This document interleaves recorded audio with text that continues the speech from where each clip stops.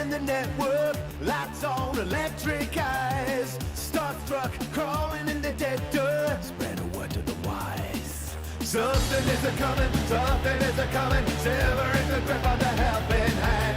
Keep the song a-running, keep the song a-running. Bullet to the heart of the brand.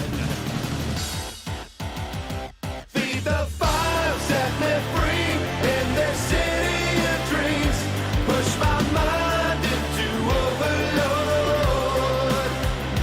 Hack the wire, smash the deep in this city of dreams. We'll be immortal in the code. Mind into overload.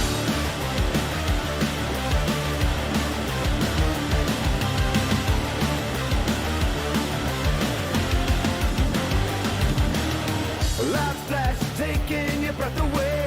Black spies, neon nights. Car crash, freedom in the disarray. Are you ready to fight? Something is a-coming, something is a-coming. Silver is the grip on the bread in hand. Keep the song a-running, keep the song a-running. Bullet to the heart of the man. Beat the fire, set me free in this city of dreams. Push my mind into overload. Hack the wall, smash the teeth in this city of dreams. We'll be immortal in the code. Mind into overload. Get out in the city of dreams. Get out, now we're setting you free. Get out, the voice will never die.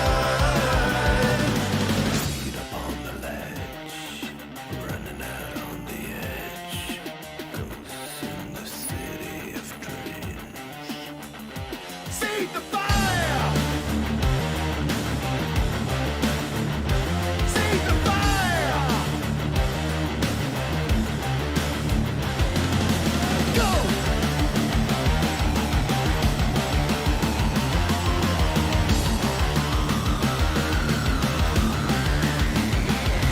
Get loose!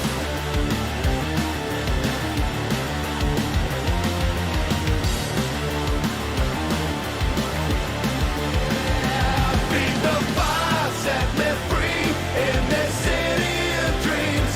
Push my mind into overload. Hack the wire, smash the teeth in this city of dreams. We'll be immortal in the code. Mind into overload. Get out in the city of dreams. Get out, now we're setting you free. Get out, the voice will never die. Get out in the city of dreams. Get out, now we're setting you free.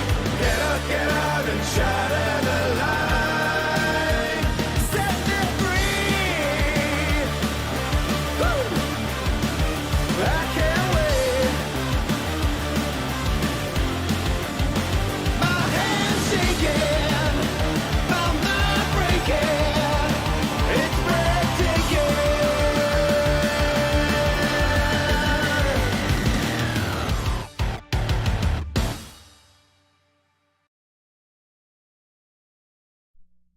Hello everyone, welcome to the stream. Let me go ahead, copy and paste that. That was City of Dreams by Miracle of Sound.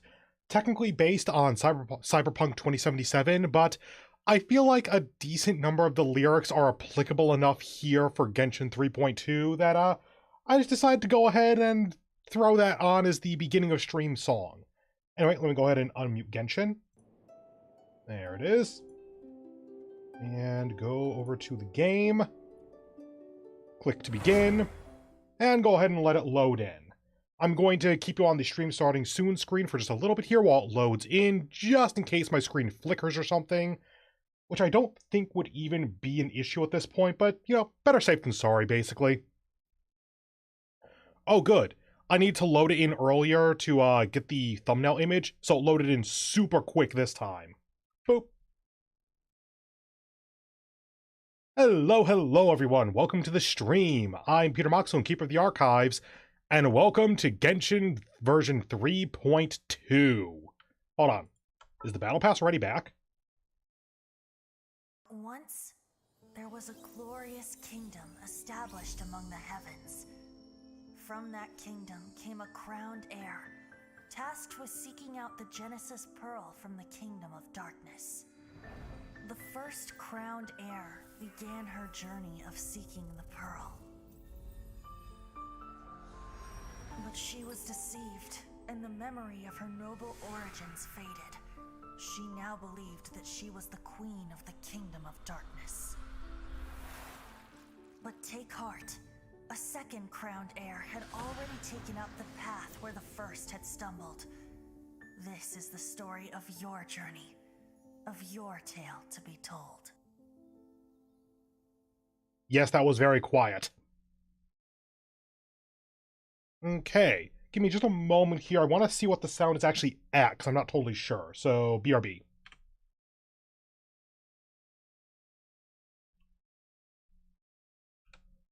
Okay. That was also a test, a little bit of a test to see if you could see my volume indicator, and it looks like no. So I should be free to raise and lower the volume as necessary in the future.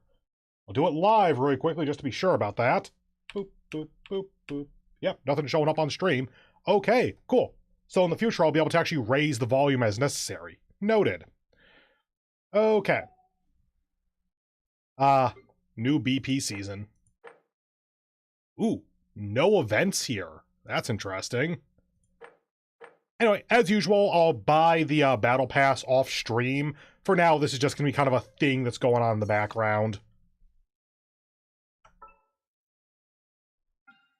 Let's go ahead and chart for Nahida's signature weapon. Because I don't have Yai Miko's weapon.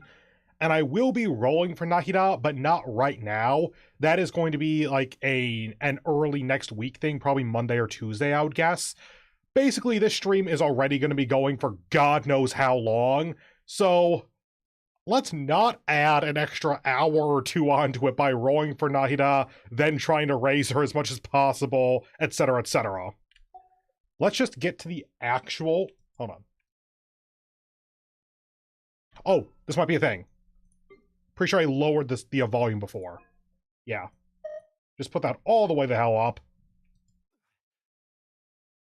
Okay. Looks like I'm gonna BRB then, because the sound is bugged. Genshin, please fix your shit.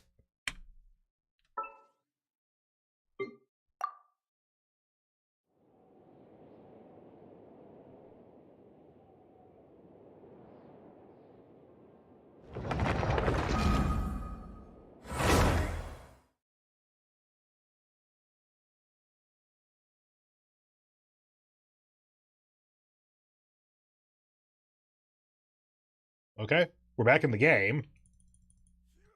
And Zhongli is not making any sound. Okay. I'm going to fully get out of the game and relaunch it from the launcher. Apologies for the scuff here. For once, it's not on me.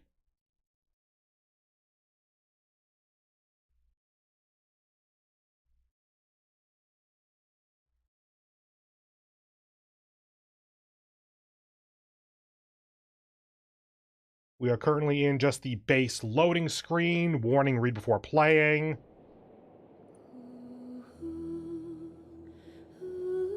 Okay, there's the loading data.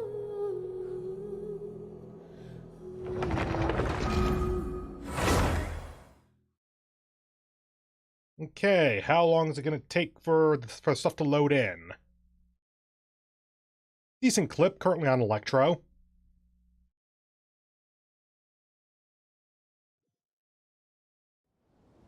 Okay, back in the game. Looks like we're good. Boop. Okay, let me try that again. Hello everyone, welcome to the stream. I'm Peter Moxilin. Apologies for those who are live. In the VOD, at least you can kind of skip through those 5 minutes or so.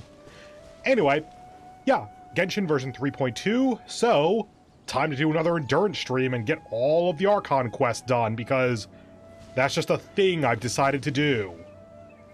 Now, before we get into the actual Archon quest side of things, for the drink along, in case you want to have whatever it is I'm drinking. Oh boy!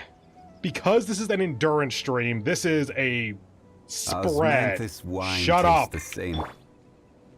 Here, I'll do it this way then. But yeah, so I have just a full thing of water, because I want to have water with me at all times during this. I have a full, large bottle of Pepsi. Like, this is, I think, 1.25 liters or something. And I'm just going to be sipping away at that whenever I want something sweet, or I want to make sure not to get tired. For the tea, I'm going to try to have tea with me throughout this entire thing. And as I finish one tea, I'm going to cycle to another one. So we're starting with the honey ginger, actually. Where I'm going to go from there? Who the hell knows? I don't. And finally, for the cocktail, we are starting here with a Monte Carlo. So everything I'm going to make tonight is likely going to be stuff I've made before, because I haven't looked up any new recipes. But so for endurance streams, I try to make it so I essentially cycle what base spirit I'm using per drink. So for the whiskey drink here, starting with the Monte Carlo. So this recipe is 2 ounces whiskey. In my case, I have Johnny Walker Double Black Label, 1/4 ounce simple syrup, and 1/2 ounce Benedictine.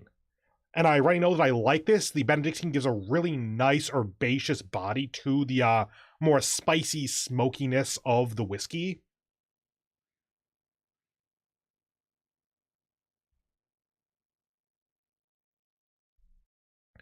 Yeah.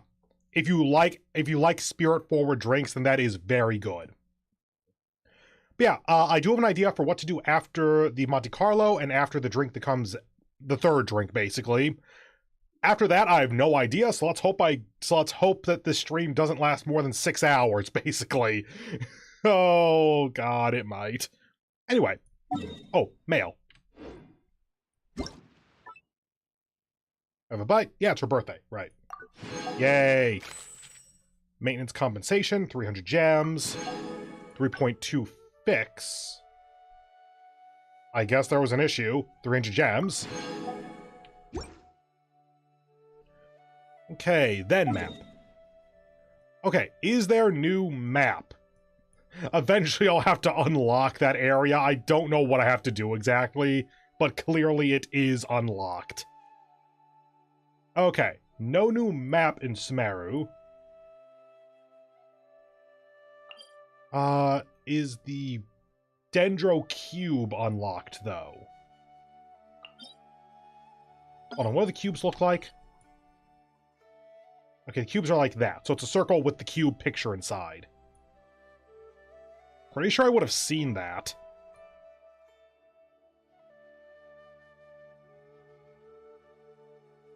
Okay, so not seeing it yet. Go a little bit further out. Now that's Liyue. Okay, in that case, check events for a moment. Test run of Nahida. New Archon quest. Nahida story. Dendro Cube, hi there. Sure, whatever. Ah, there you are. Sure, fight the Dendro Cube a couple times here to lower my resin, and then we'll get to the actual point.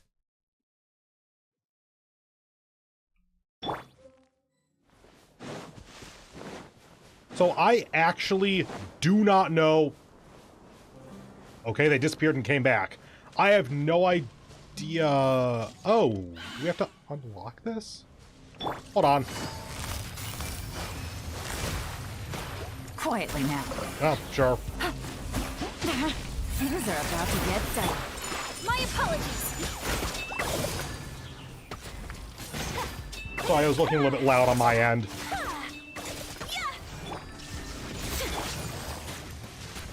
Gotcha. Take flight. Up, away. Come on. Shine down. Please die. Ooh, yes, please. Oh, right. Get these things.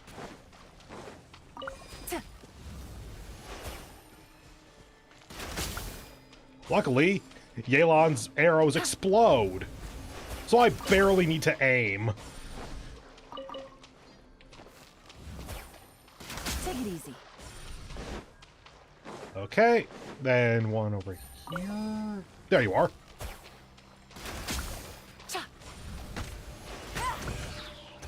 Oh, hi there. Busted. Here comes the catch. My apologies. Die. Kamisato art. Shield. This is order. Illusion shattered. And dead. You ready to be cleansed yet? Or destroyed, I guess?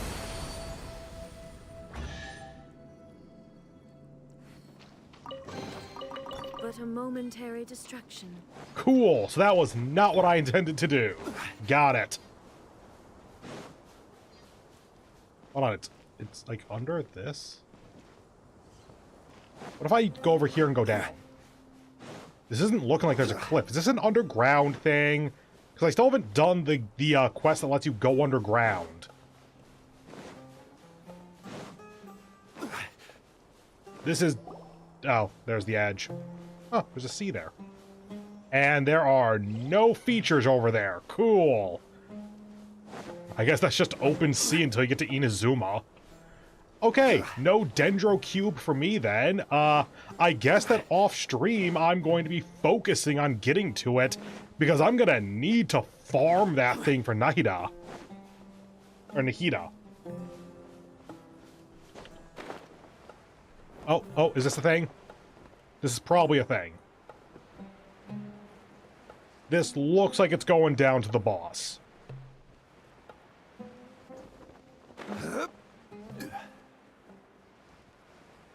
Yeah, this is important. Hi, Dendro Cube. Glad I didn't just give up at the first sign of a failure there.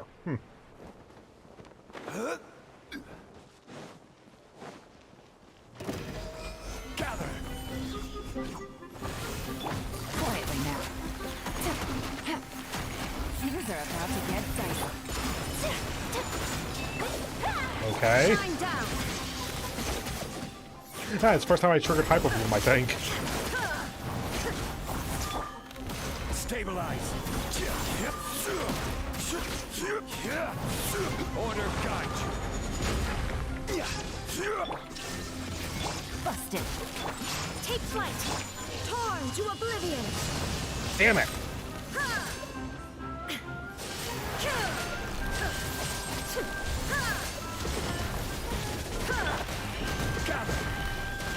Okay, let's not do that. Quietly now. Here comes the catch. Illusion shattered. Whirling snow. Embrace the ice. Please, no.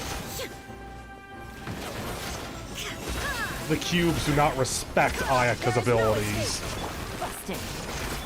Take flight. Oh, activate the piths using Dendro to... Oh, fuck you!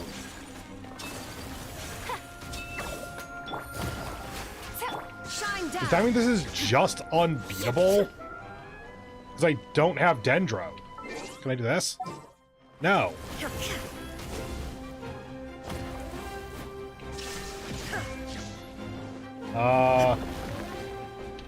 Okay. I don't like when they do that because it actually kind of feels... It actually feels unfair because what the hell are you supposed to do if you just don't have that element?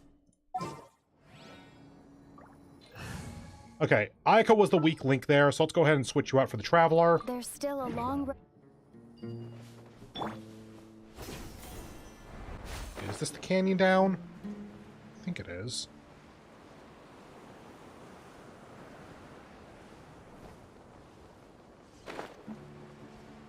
Oh, great. Hold on. Teleport there. I think it's to the other side. It's over here. Yes, cool. Now, can you put those little travel waypoint things in this area so that I don't need to do this every time? Please.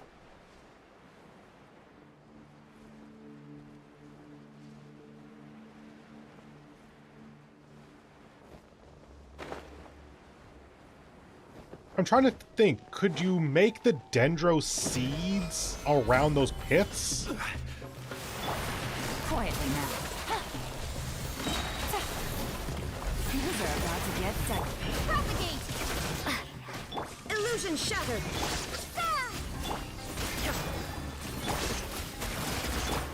I'm just throwing everything at it. Stabilize. I will have order. Shine down! Okay, just doing this, and too late.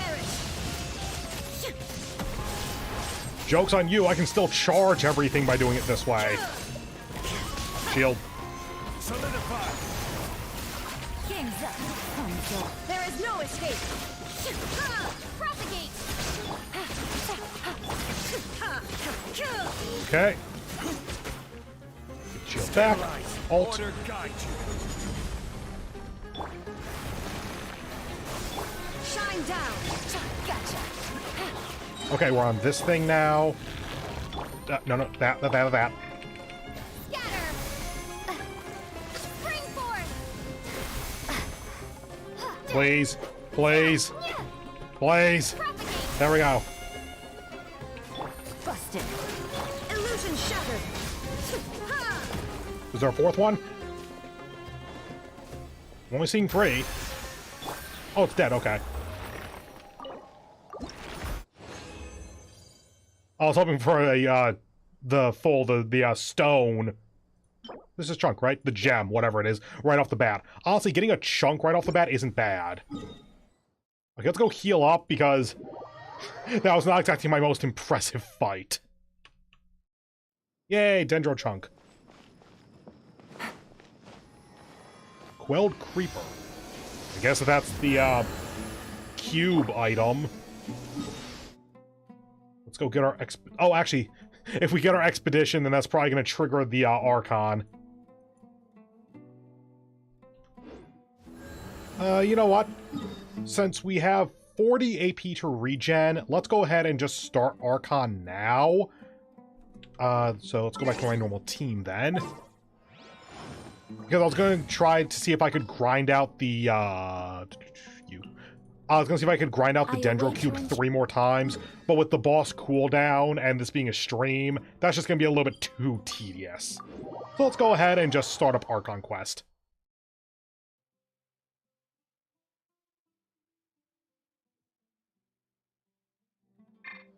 Paimon? You gonna say anything? Okay. Ad Astra Abyssosk. Welcome to the Adventurers Guild. I fought the Dendro Cube and I got the 3.2 compensation gems. It's definitely live. I'm just gonna do this then.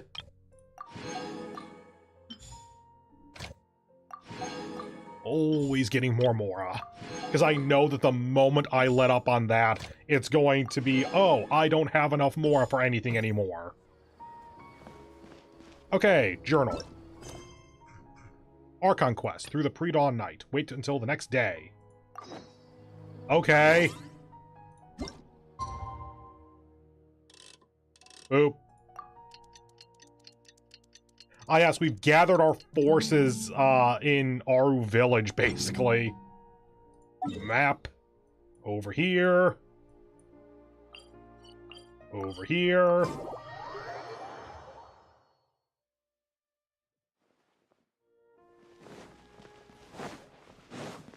So what have all you been doing for the past month and a half?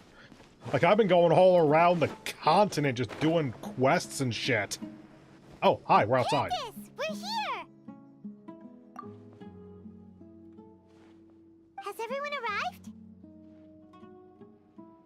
Everyone is already waiting inside. Well, what are we waiting for? Let's join them! Please, wait a moment. But Candace, I want a coup now! Before attending the meeting, I hope you can promise me one thing. What do you need? Promise me that you won't commit to anything too reckless. I've seen the trailer. What do you think? Good wording. I'll try not to. Okay.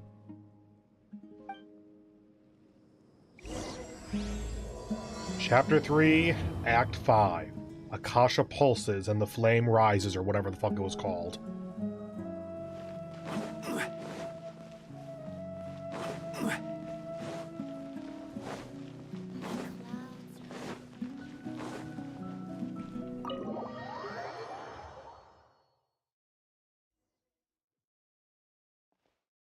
Everyone's here so early! But why isn't anybody talking? Hi everyone, who wants to overthrow the government? We already discussed things a bit. Hey, where have you been? I've missed you too. Are you ready? Very well. After some discussion and debates, the group finally works out a detailed plan together. This is gonna work? I gotta admit, it's bold. Color me impressed. It's worth a try. The point of discussion is to arrive at a solution. Let's cut the small talk and move to the next point. You're making Paimon nervous.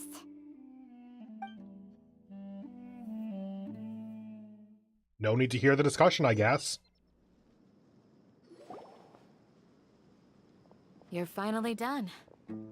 I have some other stuff to take care of. Catch you all later. Come on, don't give me that face. I know what you're going to say. I'll be careful. That's what I wanted to hear. Take care. Well, Traveler, Paimon, judging from your expressions, the meeting must have been quite productive. You can tell? I'm not that good at scheming or strategy, but I can sense people's emotions. And based on your reaction, things must have gone quite well. We'll make our move on the next... No, I need to hear it first. Garba, I guess? JN I'm not used to. Garba Day. Paimon's a little worried. Hopefully nothing will go wrong. To be honest, I feel the same. But you're already some of the most capable people I know. So you have my trust. Candace gave us a compliment. Your deeds speak for themselves. Candace, we stayed behind to tell you that, although you won't be coming with us, we'll be sure to remember your words. I'm very glad to hear that. I've said the same thing to everyone here today as I said to you when you arrived. Your safety is the most important thing. Only when you're safe can the plan be successful. So please, take care. You're welcome. And thank you for taking my advice. Good luck with everything. I'll be here in the village praying for you.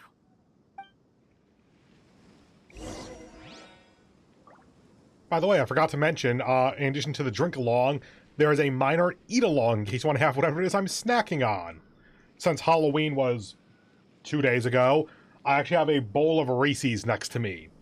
Specifically, I have pre-prepared these Reese's. So these are just a bowl of... This is just a bowl of candy. I don't need to unwrap anything anymore. Anyway, plot!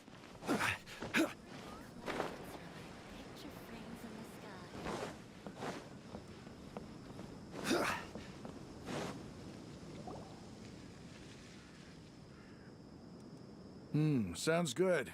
I'll go make some preparations. Okay. I'll hit them! Have you finished saying your goodbyes? Yeah! Also, Candace told everyone to be careful. Yes, she did. But I think my point also bears repeating. Our plan is not child's play. We won't be able to achieve anything if we're simply careful. We must go beyond that and fully commit ourselves to it. I hope this is clear to you. I'm sorry, were you saying something? I was looking at your abs. Huh? Shouldn't you be saying something more cheerful to boost our morale right now? Haven't you met this Didn't man? we already do that during the meeting? You can never have enough words of encouragement. In that case, Candace can cuddle you to your heart's content while I continue to remind you of the seriousness of our situation. Deal. We all have our jobs to do, after all. It's like how some people can be put in charge of logistics while others will fight on the front lines. Speaking of the front lines, you don't look anything like a soldier. Oh, shit. Of course. Compared to the mercenaries, I'm merely a feeble scholar. But the advantage of not being a mercenary is that I get to stay in a safer place and offer my strategic insight. Just think about that mercenary who lost his mind. Mercenary groups are facing constant danger every single day. Well, being a scholar is also a high-risk occupation, and you are a scholar. I'm not like the rest of them. Even among members of the same species, some will exhibit far more potential than others. This guy. Paimon still remembers when those mercenaries in Port Ormos called you a lunatic. All intellectuals are lunatics in the eyes of fools. I'll take that as a compliment. That reminds me. Do you remember the record we saw in the King Deshret ruins? It mentioned forbidden knowledge. No, I don't. At least not with any detail. You have a good memory. Forbidden knowledge has the power to drive people insane. Oh yeah, that. But this fact has never been shared with the public. Even I, who has worked in the academia for some time, was never once informed of this.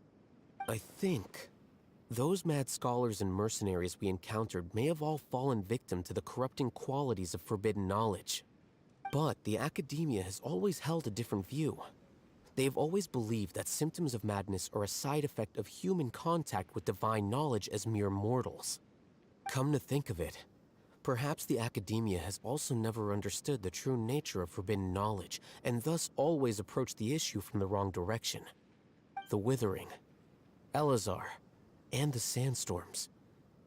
Don't you think what is happening right now across Sumeru is rather similar to the forbidden knowledge pollution that occurred in the desert thousands of years ago?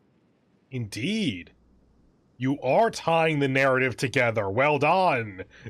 I mean, kind of sarcastic there, but no, I do like they are actually tying stuff together. But Paimon thought that Irminsul's disease is what caused the withering in the sandstorms. At least, that's what Tainari told us. Wait a second. Could it be that? Ah, you've connected the dots.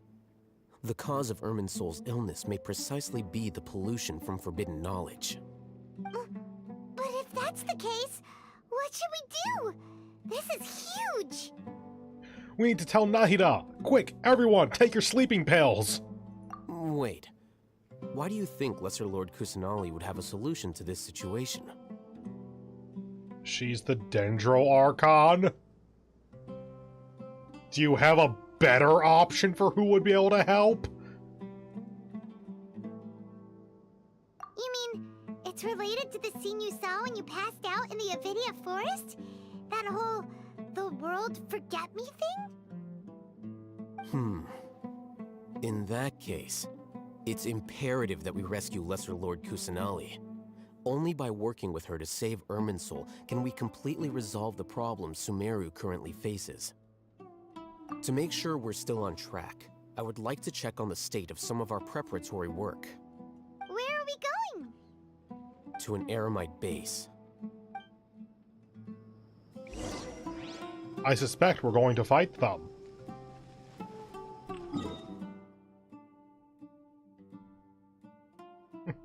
Decently far south.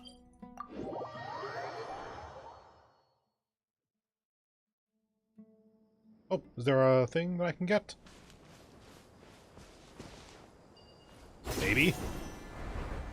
Yay! Yes, I still haven't gotten all these. Actually, try to stay up here, and then drop down on it.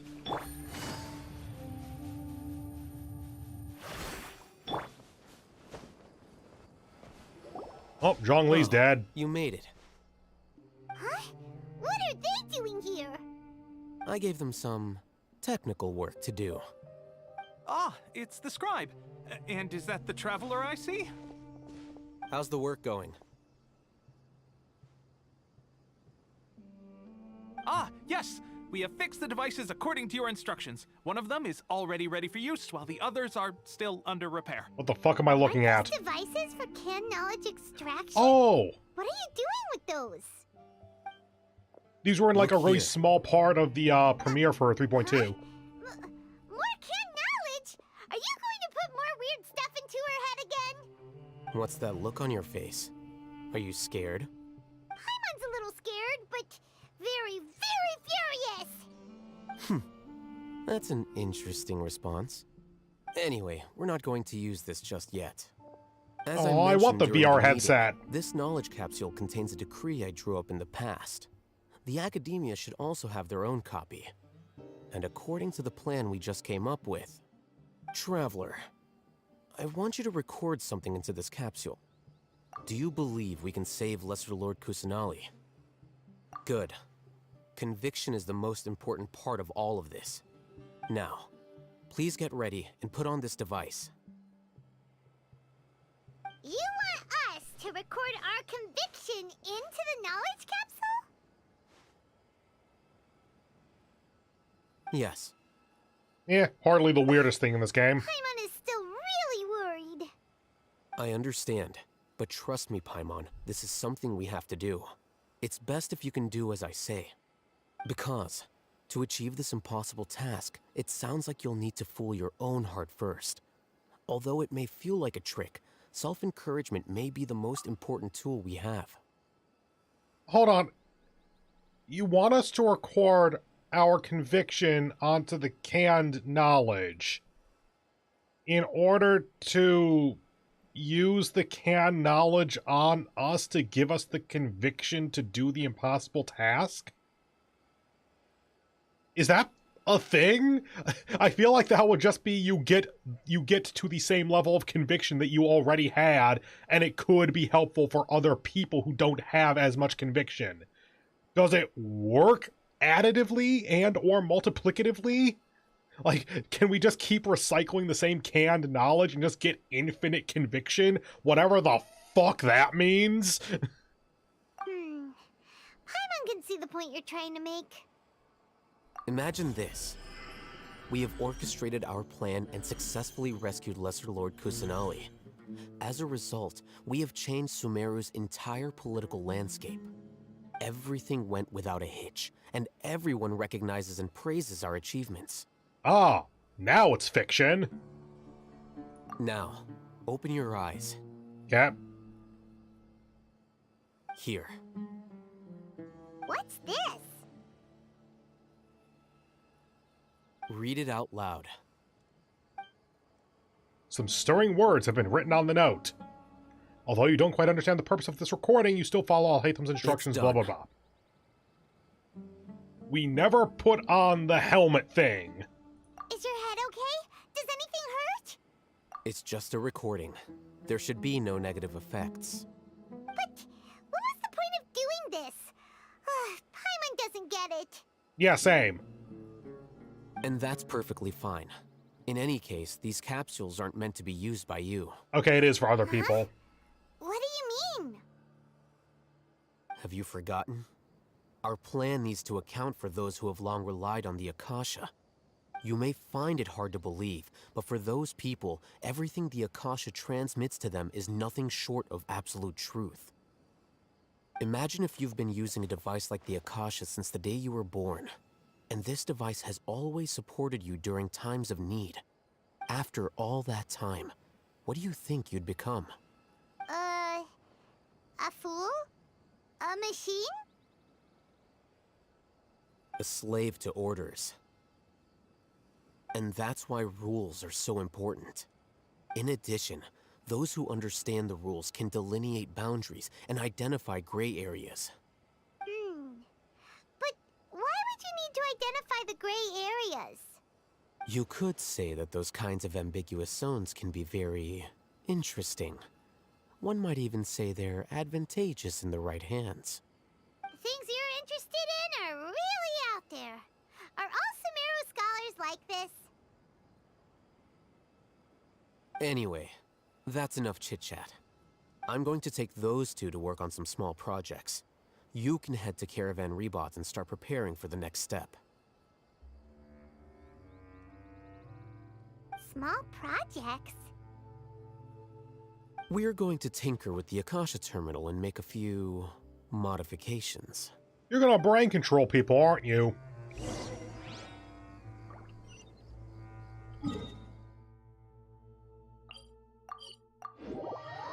Yeah, tinkering with the Akasha, talking about how people are slave to orders, imprinting our conviction onto them. That actually does sound like he's gonna make an army of zombies, basically. Combat-ready zombies. I thought we agreed on a plan.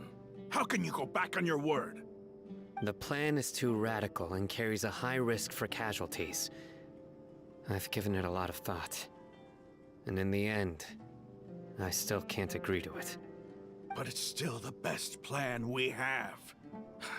As a former Matra, you of all people should be able to see the bigger picture and recognize the innate advantages of our plan. I did. And that's how I saw the danger behind these so-called advantages. Al-Haytham's plan is even more radical than I imagined. Huh?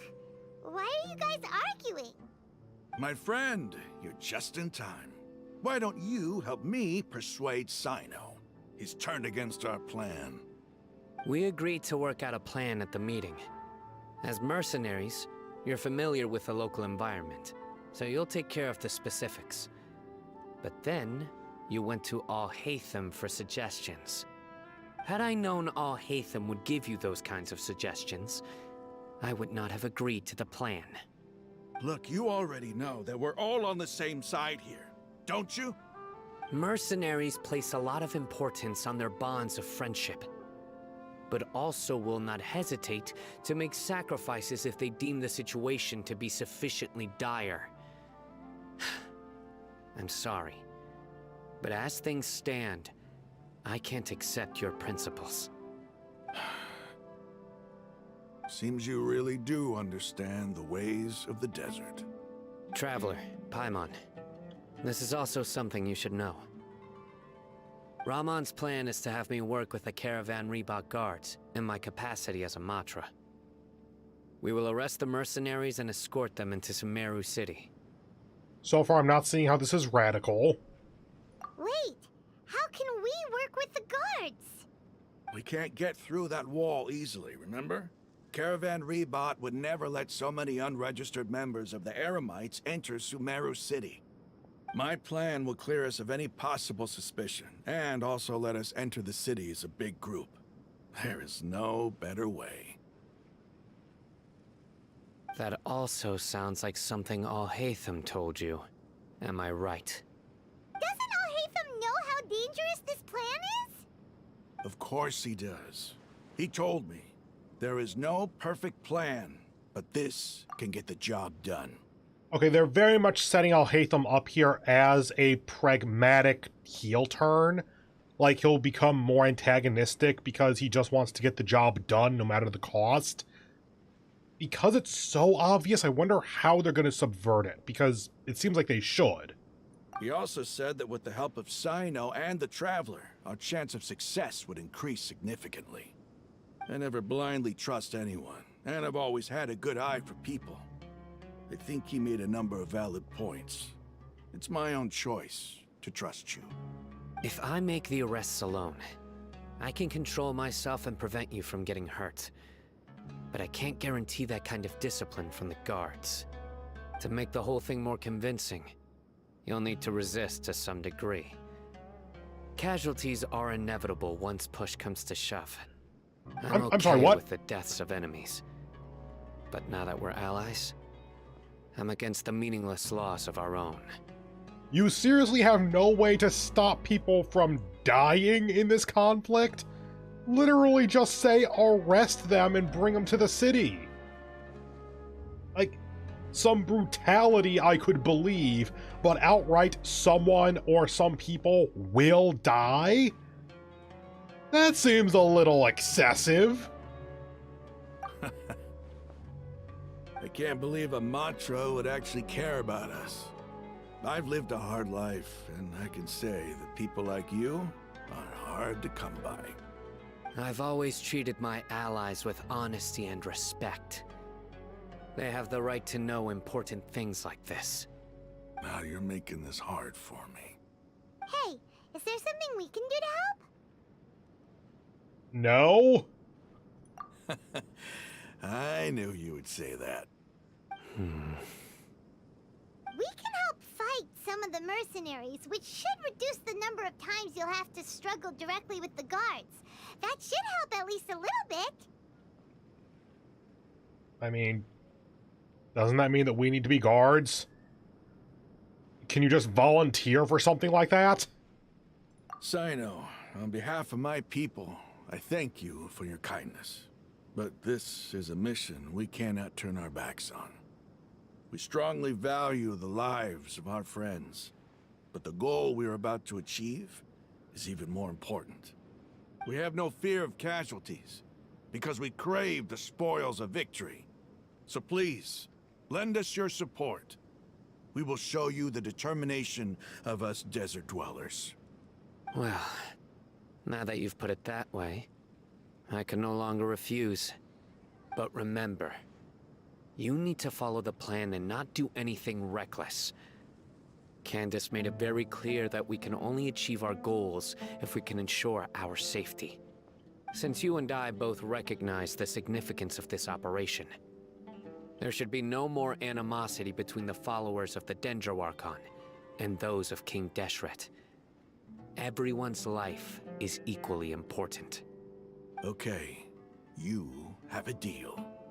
Let's do this for our shared dream. The guards should be stationed in the courtyard nearby. You can find them there.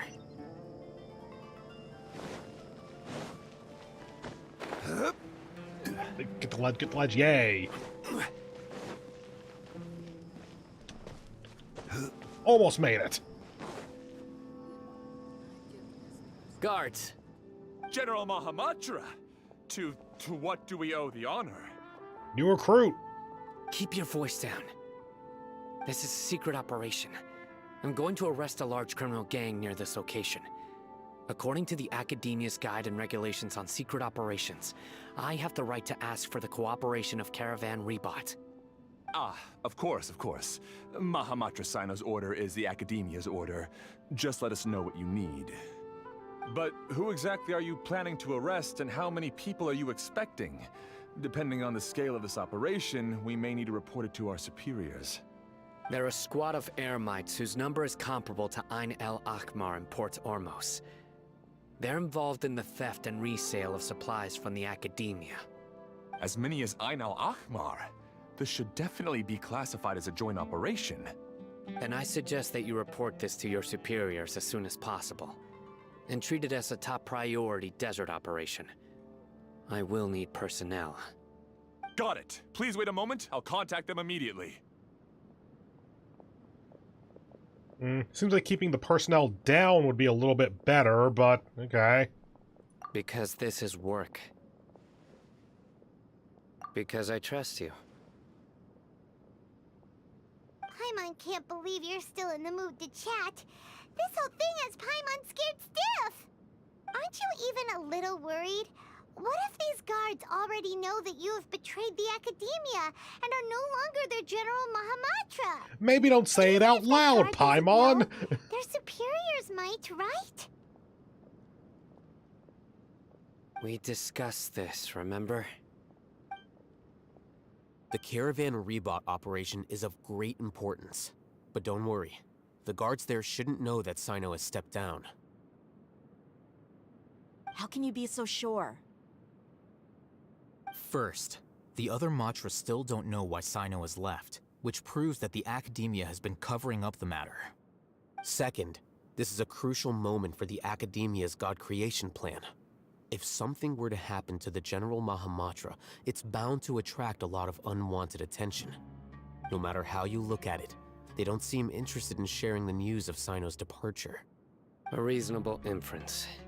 I agree. Which brings us to our next issue. I'm sure some of you have been wondering if the prediction function of the Akasha will affect our operation. What now? The Akasha is still in operation. so I must remain on high alert. Did it predict shit? Actually, considering the power of the Akasha, it's quite strange that it hasn't already tried to interfere with my actions. I've given that a lot of thought. For now, I don't think you'll need to worry. If you remember, when you first came to Aru Village, all your actions and routes were predicted by the Akasha. It even gave that information to those who kidnapped the village keepers. But things like that never happened again after we met up with the Traveler. That's true. But why? Look at it from a different angle. Why do you think the Akasha will predict your actions? Because my personal data has been entered into the Akasha. That's true, but the key to this question is, how well can the Akasha make predictions about a person? Haven't you ever thought about it? Just how can it do this in the first place? Because the Akasha controls the entirety of Sumeru. The Academia firmly believes that all human actions can be explained through logic. By sorting and analyzing entered data, the Akasha can derive behavioral logic and predict the actions of those who fit an existing logic model. However, at the risk of sounding like an advocate for fallacies, can everyone truly be considered logical at all times? Emotions are part of our behavioral logic, but can you guarantee that every experience of the same joy or pain would be equally intense? How can our feelings and opinions be predictable down to the letter in every single instance? By volume of data and quantity of sample size. Yes, emotions are part of your behavioral logic. That's going to be part of the behavioral logic algorithm in the Akasha. Sino, in the past, you've always worked alone. In the absence of another person who could sway you or your thoughts, the Akasha could produce predictions that were similar to your real-life behavioral principles. Decisive and principled, you were used to solving problems alone. That's why the Akasha could figure you out. But now, you've joined a team. And I believe the Akasha hasn't yet figured out the full composition of it. Our thoughts and logic have intermingled and weaved themselves together to become a complicated, chaotic mess. Any one of us could potentially disagree with another. The Akasha lacks data on these interactions, and it's impossible for it to predict your actions in the future based on your decisions in the past. After all, there's probably a limit to just how much we can be modeled or controlled by data. Fair's fair. I don't know enough about behavioral neural algorithms in order to be able to really say if they'd be able to account for groups or not. Presumably they would have a limited ability to do so, but I would suspect that limited ability would leave open exactly the kind of opening that they're currently talking about anyway. So, in my opinion, you're probably safe for now. Makes sense to me. I agree. The Akasha is not alive, and I don't think we can be completely controlled by something without a mind of its own. Is that so? I guess there are things that even the Akasha cannot calculate, and people will not be forever trapped by the past. Paimon's so glad that this is settled. Next time, pay attention during our meetings. That way we don't need to flashback during our conversation. Just remember to stay vigilant. Footsteps! General Mahamatra, we were not expecting your presence here. I'm the security officer of the Grand Deshret Desert District. My name is Luxembarbo. This is my assistant, the Traveler. She will be working with me. The construct next to her is for her work. Construct. Beep, okay. Construct. Beep! What a great honor to meet you. Your golden hair is as bright as the sun. And, is this the latest technology from the Academia? Yes. Have you made a decision regarding the matter I mentioned to your subordinate? It seems to be a dire situation, so of course you will have our full cooperation. To be perfectly honest, I've always longed to go on a mission with someone as well known as yourself. There's no need for flattery. Yes, sir. Take your most elite platoon and follow me to the eastern side of the district. We will carry out the operation there. Understood. Map. Hurry, bring the map! A guard immediately brings over a map. Sino circles the location of the operation In on 2 it. days, we will engage Rahman's Eremites and capture all of them. Any questions about the time or location? None at all, sir. Good. See you then. Yes, sir.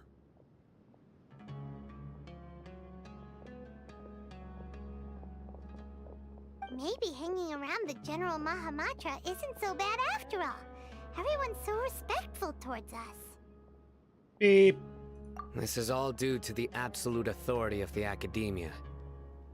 And now, we're going to strike back against that massive pillar of power. Get ready. We will move out in 2 days. Or for us, about 15-20 seconds. Yeah, a bit longer than that, but whatever.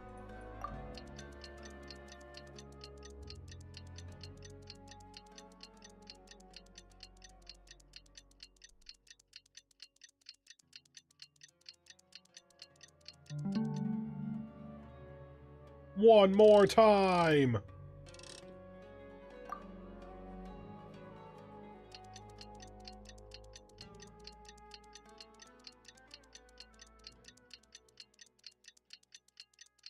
The Traveler's just been standing there for 2 days! Every journey has its... It's time for the operation! Let's go meet Sino in the desert! Yay! Heal up first. I think everyone's at full. Oh, guess not. Alright, Zhongli's the one that fell off a cliff. Look! Over there! Our helpers have arrived already! Let's hurry over! Wait a moment. Ah! Oh, it's you! You're my assistant, remember? So walk behind you or something? Being my assistant, you must stay with me. Now let's head over there. It's General Mahamatra and his assistants. We meet again. You're here early. It's to show how important we think the operation is. Since this is a big case for the Academia, we are prepared to give it our best. You brought 3 I'm glad to hear your dudes. sense of resolve. Remember, we must capture them alive. They are our only leads for the case. If they die, we will be unable to continue the investigation. Understood. Good ad. Everyone! The Eremites are approaching from the west! Make preparations and be ready for combat.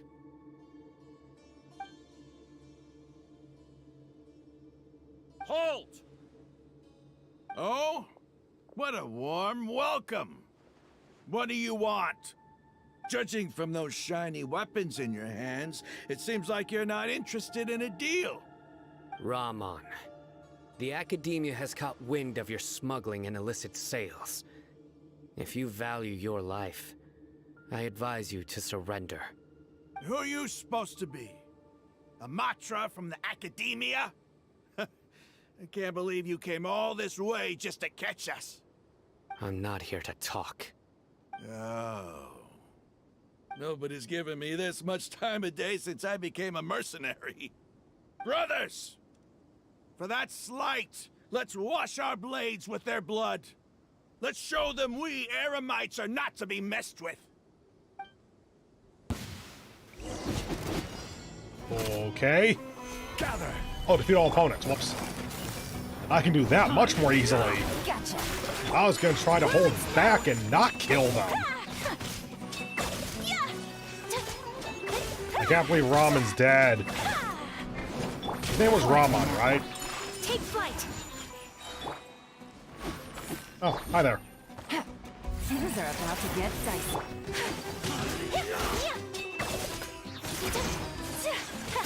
So, we're not actually killing them, right? This is just like, battling them to submission or something. Because their health bars are not indicative of that being the case. Hey, my kill. My apologies. All of them are my kill. Oh, you have a Dendro arrow. Nice. Busted. I think I got it. It's over. Ah! We have subdued them. The operation is now over. All Eremite mercenaries and related personnel in the area have been arrested. Ah, you pitiful Dendro Archon dogs! You'll regret this! I'm afraid you'll regret it first. King Jeshred will curse you, and you will all! Silence! Oh, Restrain them and take them back to Caravan Rebot. Count their numbers and send them to the Academia as instructed by the General Mahamatra. Yes, sir! The guards escort a furious-looking Ramen and the others away. Mahamatra Sino, I will now take my leave. If you need further assistance, please come to Caravan Rebot and ask for me. Understood. You are dismissed. There they go. Let's talk elsewhere. How about right in front of their office? You find a safe place for your potential eavesdroppers and begin your conversation. This part of the plan went really well. Yes, things went perfectly. Too perfectly. That's fantastic! And that punch you gave Ramon there sure looked convincing enough. Well, that's what happened. Once we're done here, I'll return to Caravan Rebot and oversee the group's transport. I promise. I'll get everyone into Sumeru City safely. Yeah, you're the reason why everything went so well. It's not the time to celebrate yet. I believe Dia should already be waiting for you. Go join up with her. She will need you to introduce her to Tainari. Speaking of which, is it really okay for us not to share the full plan with Tainari? What if he'll feel miffed about it and refuse to work with us? I have a very close relationship with Tainari. Given how well we know each other, I believe my message alone should be enough to bring him to our side. He knows I won't make jokes about things like this. If we need help, Tainari is the best option. Get ready for the next phase of the plan. Don't keep them waiting. Eremita na credite. There we go. Oh, it's Latin because it's some kind of thing that happened in Rome, probably. Cool. Anyway, since we are at just over the 1 hour mark, I'm going to go ahead and stretch myself out. Be back in a few minutes, because I've been slacking on taking my 1 hour breaks and stretching myself out for a lot of the streams. But those streams are like 2 hours. This stream might be 11 hours. Hopefully it's going to be more like 7, but it might be long. So I want to keep on top of making sure to just stay all flexible, stretched out, don't stay in one seat for too long. So yeah, be back in just a few minutes.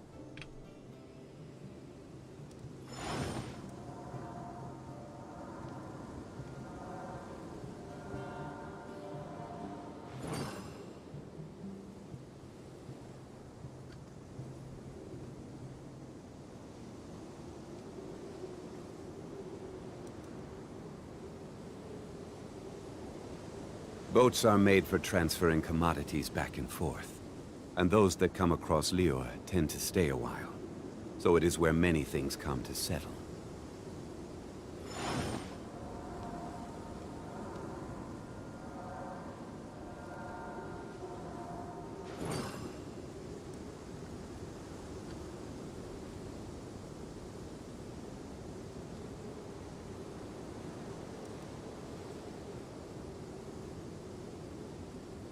Where do you want to go next?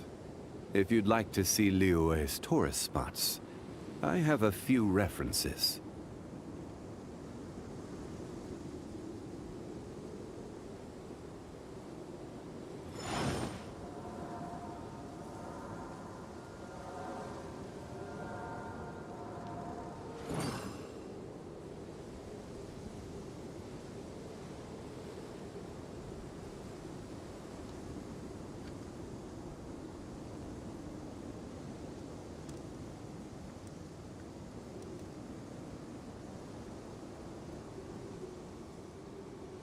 Osmanthus wine tastes the same as I remember.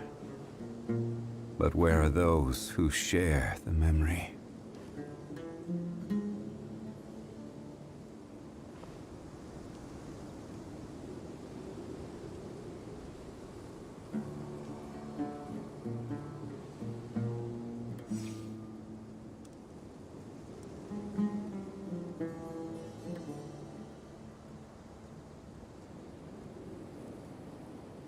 Boats are made for transferring commodities back and forth, and those that come across Liu tend to stay a while. So it is where many things come to settle.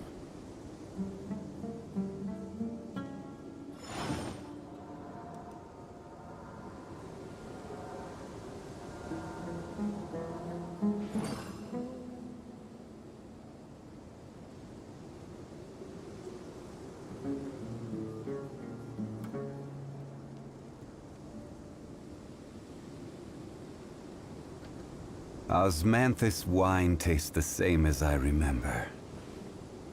But where are those who share the memory?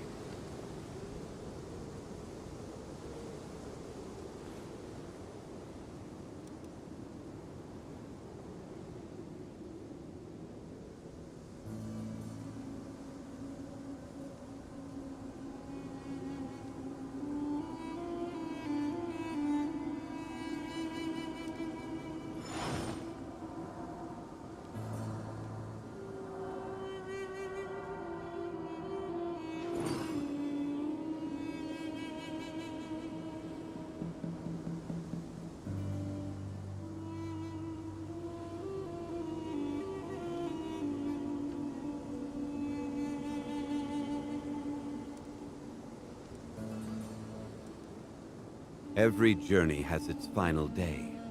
Don't rush.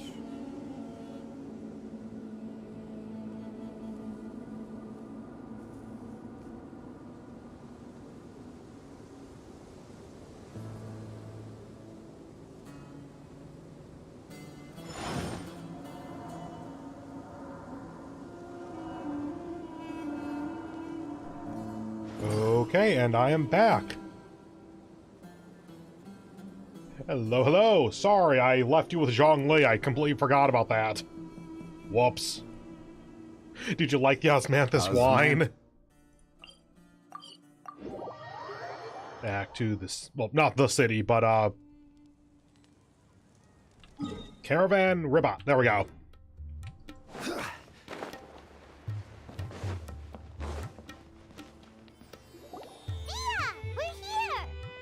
It's about time.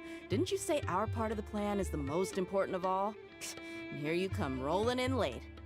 In the time it took you to get here, I already did 5 laps around the place, downed 7 drinks, and even did some clothes shopping. First of all, god damn, that's impressive. Second of all, most important does not mean most time sensitive. Third of all, 7 drinks? What the fuck? How long were you waiting? How drunk are you? Sorry. We didn't mean to keep you waiting. I just wanted to fix your attitude and rub it in a little. After all, you took your sweet time getting here, and we've got important stuff to take care of. I just like seeing that serious look on your face. Alright, I'll stop. All joking aside, I'm glad you're here.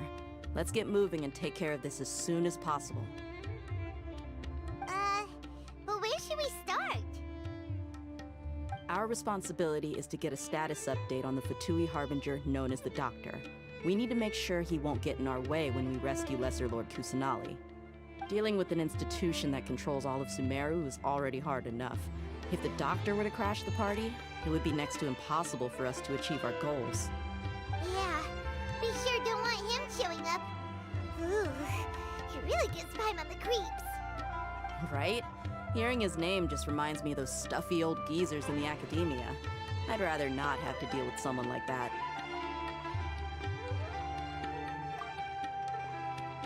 According to the plan, we should first go to Pardis Di and ask for Forest Watcher Tainari. If all Hatham and Sino's sources are solid, then we can be sure that Tainari still has the Academia's trust. So, we'll find Tainari and convince him to get us the latest intel on the Doctor. Then, depending on what we learn, we'll make any necessary adjustments to our plan. The sages have placed spies everywhere on the other side of the wall. I'll follow you as a bodyguard. You should be honored. I don't offer my services to just anyone you know. But Paimon thought mercenaries would do anything for Mora. That's certainly true. But when multiple employers are vying for your services, you should always go with the best offer. Let's see. If I were to charge you a bill, I guess I can apply a discount. How much more do you want? Paimon's not sure we can afford it. How much do I want? Hey, how about paying me with a smile? What do you say? Okay. I haven't seen you smiling much recently. If you ask me, someone like you must look lovely when they smile. Come on, give me a smile so that I can be less worried. Damn it! I wanted to just stay completely blank-faced. Looking good. I hope this pretty smile will become our lucky charm. There are many kinds of smiles, but only a truly joyous one can bring blessings to others. Let's consider this smile a down payment for our future victory. Oh shit, that wasn't the full payment? Let's go. It's time to pay a visit to Party's DI. Wait, if that was the down payment, what's the full cost? How much more are we talking?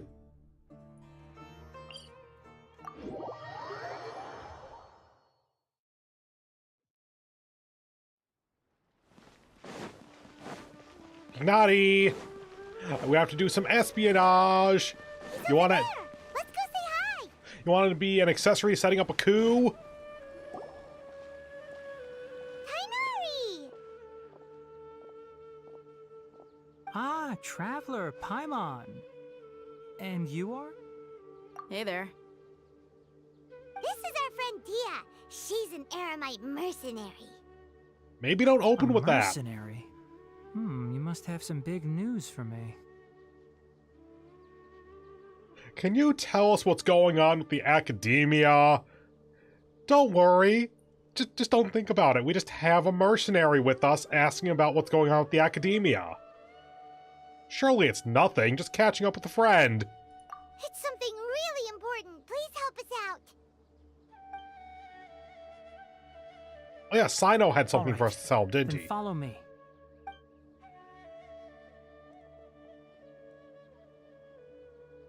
Almost a really This place smooth is bad. transition. We won't be disturbed by any passerby.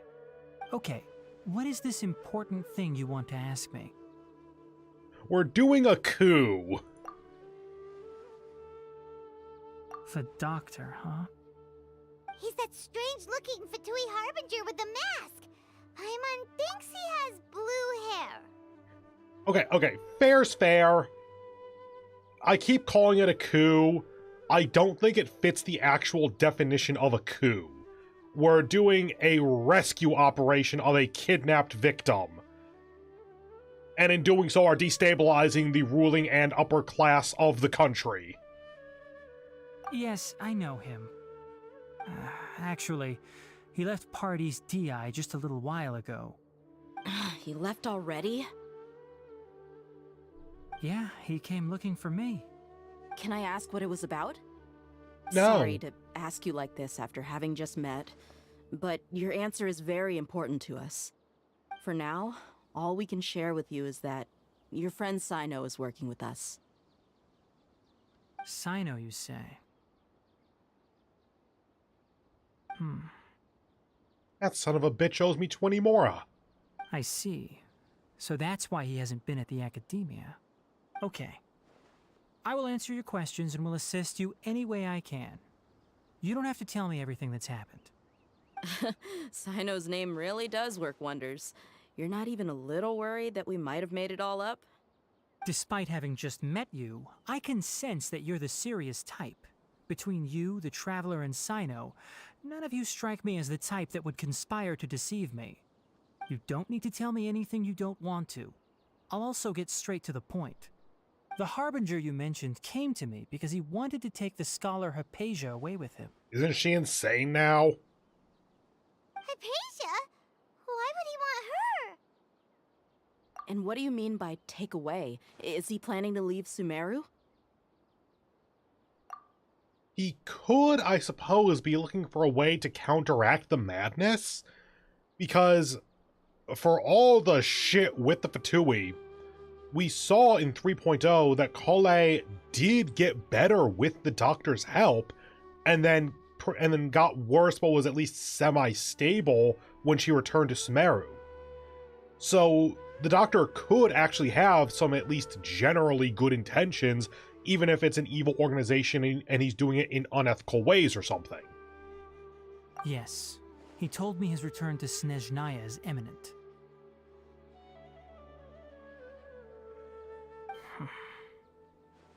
So you mean... you're leaving this place soon?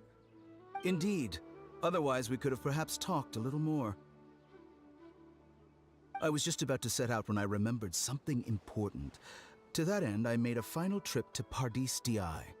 Let me ask, have you been taking care of a scholar by the name of Hypatia? Your sources are accurate. No doubt because you recruited many informants. But you're right. Hypatia has indeed been receiving treatment from me. Forgive me for asking, but how's the treatment coming along? Given the way you're asking, I assume you have something to say. Since you asked, I'll be frank. I would like to take Hypatia to Snezhnaya. It's incredibly difficult to transfer a patient. As a scholar yourself, shouldn't you at least be aware of this? Oh? I can't believe your utter lack of faith in me, to the point of even questioning my general level of knowledge. How unbefitting. Well, you're the only one who's ever made such a request. I have my ways of keeping her safe during the journey. In addition, I can also promise that under my care, Hypatia will receive the most advanced and effective treatment. I will personally supervise her treatment and see to her recovery. Would that be agreeable to you? Hypatia was born in Sumeru and remains a scholar of the Academia. Her situation has not become dire enough to necessitate her transfer to another nation. Transporting her to Snezhnaya is risky, and the potential benefits are unknown. As the person currently responsible for her treatment, I cannot possibly sign off on this transfer. Your suggestion is rude and reckless. I'll pass. How was it rude? I don't know much about the Doctor, but after talking with him, I realized that, just like many other scholars, he possesses an aura of arrogance that I've come to detest. It's not so much that he's looking down on others, but more that he's so confident in himself and his abilities, to a point of near insanity. I would never refer a patient to someone like him. I was going to question that, then remember that no, Kole was essentially the reverse. She went to the Doctor, and then Tignati essentially helped her out when she returned. I prepared myself for a protracted battle of wits, and was really surprised to see him just give up on the topic. Still, his reaction really concerned me.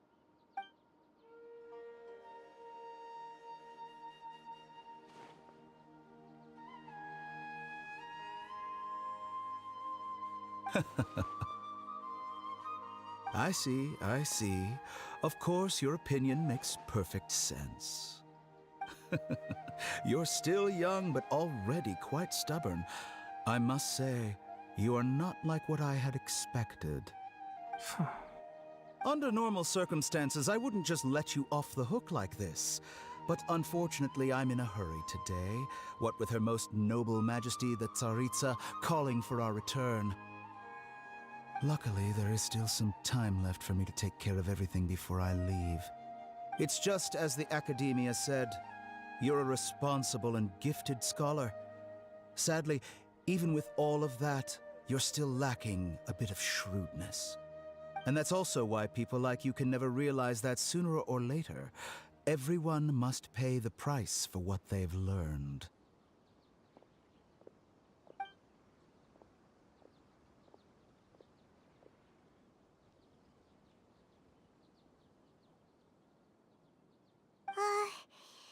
Paimon can't help but feel like he's hinting at something unpleasant. He's a Fatui He asked a Harbinger, no question, shit. Yet didn't care for my answer. Perhaps I'm nothing but a talking rock in his eyes. He never came off as malicious, but an utter lack of compassion permeated throughout our conversation. From his tone, I can sense that he's always looked down on others. I can barely believe it myself. But if that's true, the situation will be in our favor. I don't think I missed any details. Frankly speaking, I don't want you to do anything too risky. Now that you know a little more, it should be easier for you to stay safe. Okay, that's the second major character in an advisor position to give us the warning of don't do anything too risky.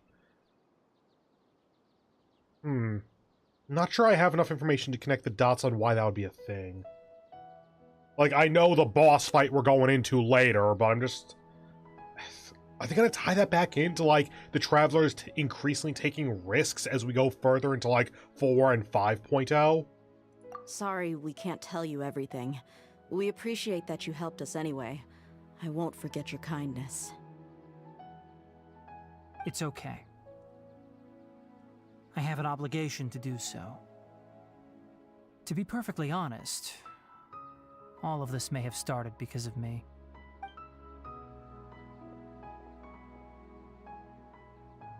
Recently, my master wrote several letters to me, asking me to return to the academia and assist him with his research.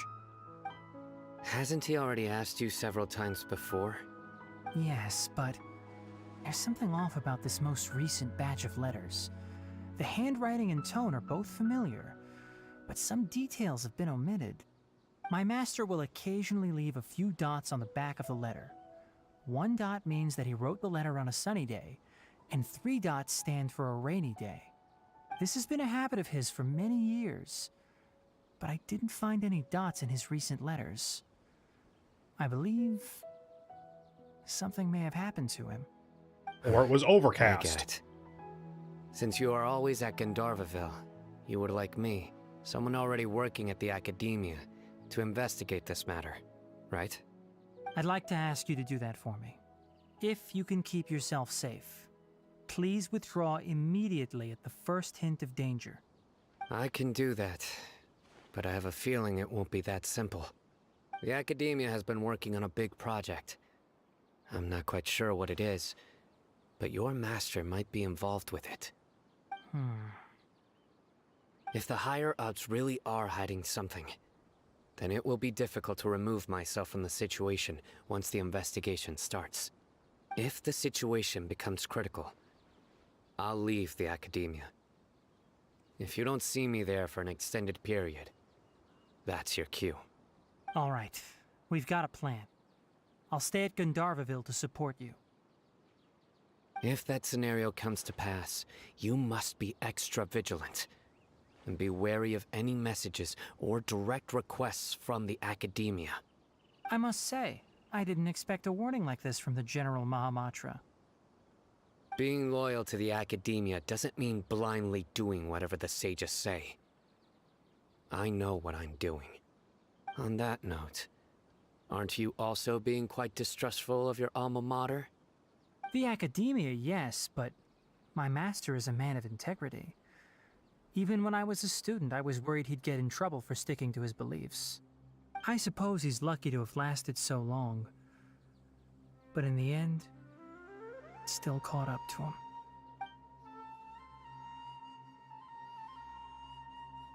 I see. So you noticed something was up with the academia from the very beginning. This may well be how Sino became involved in all this. In that case, I must keep my promise and help you however I can. I didn't quite catch if they meant this as an intentional detail or not, but since these two don't know each other, I choose to also believe that a very obvious desert dweller, like that clothing, more tanned than the forest dwellers, very much as clearly as they can obviously show is from the desert area. Maybe also because she's an eremite? Like, no, she's a mercenary, not an eremite. Anyway, basically, because of her appearance, Tignati would then know that these three would have only met Sino in the desert, aka away from the academia. So that would then trip him off that, wait a moment, that means that something's up. Again, not totally sure if they meant that as an intentional detail or not, but if it's headcanon, then I like it as a headcanon. Also, if you run into Sino again, please help me pass on a message to him. Trust your own senses and experiences. I think this may be something he needs to hear right now. Okay, we'll find a chance to tell him. Thanks. Right. Now let's go hunt down this Harbinger. Oh, by the way, which way did the doctor go when he left Pardis Di? That way. Gotcha. Thanks so much. We'll be on our way. Hasta luego.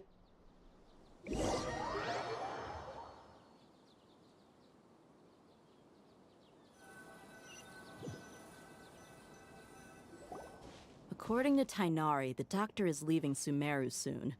I want to check if the doctor was actually telling the truth. He also said that he'll take care of everything before he leaves. What did he mean by that? We need to be extra careful when dealing with a person like him. Just to be safe, let's chase him and see what we find. But we have no idea where he went! How can we start chasing him? We'll do it the mercenary way. I'll find leads as we go. All you have to do is just follow me. I mean, we got literally a direction that he went in. Harbinger may have tried to cover his trail, but he still left some traces. Or perhaps he never even thought about concealing his whereabouts. Maybe that's just how arrogant he really is. Yep, we're headed in the right direction. He's totally expecting us. The traces are still fresh, but there's no sign of his entourage. Clearly they're in a hurry. It's just as I thought. What?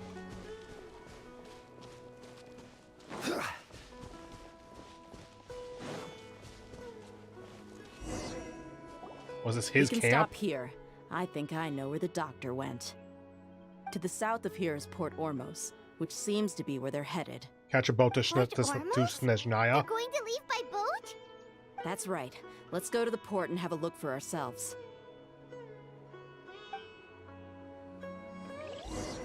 Kind of feel like we didn't need to stop for that, but okay.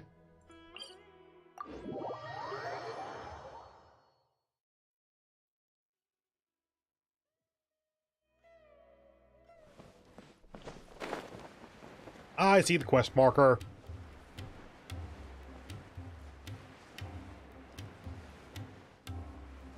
Will Zhongli die? He definitely took damage off of that. Soldiers!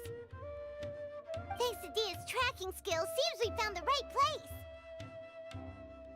Shh! Don't draw their attention. The port is crawling with Fatui soldiers. Let's keep going and see what we can find.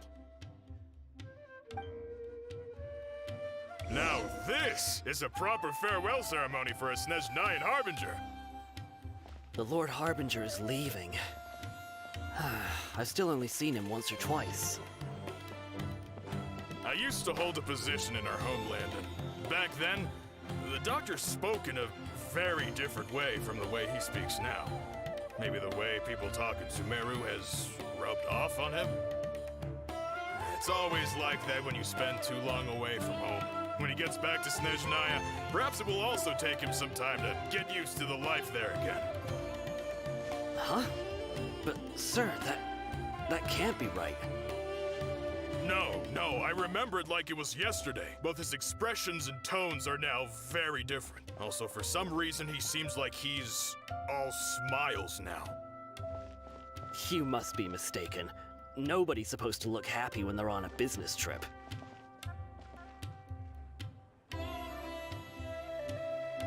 The doctor is on that boat. So he told the truth after all. He is actually leaving Sumeru. Let's get closer and find a place to hide so we can observe him. we just get on the next boat?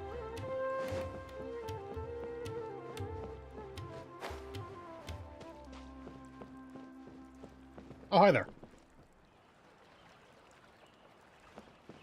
Do we still need to get closer? Okay. Oh, in Wakala Funduk. Higher, 50 meters. What?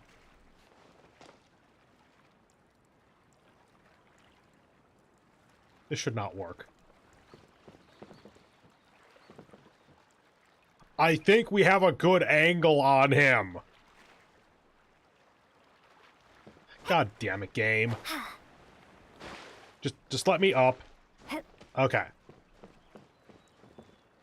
One more over, because that's where we started, so we know it's safe.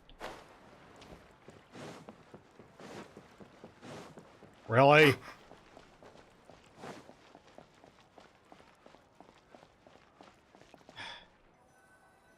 I was right here. And they told me to get closer to get a better angle or whatever the hell. And they want me to go here. Hi, what?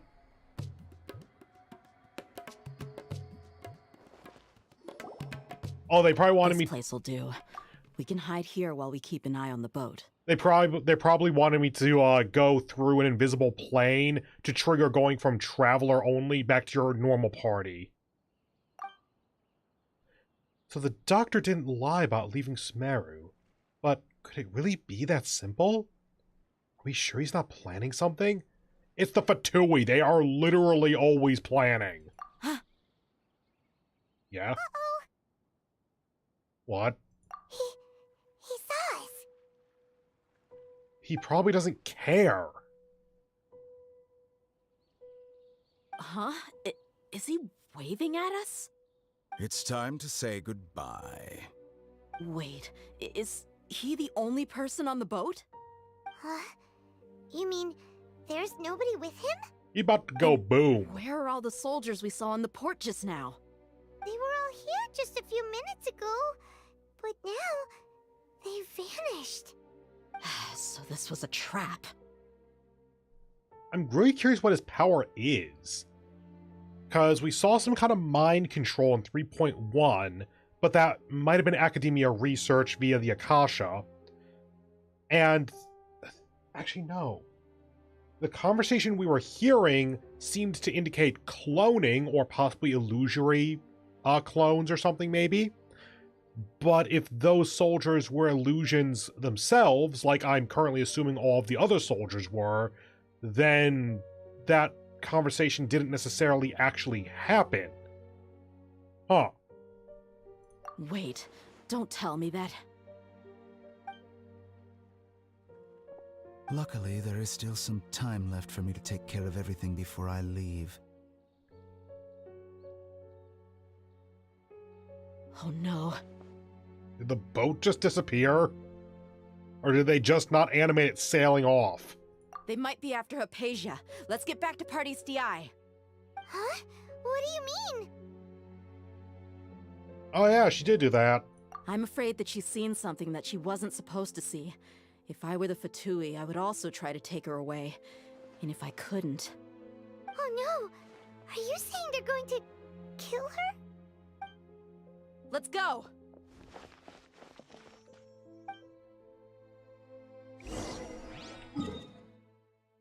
I think that the actual thing said get back here as quickly as possible. Okay.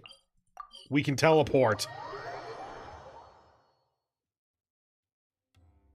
Party's DI is not a place you Fatui can just show up and do as you please. I believe we've already made ourselves quite clear. Our superior gave us permission to search for and collect medicinal herbs in Party's DI for research purposes. But you've been in Sumeru for some time already. I find it coincidental that you chose to only come here today. Even the Grand Sage himself may not have the right to question our research, much less an ordinary scholar like yourself. I've done my duty to inform you. Don't make things difficult for yourself. It would seem that my words have fallen on deaf ears. You can keep trying to deny it, but coming to Party's DI now? I'm pretty sure you're not just looking for herbs. With all due respect, your baseless speculations will only lead to unnecessary trouble. Well, you only have your Harbinger to blame. He knows nothing about keeping a low profile. I may be staying at Party's DI as a scholar, but that doesn't mean I'm no longer a Forest Watcher. It is still my duty to protect the peace and safety of the scholars who have contributed so much to Sumeru. Then it seems our conversation has hit an impasse. No one will lay a hand on you, Hypatia. Not on my watch. What, is she over there somewhere? Tighnari, are you alright? I'm fine. These Fatui have really crossed the line. Time to teach them a lesson. I guess they were immune to being knocked over or something.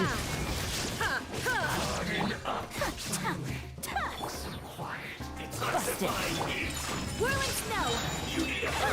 Hey, screw you. Embrace the ice. This one's well done. There's no use resisting. Give us Hypatia. Keep dreaming. Yeah, Tighnari, beat him up.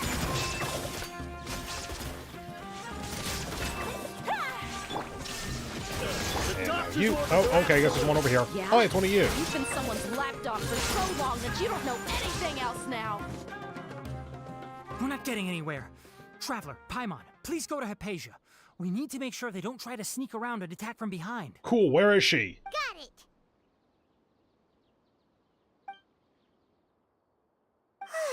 Hypatia's still here. Doesn't look like anyone's broken in.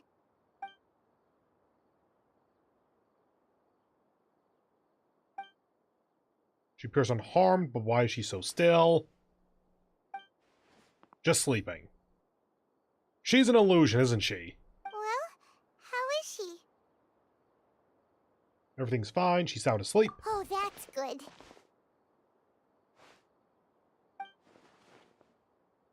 Ah, crap, reality's breaking again. You think this is over? Hey, Scaramouche.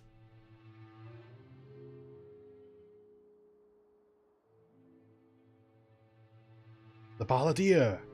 What? The Balladeer is here? Good use of color.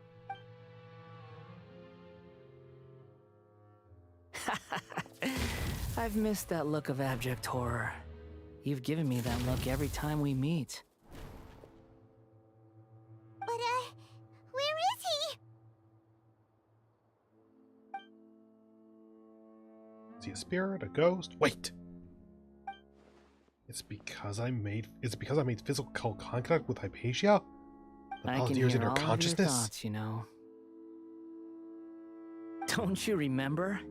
I already saw you the first time you came to Party's DI and made contact with Hypatia.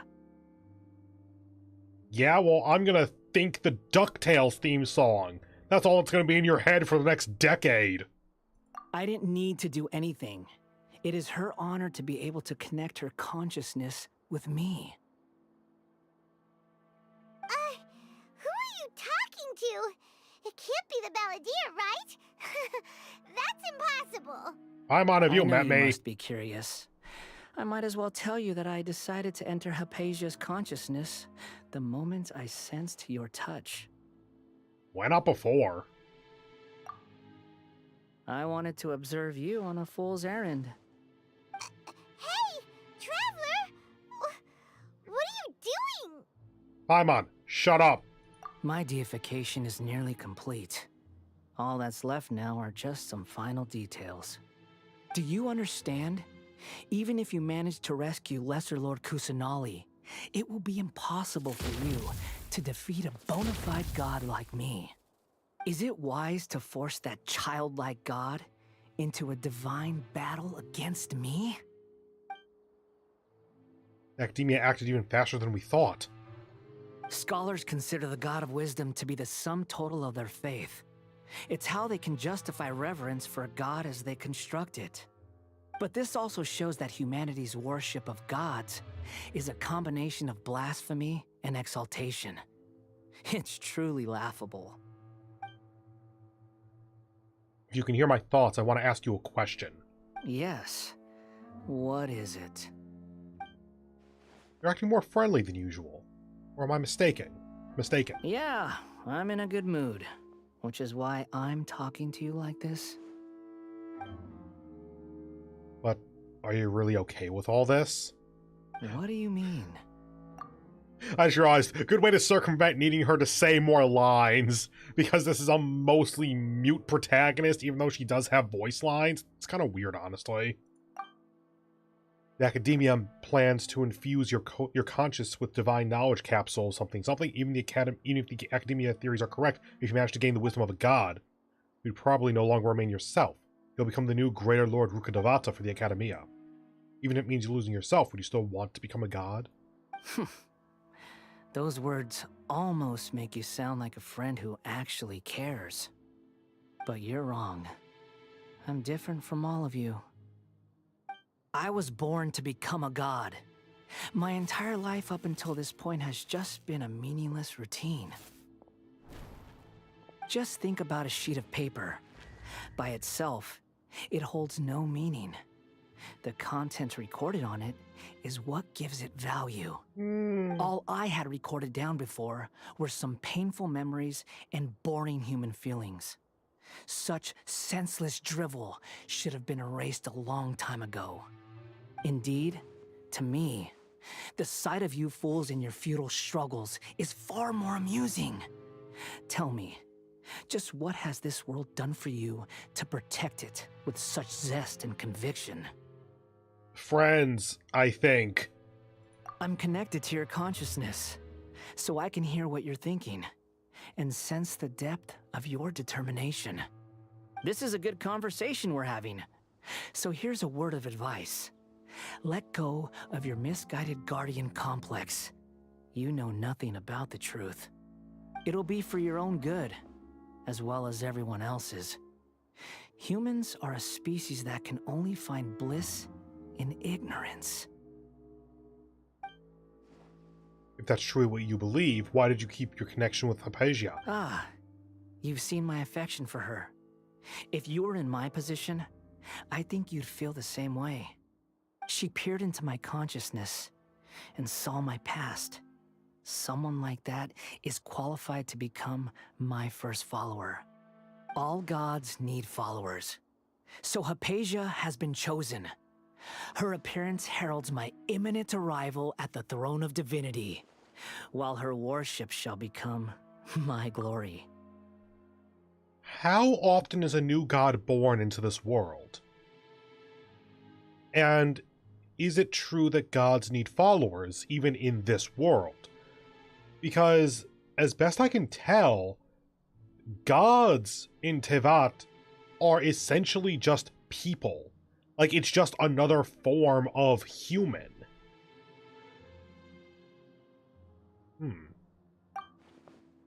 Is that so?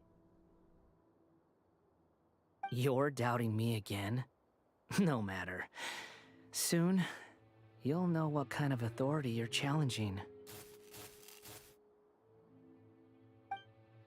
If you truly cherish your follower, you should protect her from harm. Who wants to hurt my devout follower? I can pull out a sword, you asshole! It seems like the doctor's not which to understand Sumeru and continue receiving treatment here, blah blah Doctor blah. wants to hurt my first follower? Doesn't that make you mad?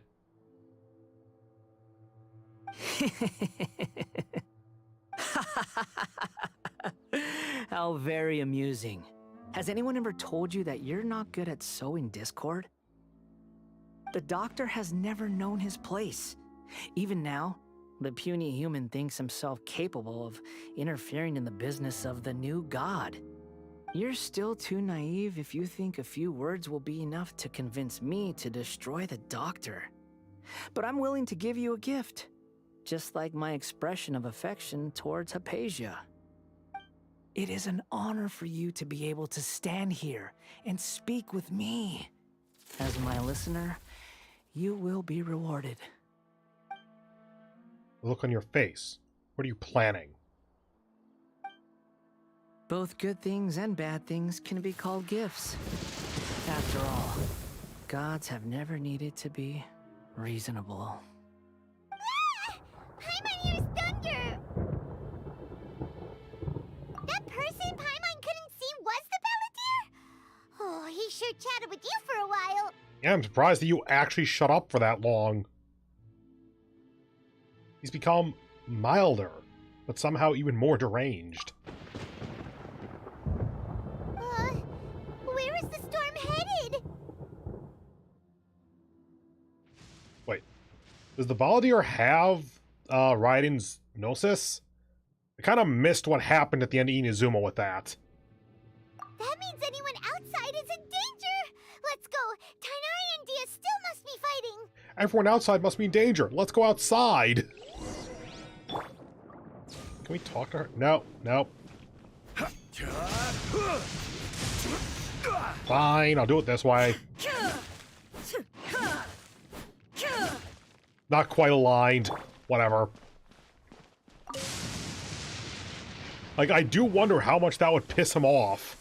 What is too good of a person to actually follow through with that? Oh! Have the Fatui retreated? Not by the looks of that scene. Why are you electrocuted? Hey! What happened to you? He's hurt. I'm fine. Don't move. I've seen Eremites get struck by lightning before. You need to rest. What the fuck are these people made of? If you get struck by lightning, you need to do more than go take a nap. You need emergency medical treatment at best. Struck by lightning? We were fighting, and just as things started looking grim, the weather suddenly became extremely strange. Lightning started attacking everyone, almost as if it were alive. Luckily, there were only two of us, and both of us were nimble enough to dodge most of the strikes. There were a lot of Fatui, though, and they were being torn to shreds by the bolts of lightning. They can dodge lightning. Good to know. With that, all the Fatui soldiers were forced to retreat. It's all right. No, it isn't. My wound aside, you look like you've seen something unpleasant. Is Hypatia all right? Hey, didn't I tell you not to move? Just in case. Let's go to Hypatia's place and talk about things there.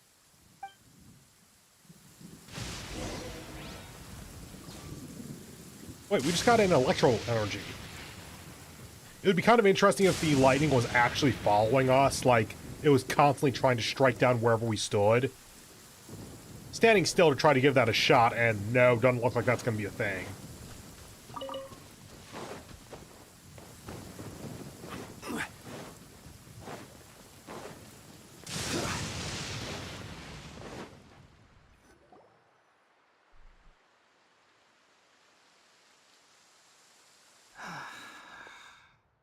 Thank goodness she's fine. Hey, how about taking care of yourself first? I understand my condition. The wound is not fatal. I'll be all right. Ugh. The more you understand medicine, the worse of a patient you become. I know. They always think they can push through the pain. Shut up and take an Advil. He sat down. Let me rest for a bit. Sorry, traveler. Now you may start. You recount everything from meeting the doctor at Port Ormos to your encounter with the Balladeer while tricking up on Hypatia. So that's what you were talking to the Balladeer about? Oh, Paimon can't believe what he's thinking. The Academia's God creation plan. How ridiculous. That sounds, ambitious, I guess? Anyway, this is all way beyond me. As long as I can enjoy every day with a drink in my hand, tasty food in my stomach, and a good night's rest, that's enough. I'll only work when I have to. I must be the least ambitious person who's ever set foot in Party STI. Actually, quite possibly. I haven't even thanked you for your help back there. Don't mention it. Well, if nothing else, all this proves that the doctor really did have some urgent matter to attend to, and left Sumeru in a hurry. Oh god. Well, Baldir is the reason why the doctor's targeting Hypatia. Her consciousness is connected to the Baldir, seeing the path, whatever. Maybe the Fatui want to cover up some secret of the Balladeer. Is that why they tried to seize Hypatia? You said the Balladeer claimed that Hypatia has seen his past. So, what could be there? I mean, do we know the Balladeer is passed in-game? Because there was the entire video, commercial, whatever the hell, that actually detailed his past. And, like, I could see why they would cover that up, but also, are we supposed to know that in-game or not? Have you noticed? The Balladeer is not happy with the Doctor's actions. He thinks the Doctor has no right to consider himself as his equal. So, if the Doctor was to show up again, would the Balladeer zap him with lightning? Hopefully. Based on what the Traveler has said, I think he would. Having the Doctor gone benefits him as well as us. In other words, we've successfully completed this stage of the plan. The Doctor is out of the picture now. Yay! That's a big accomplishment! I'm also happy for you. Also, yeah, you're half dead, right. But also, yay, the doctor is out of the picture! Now we just have a new god who doesn't like us.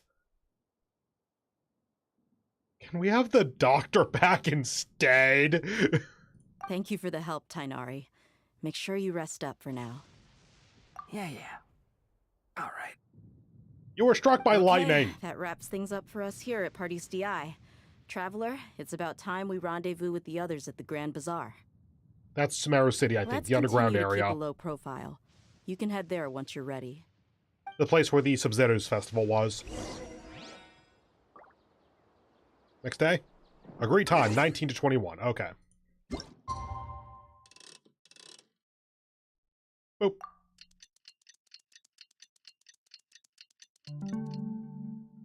Just up. Tignati stood up for a moment, and then immediately sat back down. Shut up. Eventually I'll need these, I'm sure. So I might as well collect a decent number of them while I don't need them.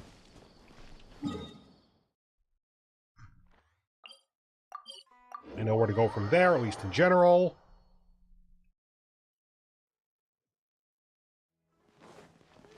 Wait, what? Huh. I guess there's a slightly shorter way if you go at that corner or whatever. What's up? All right, everyone is here. How did everything go? Any luck with your missions? Let's report back one by one. I'll start first. We've made the necessary modifications to the Akasha terminal. In addition, the props required are also ready. I'll go next. The Traveler and I went to Party's DI. The situation was a bit complicated, but we found Tainari. Unfortunately, he was wounded during a fight. Who is behind it? Well, that's the tough part. What should I say, Traveler? The Fatui or the Balladeer? God! God was behind it! After some back and forth, we confirmed that the Doctor has left Sumeru by boat. He has something urgent to attend to back in Snezhnaya. Did we confirm that? Like, we saw his boat gone, but we also saw his troops gone.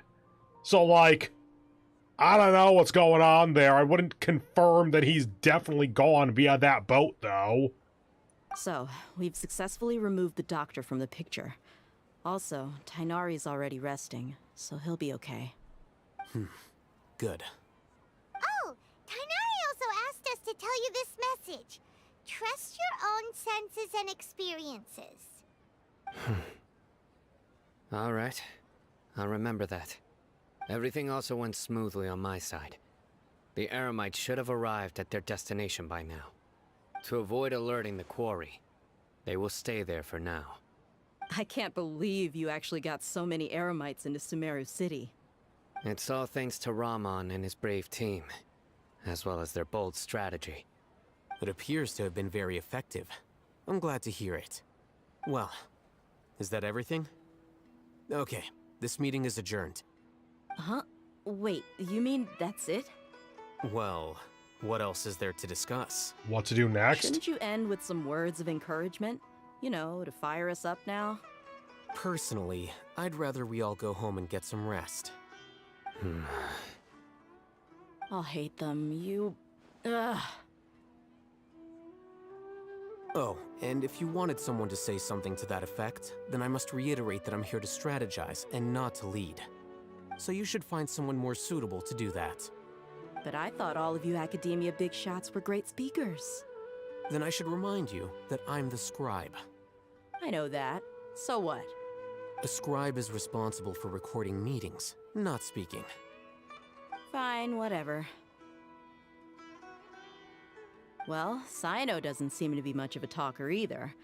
I guess that leaves it to my employer. Employer? Yep, the Traveler hired me. Wait, I'm supposed to give words of encouragement? When do I talk? Oh yeah, she asked for a smile. That's right.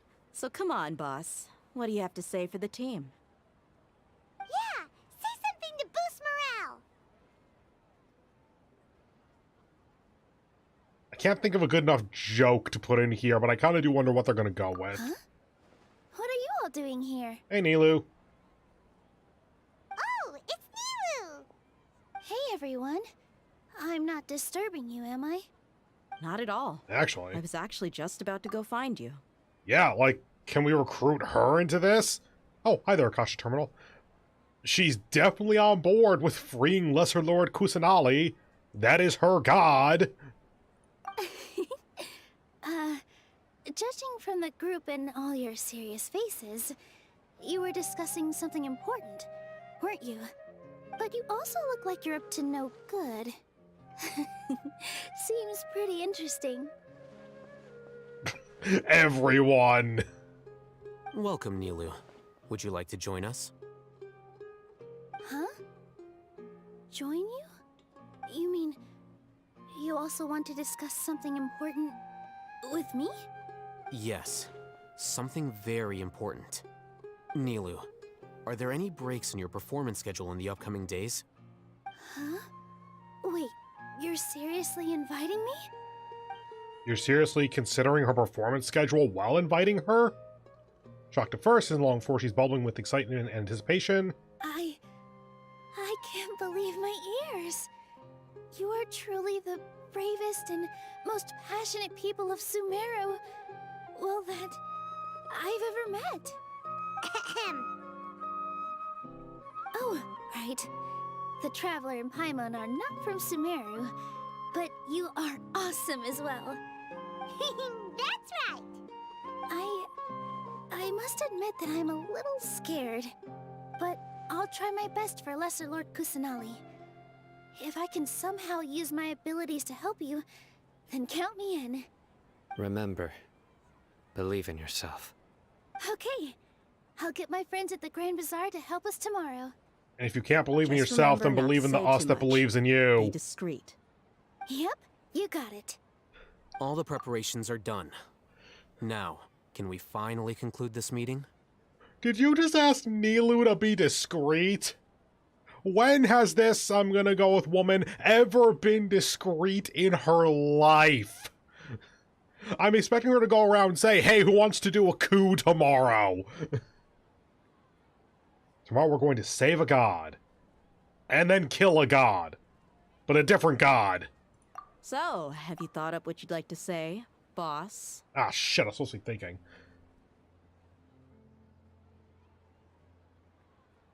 Yep, it's a grand plan and we're all super awesome!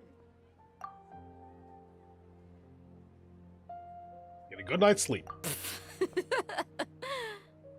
Well said. A good night's rest before an operation can be the difference between success and failure. Thankfully, I've had my place to myself recently. It's been nice and quiet. That's an odd detail. Who else is normally there? And what does that change? Huh?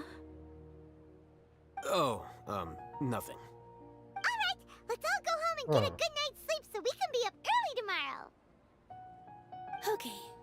So I guess that means it's time to say goodnight now.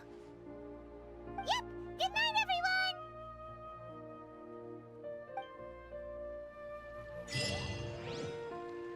Oh fuck, we got all 8 gym badges already?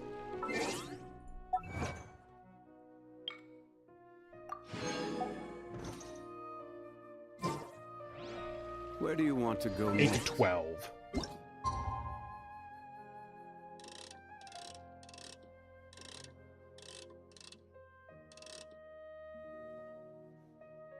Sleeping from about 8 o'clock to 8 a.m. Oh, okay, yeah. Straight up about 12 hours.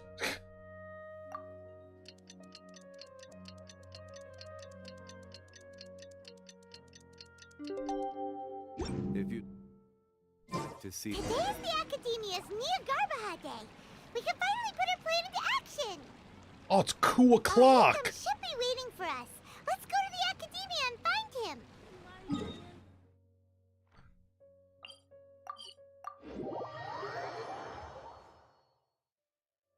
Hello, you two. Sleep well? Not really. Paimon got too nervous thinking about today and didn't fall asleep until the sun was almost up. And so the operation will be a failure. What about you, Alhaitham? Naturally, I slept just fine. After all, a good rest should be considered part of the plan, since energy is an important resource.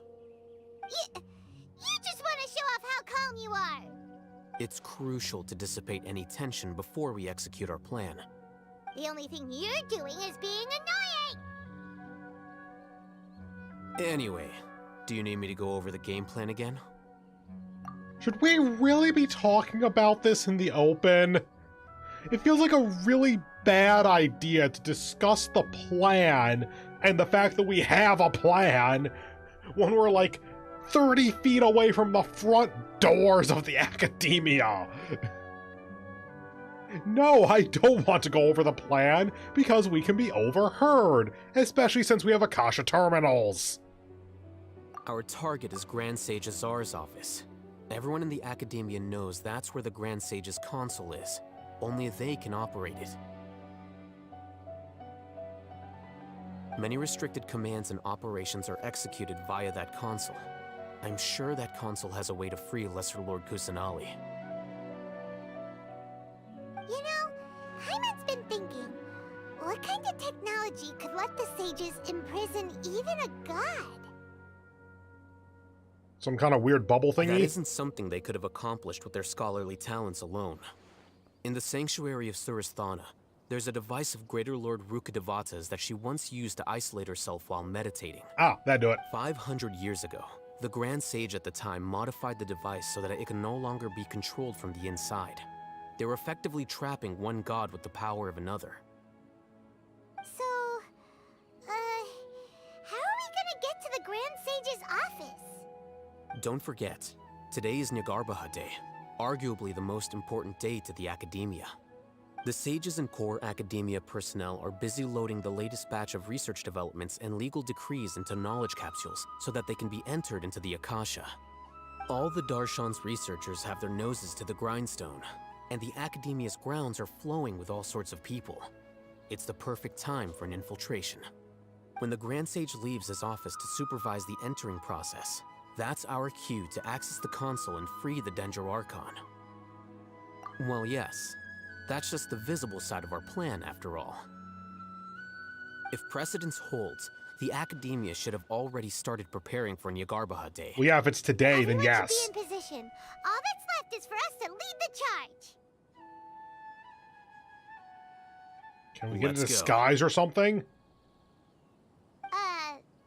So are we just gonna walk in through the front door, or...? Yes. Were you expecting a stealthier approach? Yes! Paimon can't think of a good comeback. Alright, it's all on Alhaitham if things go south. Alhaitham, we disrupted the samsara of Sub-Zerus.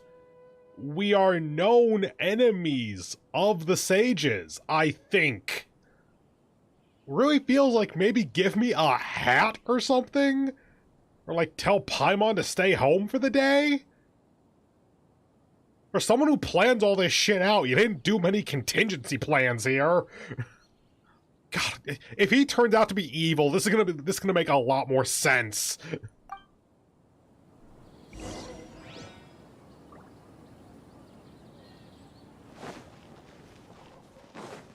Yep, just going in through the front door.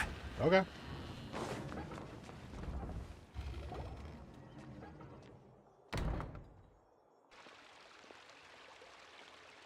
Scribe?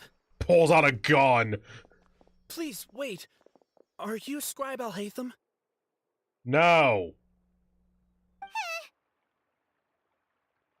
That's me. Is something the matter? I'm in a hurry. No.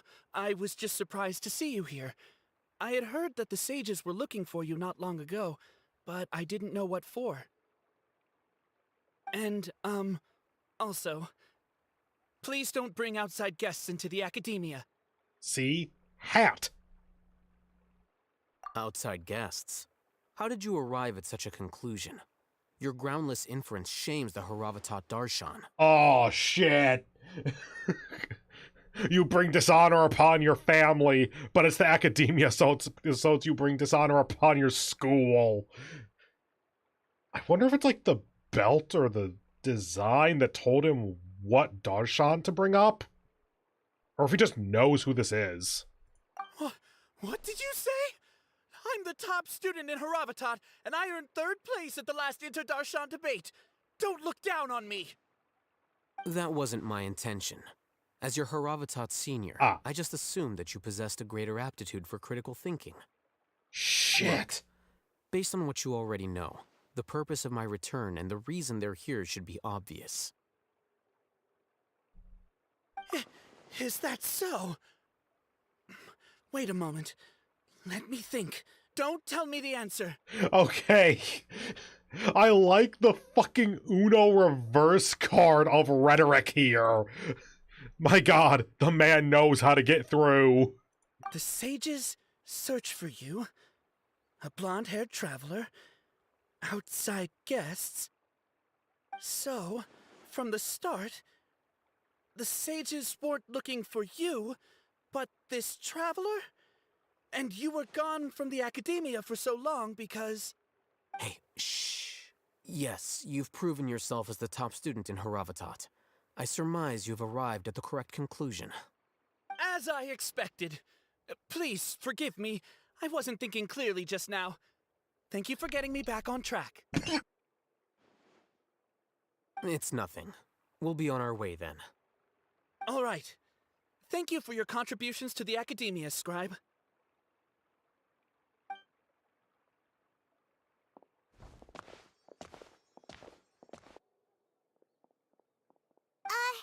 What the heck just happened now? What did he just guess?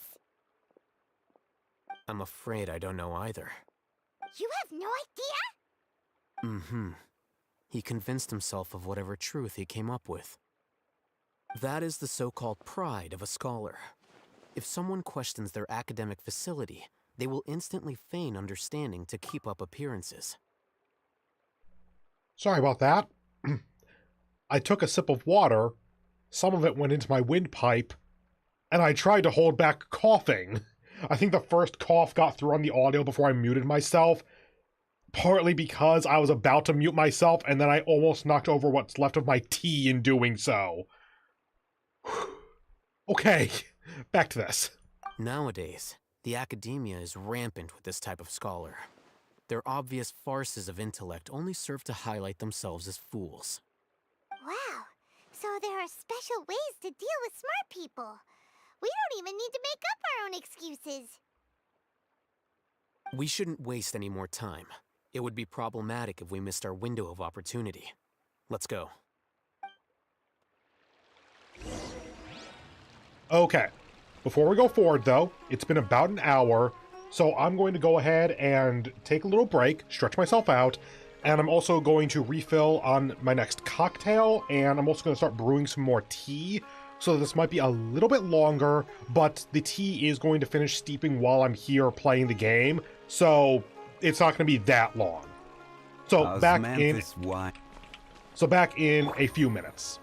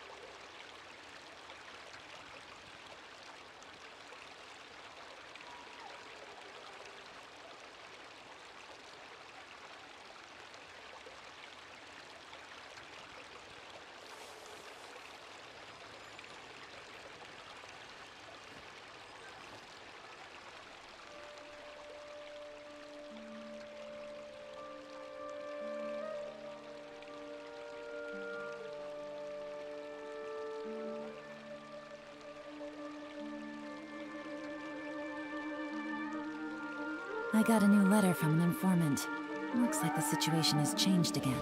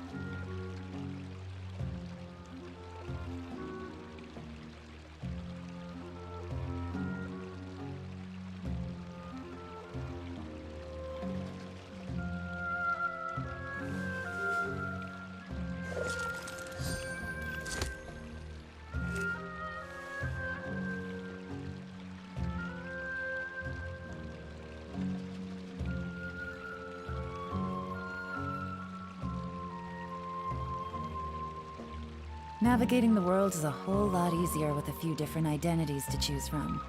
Need me to come up with some for you?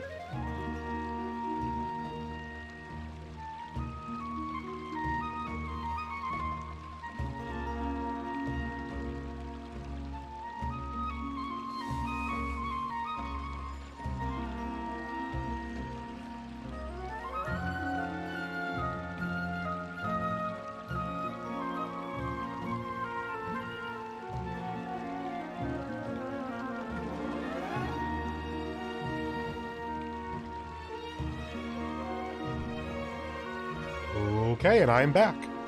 Let me loop you back in. Hopefully Elan wasn't too annoying. By the way, for my cocktail, since I re-upped, I actually decided to skip over the Sazerac for now because, honestly, now that I have tasted a lot more cocktails, the Old Fashioned and the Sazerac are almost too spirit-forward for me. Like, it's, oh, there's the bite. It's not just trying to cover it with sweetness. So I actually decided to skip that for now, and I just straight up made a rum punch like I've been doing quite a few times this week, just because it's tasty, and I want to go a little bit slower with it, so something where I don't feel need to kind of throw it back or anything. Alright, maybe I'll take one more day off, and knock out the rest of the work once I'm feeling up to it. Huh, never heard that line before. Anyway, but yeah, so hopefully it'll last a little bit longer. Meanwhile, for my tea, I decided to make my fall seasonal tea thing, that apple cinnamon one. I'm going to go ahead and let that steep for another, like, minute or two, and then take the tea bag out. I also brought my simple syrup in with me, so I could go ahead and pour that in. I don't think I have any stirring thing, actually, so that's going to be kind of interesting, but, yeah, whatever. Okay, back to the actual game.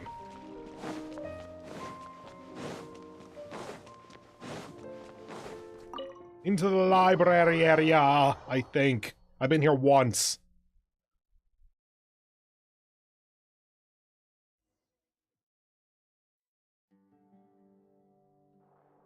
Is this the Academia's library?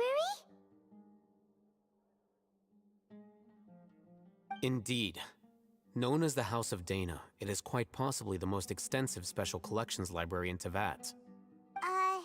There are a lot of students going through here. Is it really okay just to waltz right in? Has anyone stopped us yet? The Academia marches to a fast beat, especially since it's Nyagarbaha Day. They're all occupied with their own matters. Just act natural. Now, hurry along. Huh.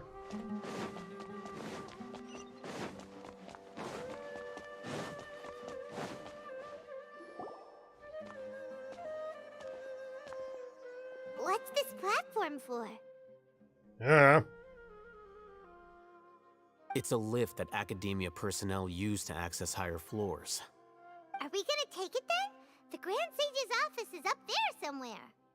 Once again, don't say this out loud. Not right now. We can't guarantee that we won't run into the Great Sage.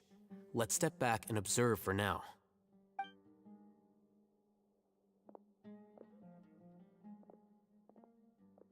You think the Grand Sage will exit from there? And after he does, we'd sneak past him? Oh, Paimon thinks that's really dangerous. Who knows? However, if we can confirm Azar's current location, our operation will be much safer if we... Allow me to offer you a hint. God damn it. If you wish to know his location, look behind you. That's much more straightforward than you usually given information. What's Grand Sage Azar doing here? It's the Academia. What the fuck do you think? Do not tell me you believed the Academia would not grow suspicious of you after such a prolonged absence. Paimon. An eyewitness had informed me of your whereabouts, so I came to personally welcome you. Great Sage, I didn't expect you to care so much about me. I'm truly flattered. I'm sure, but compared to you, I am far more interested in these two unexpected guests. You are the Traveler and Paimon, correct? Nope. It's a pity that only now have I been afforded the opportunity to formally meet two of Sumeru's most esteemed guests. I do apologize for my lack of decorum. Do you know us, though? Like, what we've been doing? Excellent. You immediately initiated discussion instead of attempting to prepare some perfunctory excuse. You clearly understand the situation at hand, and have no intention of making a reckless stand. The foot traffic here renders this place unsuitable for discussion. Please, follow me to my office. I would say please be reasonable or something, but we know he's evil.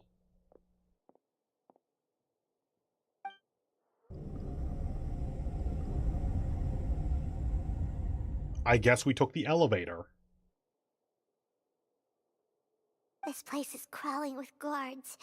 There's no way out for us. What the fuck's behind us? All right then, Traveler. What did you wish to discuss with me? The effectiveness Today of this is sword on your Niagara clothes Day, and chest. So I still have many responsibilities to attend to. There is little time for idle chit-chat before I detain you all.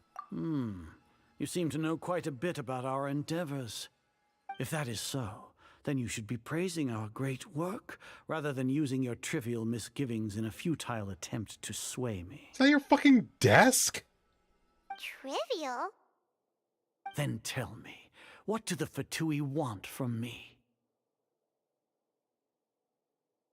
You wouldn't know what a gnosis is. Worthless. Oh shit. Those are all completely worthless. Benefits, divine power. These materialistic words do nothing but debase our great work. Creating a god. Yes, we are using human wisdom to create a god. If humanity cannot attain omniscience and omnipotence, then we shall create a god to reveal them. This is the pinnacle of human wisdom. Well, I say hubris isn't an issue for you. A god's guidance at long last. No longer will we flounder in the interminable void of consciousness and knowledge. Even Ermin's soul will be freed from its plight. For our nation of scholars, this is the ultimate aspiration. No cost is too great to realize it. I was essentially going to say, can you connect the dots of how making a god makes Ermin's soul healthy? But honestly, this is basically what I was getting at. You will never understand the rapture of having a god be born within your very hands.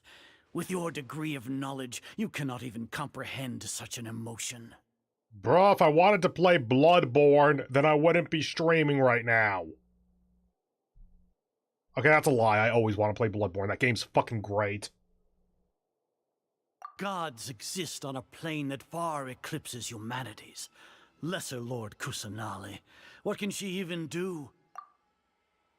Well, we don't know, because you've kept her locked up in a fucking bubble for 5 centuries. Maybe don't do that. Care for the people? Fend off sandstorms? Fabricate silly fairy tales? These are but child's play for the academia. Does that make us equal to the gods? Which actually goes back to what I was mentioning before of what is a god in this world. Because, honestly, that's kind of a good point. Like, obviously he's on the wrong side here. Like, don't try to make a god, especially with all the sacrifice it requires, and don't trap a little kid either. But, taking a step back, what can the gods do?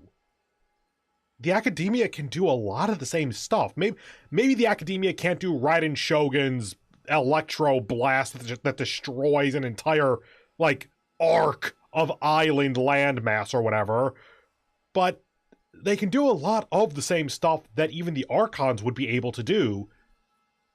So does that make them equal? Like, it doesn't make them gods, but does it make them equal to the gods? We are a people favored by Greater Lord Rukkhadevata. Though I may have personally not seen it, our forefathers bore witness to true wisdom. Why didn't they pass it on to you?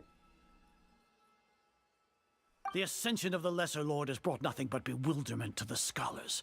They all ask, is that truly what true wisdom is supposed to look like? pure happiness, With that in mind, joy. It is better to keep her isolated in the sanctuary of Suristhana, so our academy will not become embroiled in turmoil. I see that philosophy is not one of your strong suits. Do you really think that only the super smart or powerful should be able to call themselves gods?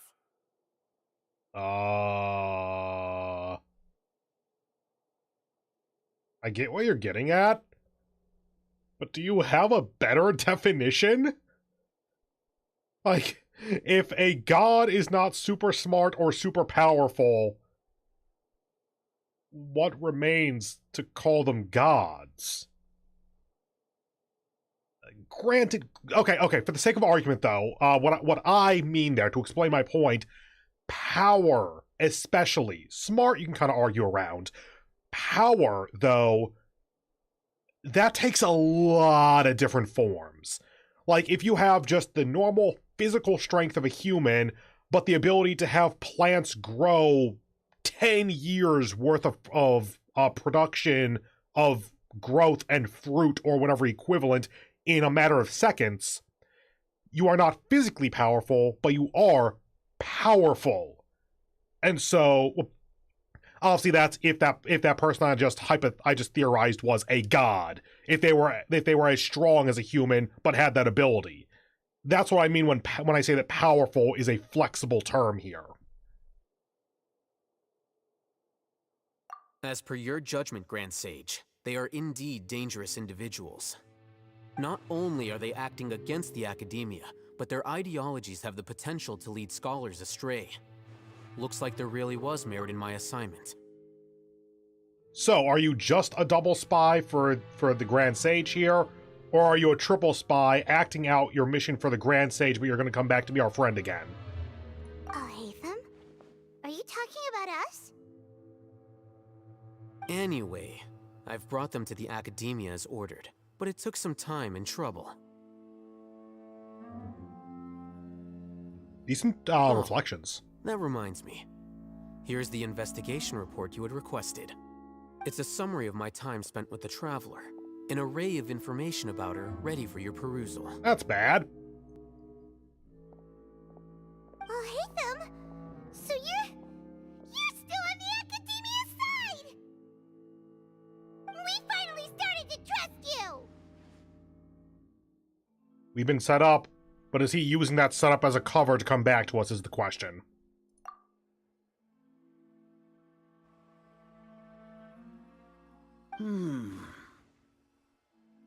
Excellent.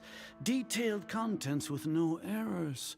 I would expect nothing less than an immaculate report from the scribe. As it is Niagarbaha Day, I'll enter the information on you into the Akasha. Surely you know what that means. Wait, is this also essentially a census? Like, are people not entered into the Akasha except on Garba Day? We'll be monitored, just like Sino. With the Akasha's calculation prowess, all of your actions will be predicted with an accuracy of at least 98%. Furthermore, your data will be updated in real time whenever new information presents itself.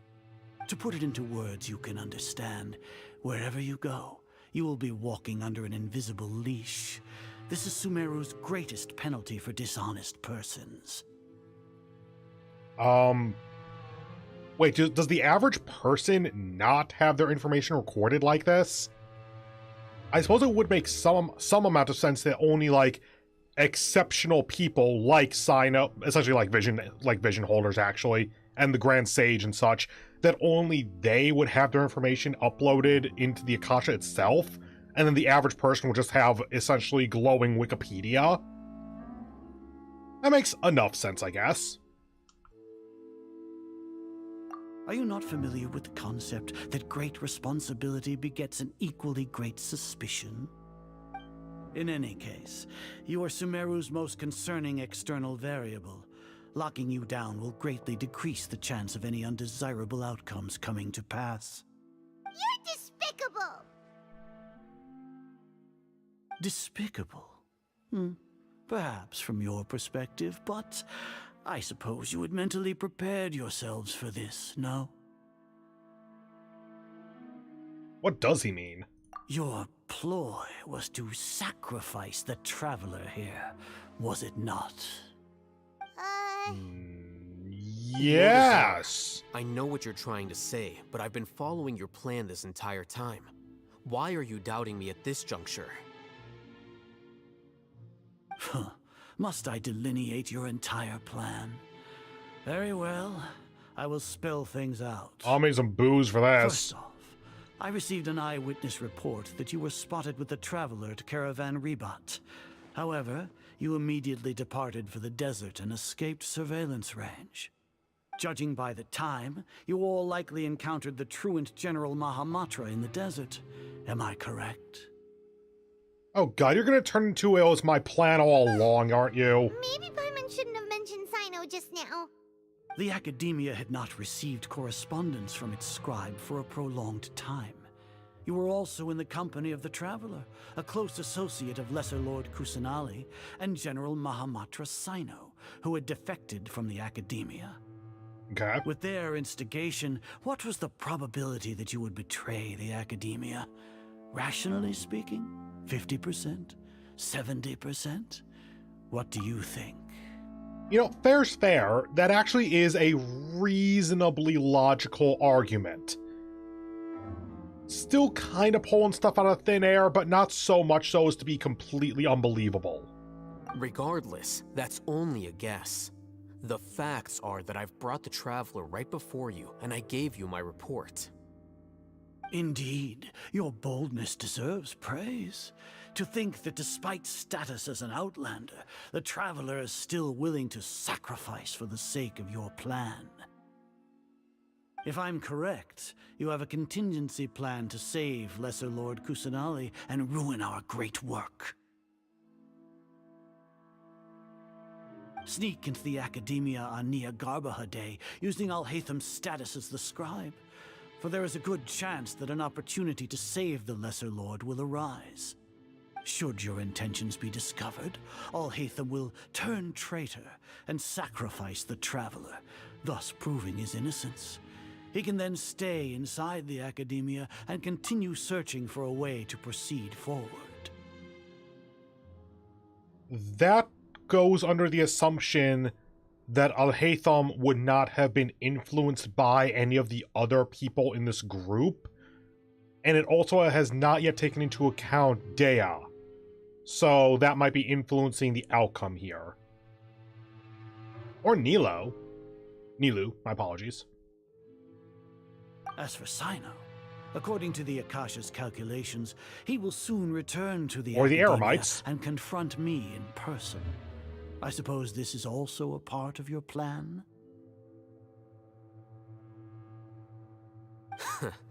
You'll see me as a traitor regardless of what I say, no?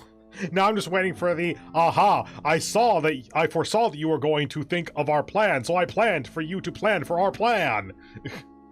That is the direction this feels like it's going in. Even if you impugn me, it would have little effect on you all. You misunderstand. Losing our scribe would irreparably damage the Academia's regular operations and the development of Sumeru's future academic systems. Why? However, under the current circumstances, even that is trivial compared to what we stand to gain from our great work. You said that I betrayed the Academia, but you, Azar, you've betrayed all of Sumeru, betrayed its Archon. No, back the fuck up.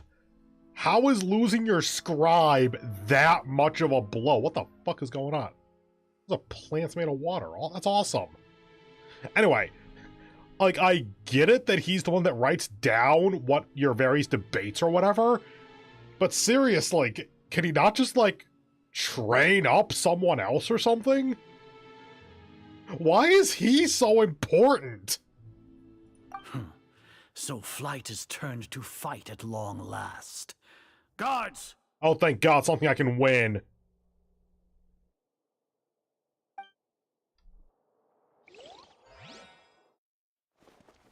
Oh, cutscene.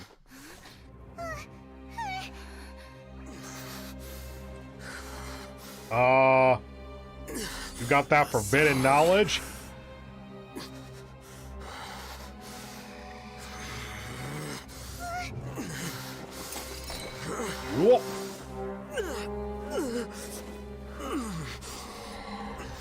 Well, what do we have here? So you stole that divine knowledge capsule. Traitor! You traitor! Even the most rational scholar will yearn for the power of a god in a moment of desperation. Aren't you doing the exact same thing as me, Alhaitham? Unfortunately for you, no god will lend you their power. Azar! Yeah, that's pretty much what I was waiting for. Now, did you pick up that knowledge capsule? No, you didn't. Okay. Unless you hit it in that moment. Insane. Did you just knock him out? Why wouldn't you stab him in that moment? Take him to the Matra and exile him to Aru village. Why not murder him? Find someone to take these two to the confinement room. I'll deal with them later. Why not murder them? Grand Sage, we've finished all required preparations for Nyagarbahade. We may begin to enter the capsules now. Excellent. You may begin. You have lethal weapons! What, like that managed to dissipate the situation enough that none of them died?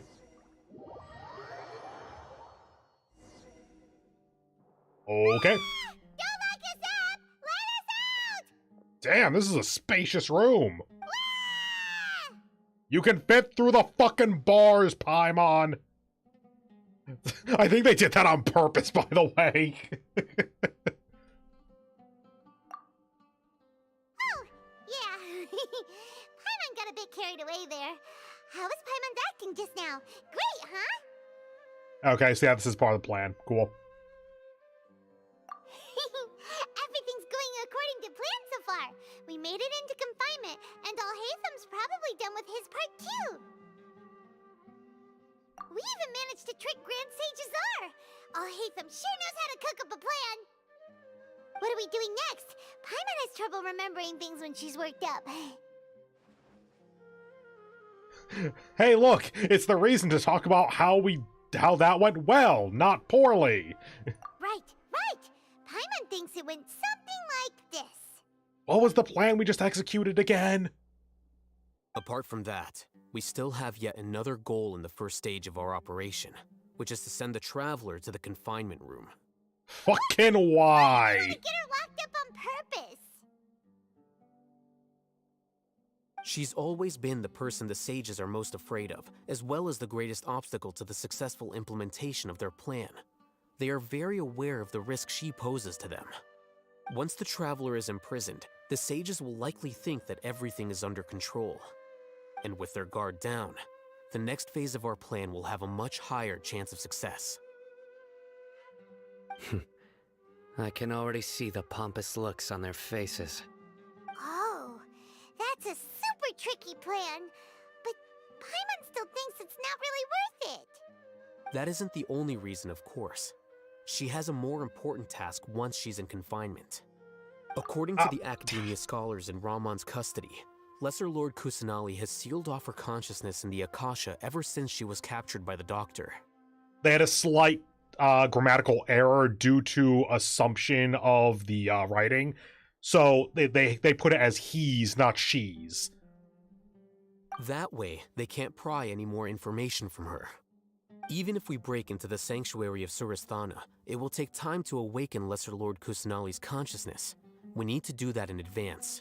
I mean, it'd be helpful to do that, but I'm pretty sure she weighs like 40 pounds. Maybe.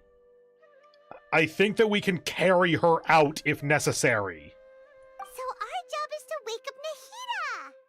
Okay, totally worth getting thrown in jail for. The confinement room is inside the Academia, close to the sanctuary of Surasthana. It's a completely enclosed space, and you won't be receiving any visitors. So this plan hinges on the Grand Sage not murdering any of us. When it would be faster and more efficient to murder us on a day where he has almost no extra time and really just wants to get rid of us as soon as possible. This plan sounds kind of dumb. Anyway, I'll actually be back in just a minute here, because I've had a lot to drink. I actually really need to use the bathroom. So don't worry, I'll be back in just a minute. I'm not going to be gone for long. See you in a moment. Bye.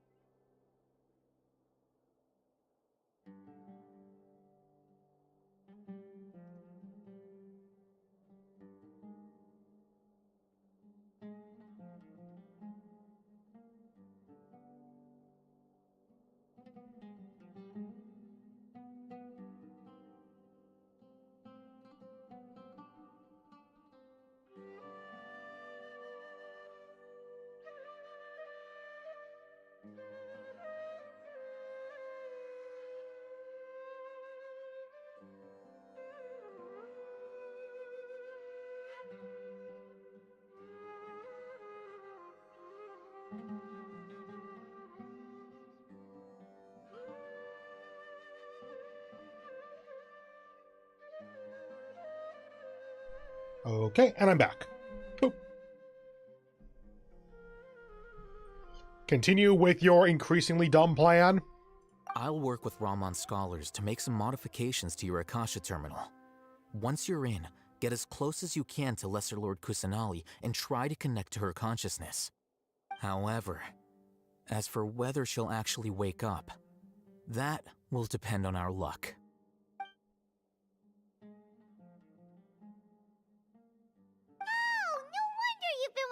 Akasha terminal today. It's the one that Al-Haytham modified. I actually halfway noticed that before. I just didn't realize that was going to be important. Also, I know that it's literally the point of what they were saying there at the end, but if Nahida has locked her consciousness away from the Akasha, or something to that effect, how would this work? A modified Akasha, I suppose, so like slightly different signal? Something like that. Paimon thought they'd take our Akasha terminals when they'd locked us up in here. Were they being careless? Apologies, I thought I muted before letting myself start to cough. Yeah, I guess there's still half a drop of water left back there. Oh. Personally, my reasoning would have been they didn't even realize that the Akasha existed because they're so used to it. Alright, so what now? Ah, fuck, we gotta get to the Wi-Fi hotspot. Sounds easy enough. We can finally talk with Nahida after all this time. Let's do it.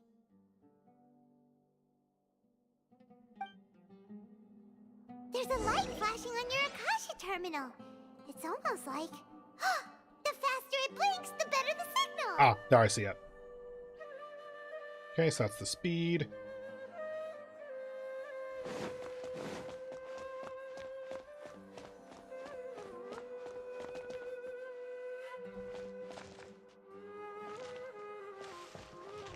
Can I climb this? No. Wait, is there more room over here?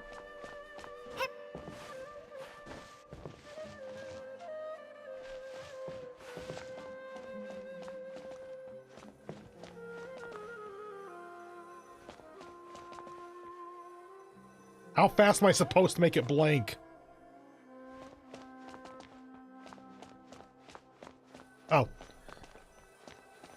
When I first started, I went here, and it was right there. Fine. Whoa, it's Mora! What? Ooh, Mora! No, Paimon, we're not here to hunt for treasure! What the fuck? We need to find multiple locations? Oh, yeah. Oh, okay. Not what I was expecting. Here? No signal again. Is it getting jammed? This seems intentional.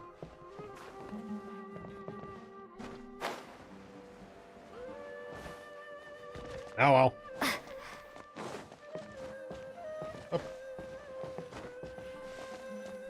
Here? No signal again. Is it getting jammed? Was this a circle? God damn it. Okay, look, I'm fairly certain, like, almost entirely, that it is a terrible idea to have, like, all these books next to all this greenery because of moisture and shit. But I'll be honest, it makes for a killer aesthetic. I love the whole, like, nature integrated into library and such. When I found that part of the archives, I fucking loved it. Oh, there's one.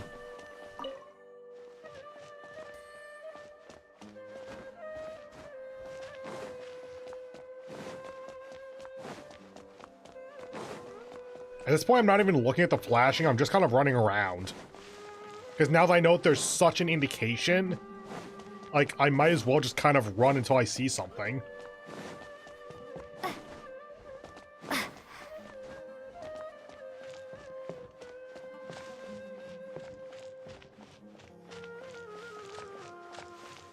Oh no, that was mushrooms. Okay.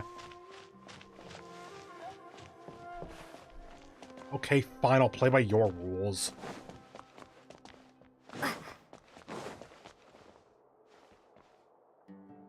Very cold.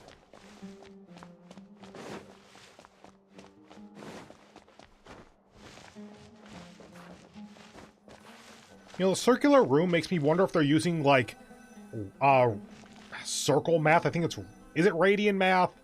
Whatever it's called in general. If they're using that to kind of determine the rate of flashing, like they have a coordinate set for where you need to go, and then a couple of other coordinates set for the other locations, and they essentially use your distance and angle from center. Yeah, from center and some kind of arbitrary radio line in order to determine, like, you are this far away and you need to be this far away in order for these locations, so it then translates to blink this fast as a result. Huh, I thought that might be the real one. Eh? Is this the right spot? Are you getting anything? Trying to connect. Please work. Nahida, I'm here to talk to you about your car's extended warranty. Realm of consciousness.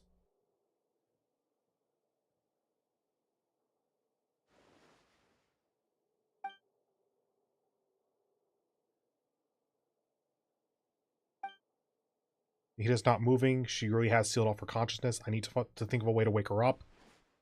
Play with her. Dream. Shit, there's a barrier. Dream! Some sort of barrier. Is Nahida using this barrier to isolate her consciousness from the outside world?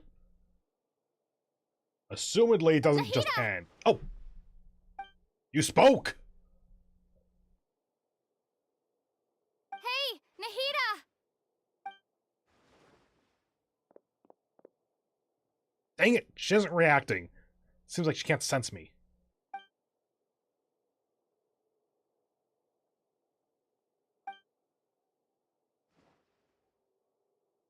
What? What was that? When did it first start? Oh, right. It started from the moment I was born.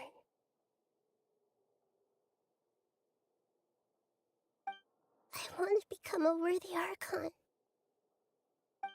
So I've kept studying. Kept listening to my people and their hearts. kept looking for a way to save Irminsul. So I can catch up. Catch up to Greater Lord Rukkhadevata. Oh, I'm gonna protect this girl so hard. But I'm stuck in the sanctuary of Sarasthana. The sages are creating a god to replace me. And I'm forced to lock my consciousness in this boundless darkness. Nahida! What now?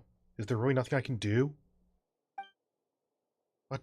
She's right there in front of me. I can't just give up like this.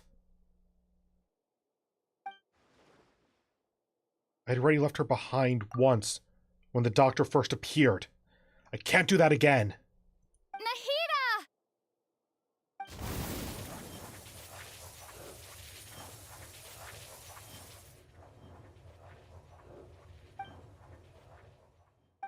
It's so quiet here. Now that I think of it, I don't think I've ever actually listened to my own inner voice. Do Archons have them? Should Archons have them? Have I been doing the right thing? Am I really not needed? Can I go back and stab the Grand Sage? How do I really feel about all of this? It's so quiet here. Since you're the god of wisdom, you've known the answers to all these questions since the very beginning, haven't you? Who are you? Whose voice is that? It sounds familiar. You're right, though.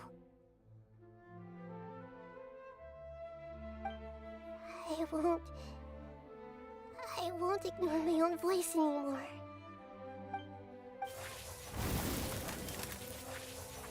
Are we actually breaking through the barrier with just whatever the fuck energy blast this is? Nahida!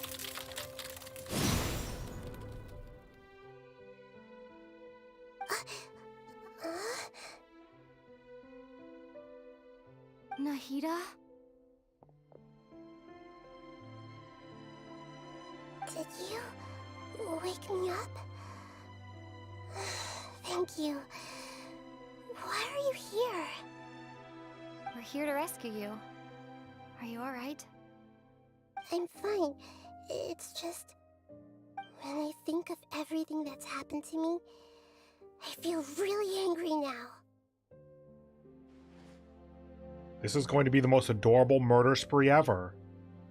And I will do nothing to stop it. Down. Down, Traveler. You're looking like a foot above her head. You should have been angry ages ago. I like they're actually giving her more voice lines, by the way.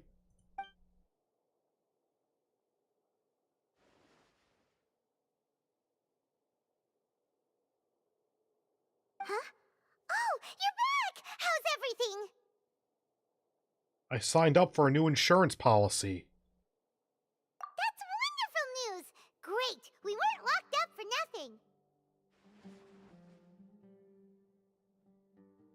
Oh, right, I'm off When auto. you went to wake up Nahida, Paimon was listening for any sounds outside. You were out for a long time. There are fewer and fewer scholars going about now. You think everyone's done with their Nyagarbha Day stuff? Yep, so that means our next act is Nilu's performance! And it means that we are entered into the Akasha now.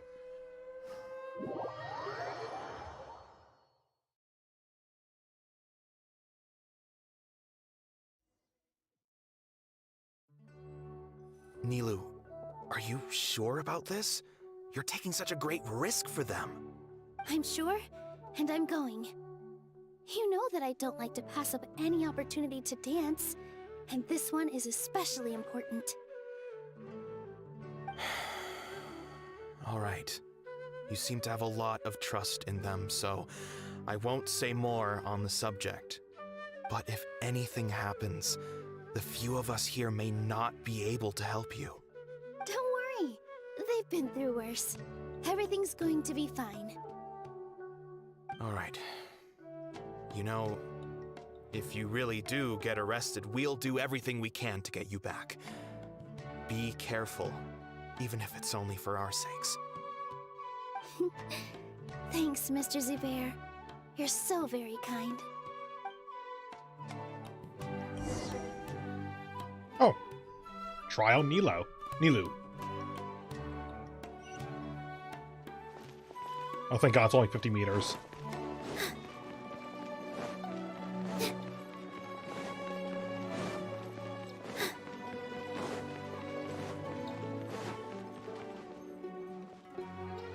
That looks important, so I want to not trigger it yet.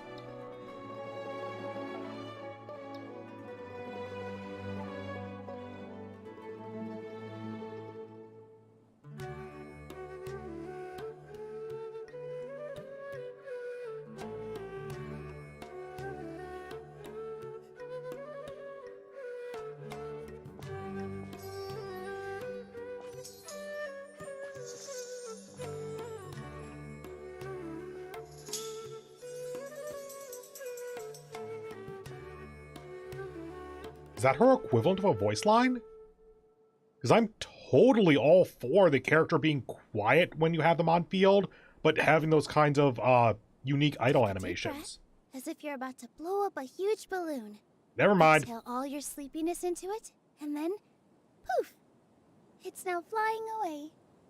Yeah, I just wanted to give a moment there to appreciate, like, the art, the designs, the character animations, the music. Just give a quiet moment to let all that just kind of sink in.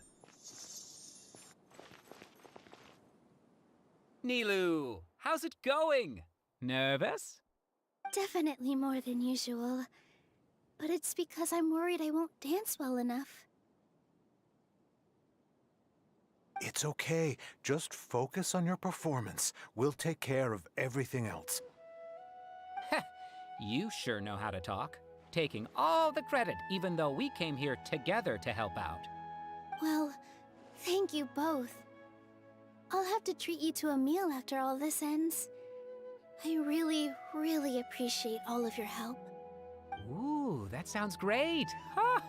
How can we say no to that? All right, let's get back to business. Nilu, we'll be here to keep people from going to the academia so they don't interrupt your performance. I was planning on telling them something like, the Academia's been conducting a weird experiment, and some of their test subjects escaped. It's really dangerous there, so stay away. Oh man, again! You couldn't think of anything better?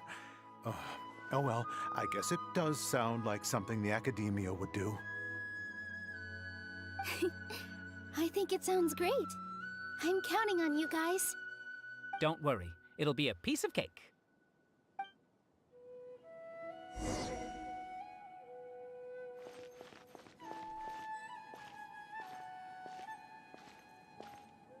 .8 meters, yeah. Let's stick with walking. Just, again, show stuff off. Red? Hold up. Roughly lined. Looks like it's over here or something. Oh. We also can't teleport at the moment. Ooh, we get a clean map for once. Assumedly there's a way to turn off the icons normally, but I've never seen it. I'm just kind of scrolling over a decent amount of the map just to give a clean look at it. I've heard that apparently this moves if you do stuff, so I wonder if that actually changes... Assumedly does change the map if you do move it.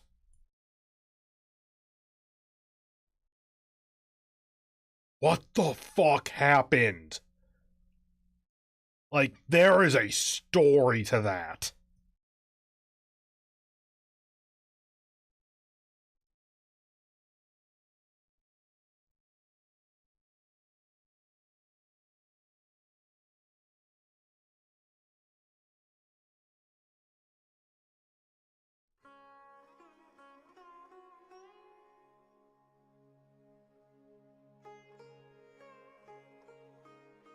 Wow, that bumps right up against the edge.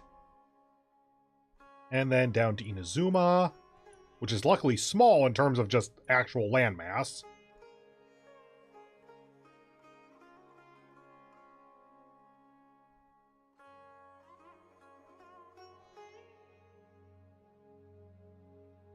It's more revealed than it is on my actual map, I think. Anyway, just for anyone who wants to piece together a totally clean world map of Teyvat as of 3.2. Oh. There.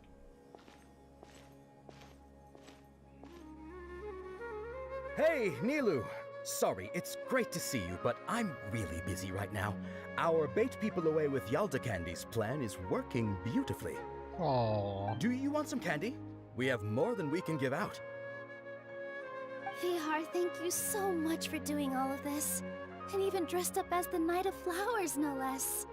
I'll pass on the candy, though. I cut back on sweets in the period leading up to a performance, and I'm about to start one. You have a point. The stage is cleared and everything's ready, so you can start your performance at any time. Yeah, thanks to you. I'm really grateful. All right, time to hit the stage. You're welcome. The honor's all mine, since I'll have such a great view of the show.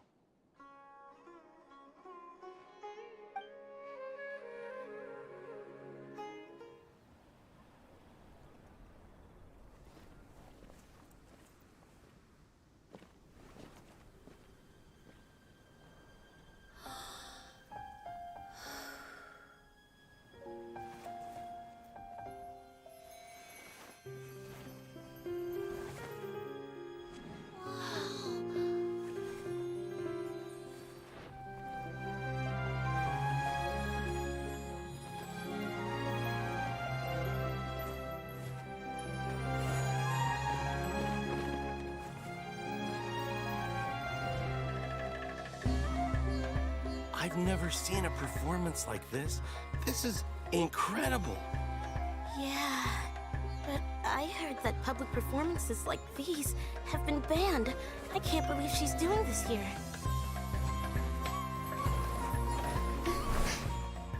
Grand Sage, there's some commotion outside. How uninteresting. Issue the new Prohibition Act from the Akasha to the guards. They'll know what to do. Do you think we should, like, stop her? Let's just watch for a little bit longer.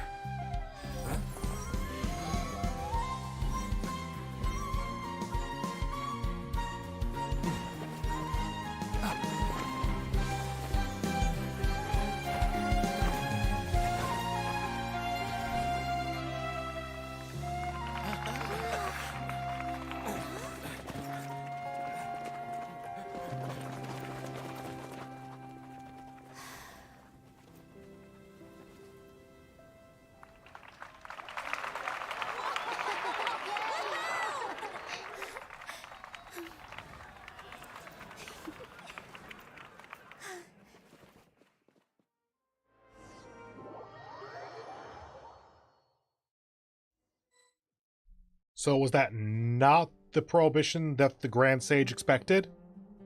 Huh? Did you hear that? It sounds like a lot of guards just ran by. Where are we? Does this mean the plan has moved on to the next stage?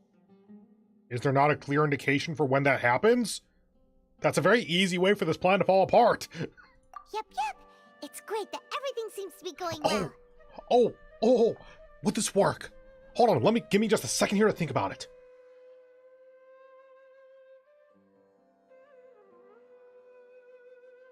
Okay.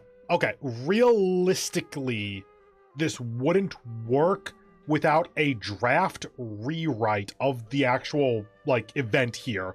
Because it would require bringing in Yoimiya or someone as an extra character. But my actual thought there was, at the end of Nilu's performance, Nilu's performance, it would be a better sign for the Traveler and Paimon if like some fireworks went up behind her or something, like to celebrate her dance. It would be a better spectacle, more audience applause as a result, like bigger commotion, and some explosions to tell the Traveler and Paimon, hey, get your butts to the next phase. Like I said, that would require another draft of the script, basically, because we'd have to bring in Yoimiya or someone in order to have the fireworks be, like, an actual thing. It could work, though. There's nothing stopping that as far as I'm aware, and I think it actually would be a better performance as a result. Come to think of it, when did Alhaitham replace the knowledge capsule that was about to be entered into the Akasha? When he slammed into the knowledge capsules. Yep, thought that was going to be a thing. Oh, so that's when he did it! Paimon was too nervous to notice. Speaking of, didn't Alhaitham also yoink the divine knowledge capsule from that mercenary leader in Port Ormos when everyone else was distracted? Yeah, he must have watched Ocean's 11 like 5 times. Why are we complimenting him? Yeah, he's smart and all, but he still makes Paimon's blood boil. Let's review our plan for this stage again. It's not like we have anything else to do right now anyway, and it'll help us feel more confident. Paimon remembers that Nilu's task was supposed to go a bit like this. Now that Lesser Lord Kusanali's consciousness has been forcefully sealed, the core figures of the Academia and their guards have started to wear their Akasha terminals again. With the Doctor's technological support, they think they have nothing to fear. How despicable of them to rely on such a person. But this is also our chance. I was originally asked to draft the knowledge capsule for the Artistic Performances Prohibition Act when I was still at the Academia.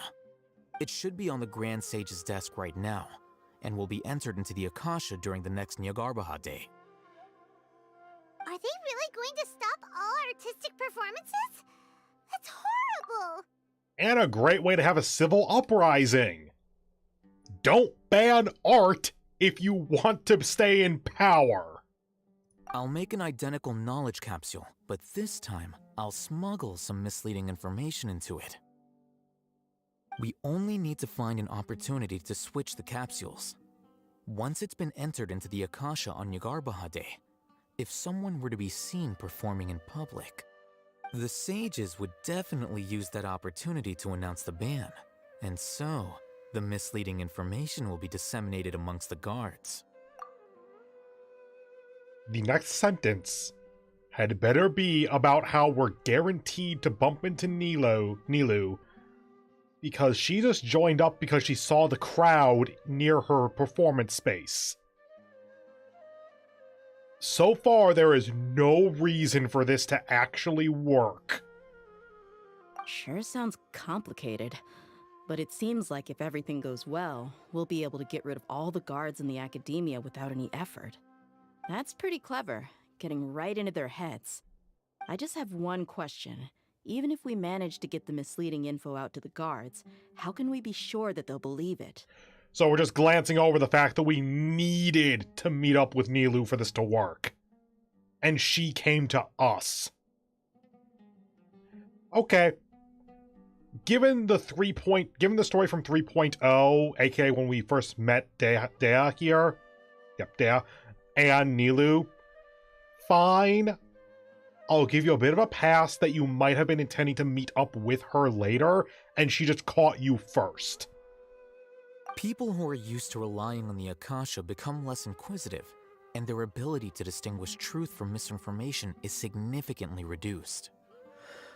They will view everything the Akasha releases to them as the unequivocal truth.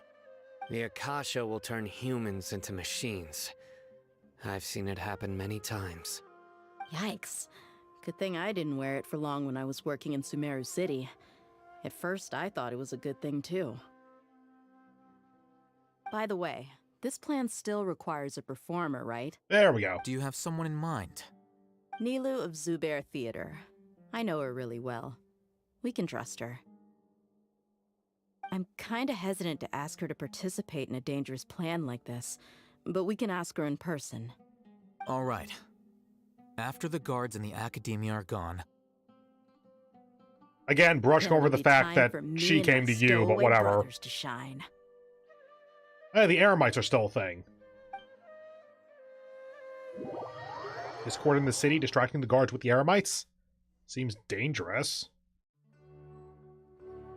Here they come. Did you see that, Raman? They came out from the Academia in droves.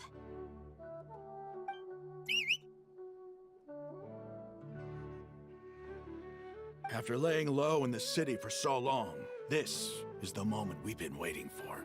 Has it been My long? brothers have already sprung into action. We couldn't do anything to them inside their coop, but outside the Academia, this is our hunting ground. With a lioness like you, the prey sure won't be able to run far. We still need to eliminate the guards as soon as possible. If we give the sages enough time to realize what's happening, the plan's doomed. Yeah, all they've done is to sit on their cushy salaries and twiddle their thumbs all day while we fought and struggled every day in the desert. The only advantage they might have is their numbers. Sit on their cushy salaries. I'm just gonna move on from that one. Speaking of which, most of the guards who report directly to the Six Sages belong to the Corps of 30, but they have a completely different reputation. Following those blasted sages every whim, throwing away all the principles of being a mercenary. As someone in the same profession, I'm obligated to teach them a good lesson today. Indeed, the trap has been set. All we need to do is lead them there. All right, let's each take a road and herd those scattered guards back into one place. Make sure to attract their attention. Isak will be the key. You gave such an important task to that child. Will he be okay? It'll be fine. Isak was so determined to help, so let's put our faith in him. Besides, even if he's caught, the guards would be too scared to do anything to him. They've never seen Lesser Lord Kusanali in person, after all. You've got a point.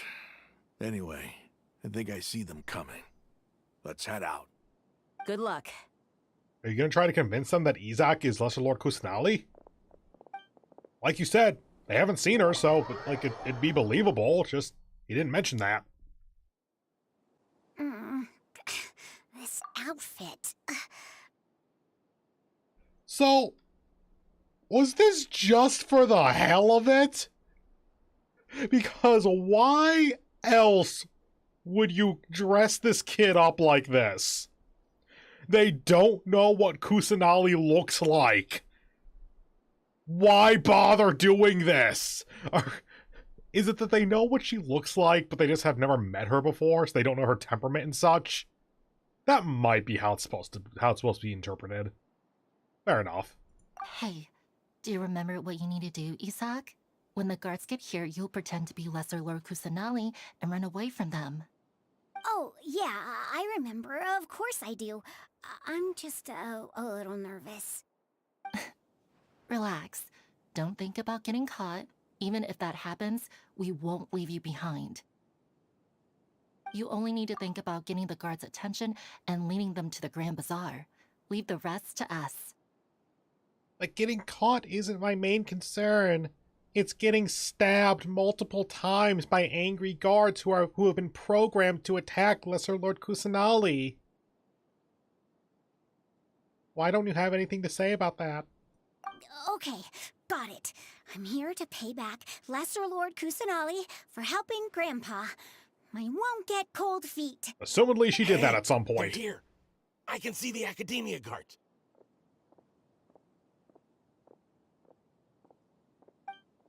All right, it's time, Isak. Take a deep breath and go. You can do this. Time to go learn acting.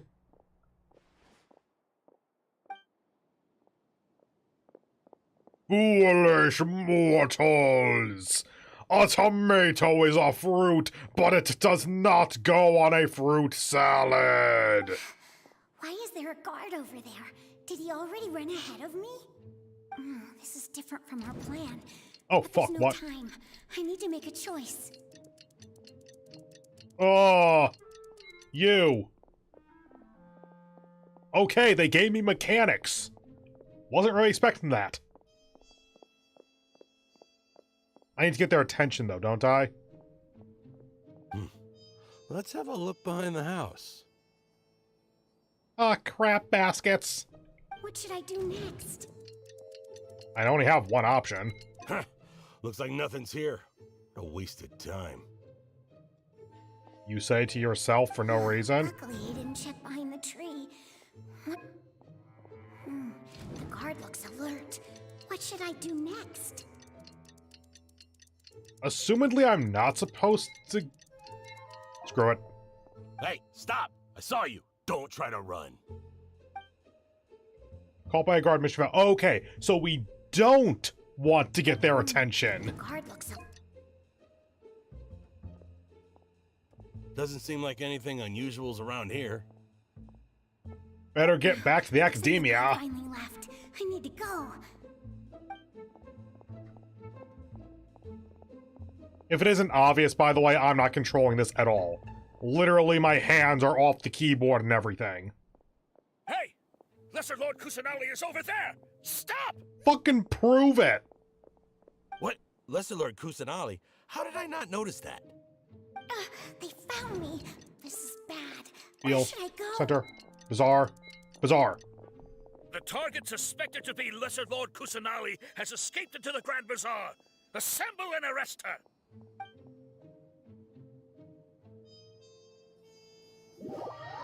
I think that was good. Where did she go? How did she disappear? Did we lose her? Hurry up and find her! Bruh, kids can hide in small places. Hey, why is your team here? Didn't we say to split up our search? Hurry! Hurry! This place is... Why are you all here? Oh, is it 3 different kids or something? Yeah, isn't it one heck of a coincidence? Everybody's here. What on earth is going on? You know, you could have attacked suppose first. That's all of you? Who are you? Did you set us up? What are you planning? Murder! Phew, that was rough. Nope, one kid. I Okay. almost got caught. Little brat? So you're not actually Lesser Lord Kusanali. Who exactly are you all?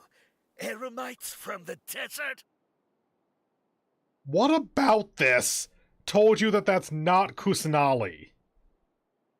Like, I get that it's kind of a logical conclusion, like, oh, this is a trap, so that probably wasn't the person who we thought it was. But there's no actual evidence here to say that. That very easily could be Kusanali and just a bunch of mercenaries or whatever. Eremites. Just some colleagues. Think of this as a business competition, or a personal grudge. After stepping into our traps, stop thinking of yourselves as hunters. Behave like the prey you are. Now, Isaac, this is called mass murder. Make sure to look. An ambush? How's that possible? This is Sumeru City, but mercenaries from the desert somehow ambushed us! Yes. You've spent all your time hiding away in the academia. This place has long since become our hunting ground. Brace yourselves! Am I about to fight? No. This is odd. The academia has quieted down after the conclusion of the Nyagarbha Day ceremonies, but it's much quieter than usual. This was not on screen or anything, but my immediate thought was, this is odd. The River of Blood coming out of the bazaar is only supposed to be every other Thursday. Where are the guards? Where are the guards? Fuck! Why have I not seen a single one? Guards? Guards! Yeah, it's a great book. I doubt you have it.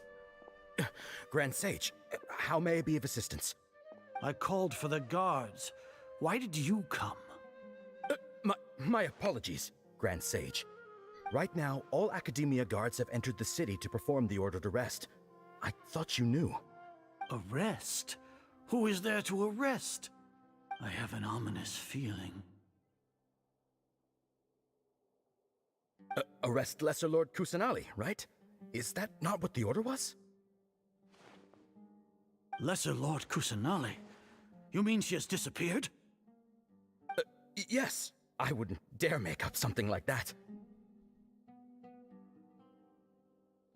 Right now, everyone is in a panic, and many are saying that Lesser Lord Kusanali will take revenge on us. What happened? Just what is going on? Lesser Lord Kusanali somehow escaped? Was it Alhaitham and his party that freed her? That's impossible.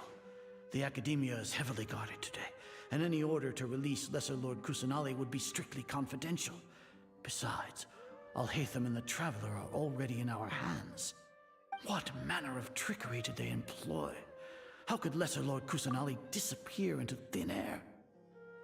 I'm just stuck on this because there are some rumors that Lesser Lord Kusanali is going to take her vengeance. Just immediate thought over to, I'm the god of wisdom. I will take all of your firstborns next week. I don't have a very good kid voice. Moving on. Disappear? Wait. How was the arrest order distributed to the guards? It was issued by the Akasha earlier today. Only you have the authority to send messages like that, so I thought it was your order. Let me check.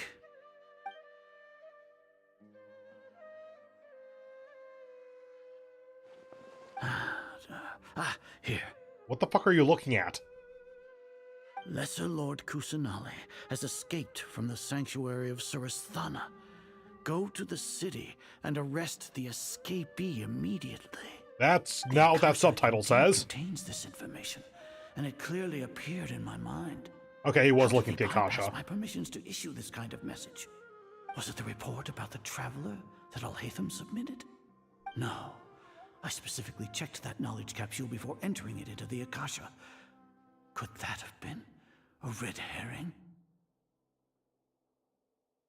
Well, even if I figure it out now, it won't make any difference. The important thing now is to confirm Lesser Lord Kusanali's status. Apologies, I got some Reese's in my mouth here. Red herring? Herrings exist in this world? Like, we can do fishing, so we know some of the species, but red herring is based on a fish, I think. It means nothing, I just noticed it. Moving on. Have you been to the sanctuary of Surasthana to confirm that Lesser Lord Kusanali has indeed escaped? Confirm? No, I haven't. It may be a bit offensive to say this, but Grand Sage, what you're saying doesn't make any sense. How can the information in the Akasha be inaccurate? What the Akasha decrees is fact. That is common knowledge to all of us.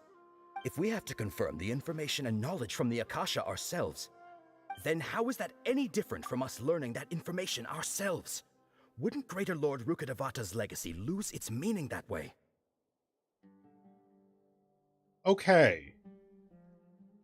Sorry, I need to pause on that one, actually. That is a fascinating wrinkle. Here, I'll try to explain this because I'm not sure how well known this is. Real life, the real world, the scientific method is essentially what the academia here is emulating. It is rigorous research performed at the limits of our technology and knowledge to just take another swing of the pickaxe at understanding the universe better in some way.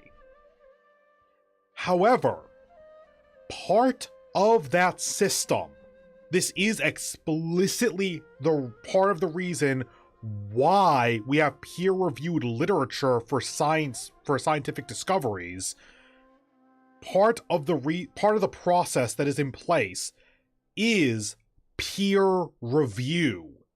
So in other words, if a particle accelerator discovers something that is inconsistent with the standard model of particle physics, even if they publish that information, it is out there as actual established fact. It's not referred to as established fact within the community, but I'm kind of making it simple here. Their peers, the other people who are also at particle accelerators, again, simplifying the situation a little bit, will then do the same experiment to get the same data in order to achieve the same result, in order to verify that information is accurate. And the academia here is completely removing that step. There is zero peer review. The Akasha is God. It is true. End of story. If it is from the Akasha, it is true. That is it. If it is being entered into the Akasha, then it is true from this point on. There is no question. There is no peer review once the Akasha is in place. I didn't realize that was a thing they were dealing with before. Okay. In the beginning, it was I who asked you to believe in the Akasha, to believe in the legacy left by Greater Lord Rukkhadevata. Are you trying to use my words against me? No, Grand Sage. I'm merely confused because I believe in you. I never meant to refute you. Stay here and see if there are any suspicious people around. I'll go to the sanctuary of Surasthana on my own. Yes, Grand Sage. Where? Oh no, we do know that. I was gonna say, like, where is that? But no, it's like on top of the academia. We've been there. Grand Sage Azar arrives at the sanctuary of Surasthana alone. Lesser Lord Kusanali has escaped from the sanctuary of Surasthana. Go to the city and arrest the escapee immediately. How can that be? Stop thinking about it. Stop. It must be a trick of theirs. As long as I personally confirm it. Ah! Impossible. That's impossible. There must be something wrong with my eyes.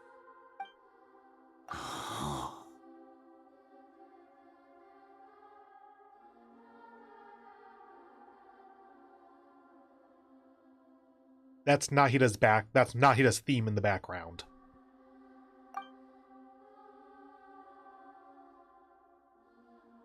She just really appeared again. What's the meaning of this? What a comical sight, Azar. Once the Akasha has put certain thoughts into your head, even the Grand Sage can no longer see what's right in front of him. You all can only see the world in your mind, the one you think you know. And precisely because of this, you disregarded Lesser Lord Kusanali's existence. She has been a wise and worthy Archon. Sino, have you been waiting for a chance like this? The Akasha predicted that you would return to the Academia to confront me, but I didn't expect it to turn out like this. I was careless. No, you were blinded. Your faults stem from your reliance on the Akasha. You're still the same as always. I truly did not expect a proud person like you to cooperate with Alhaitham and the Traveler. People change, Azar. Admit it. The Akasha can't predict my actions anymore. Then tell me, what have you found during your investigation? You want to buy time? This is the sanctuary of Surasthana. Under your own regulations, even Academia staff are forbidden to come here. No one will come to save you. As for the investigation, I've at least confirmed that you are guilty of insurgency against the Archon. A serious crime. So what? Did you do all of this so I would plead guilty in front of you, General Mahamatra? Damn it! I was hoping they wouldn't change that camera angle. Because, like, I get it's a prison. We really want to save Nahida because this is absolutely terrible. That was a gorgeous shot, though. I love the art design on this. No. I want you to plead guilty. in front of the Archon herself. But You she'll once forgive said that I had him. no standing to judge you. Actually. So now, how about judgment in the name of a god? She'll probably forgive him because she's a sweet cinnamon bun. But she is angry at him as well, so, like, might do something. How long do we have to wait? Paimon wants to know how things are going out there. Paimon hasn't heard any sounds outside for a while. Hopefully something bad didn't happen. Trust them. Yeah, but aren't you scared that we might be locked up in here for the rest of our lives? Not really. Thinking about it, at least Paimon has you. We could still chat like this. For one, this is a kick-ass jail cell. Like, it's not just a 5x5 concrete square. No, I don't know the actual dimensions of a jail cell. It might be less than that, actually. Ugh. But also, let's be real. If we were stuck here for ever, essentially, we could totally bust out. The Traveler is strong enough to, wreck some shit, at the very least. When Paimon thinks of Nahida being imprisoned alone in the sanctuary of Surasthana, Paimon can't help but feel sorry for her.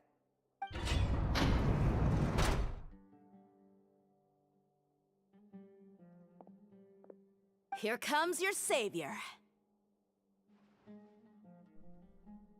Dia! Paimon just knew you would come to rescue us! You two really owe me some big thanks. I had to search through who knows how many guards to find the key here. It felt even more tiring than whacking them. I'm exhausted. Fine. It cost me a smile to hire you. For that much effort and that much extra... Here, head pats. Pat, pat, pat, pat. Thanks a lot. Need Paimon to rub your shoulders? No, that's, I'll pass. Oh no, actual affection? Oh, are you ticklish? Now isn't the time to talk about being ticklish. Things in the city and on Sino's side are both going well. The guards that stormed out of the academia are all taken care of. The Corps of 30 is in charge of the city's defenses, but we already talked to Asfand. Oh. They've been fed up with the sages bossing them around. Probably in charge of the Corps 30, got it. As long as it doesn't break their employment contracts, they'll turn a blind eye. Cool. That's probably because you've been super great friends with them for a long time. So, how's Sino doing? Yep, that's how mercenaries work, alright. The Grand Sage is in his custody. Even I know how terrible it is to fall into Sino's hands, so he probably does too. Sino forced him to release Lesser Lord Kusanali. He has no choice but to obey. Hey, he can just do that. Hurry to the sanctuary of Surasthana. Assuming nothing weird happened, we should have already rescued our Archon. Cool. We sure are assuming this is going well, rather than seeing it for ourselves. Honestly, I didn't expect our ragtag bunch to do this well. We just came together last minute to save the Archon, you know? Alright, you two better go. I still have to clean up some messes in the city. See you around.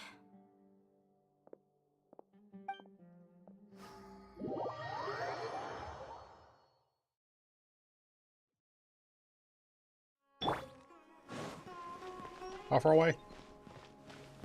25. Protect the cinnamon bun, protect the cinnamon bun, protect the cinnamon bun. Cinnamon bun, I've come to protect you! Or sorry, to protect you.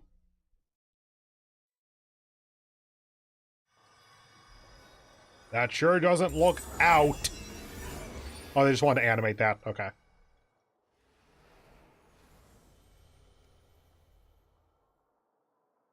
You are getting so many head pats.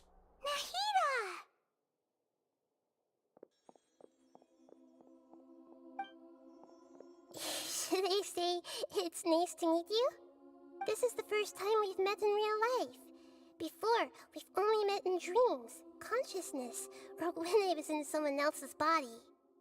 Okay, I know this is mostly a case of convenience slash normalcy, and also partly gameplay slash vocal talent consideration. Technically, she's never actually spoken before, so I would kind of expect her to be like super phlegmy and or raspy whenever she first tried to talk, just because like, bruh, you've been in that bubble for 5 centuries. You've spoken in astral projection and in other people's bodies, not with yourself. Thank you so much for coming to rescue me, but I also need to apologize. During this time, I did some self-reflection. My sense of inferiority and yielding to the academia led to all of this, and created so much trouble for you all.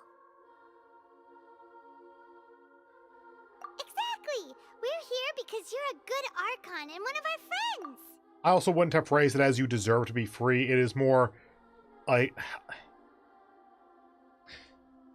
yes, it is you deserve to be free, but it's not you deserve it because of your actions. It is you deserve it because you are a person. Thanks, you too. Amazing. So this is how it feels to walk out of that cage with my own body. Hope you enjoy the blisters. I just had an endlessly long dream.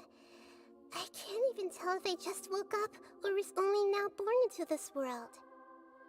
My concept of self has become so clear.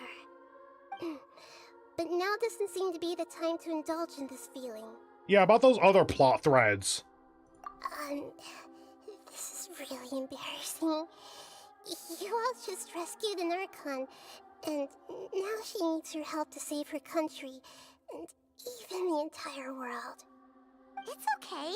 With you here, Paimon's sure that everything will work out. There's one more thing. What is it? For all the things the Academia did to me, and for all the folly it committed in the name of wisdom, as their Archon, I will make them pay. I was joking about her taking their firstborn, but, Nahida, how vengeful are you? Wow! That's the spirit! You're finally standing up for yourself and not letting people walk all over you! I understand now.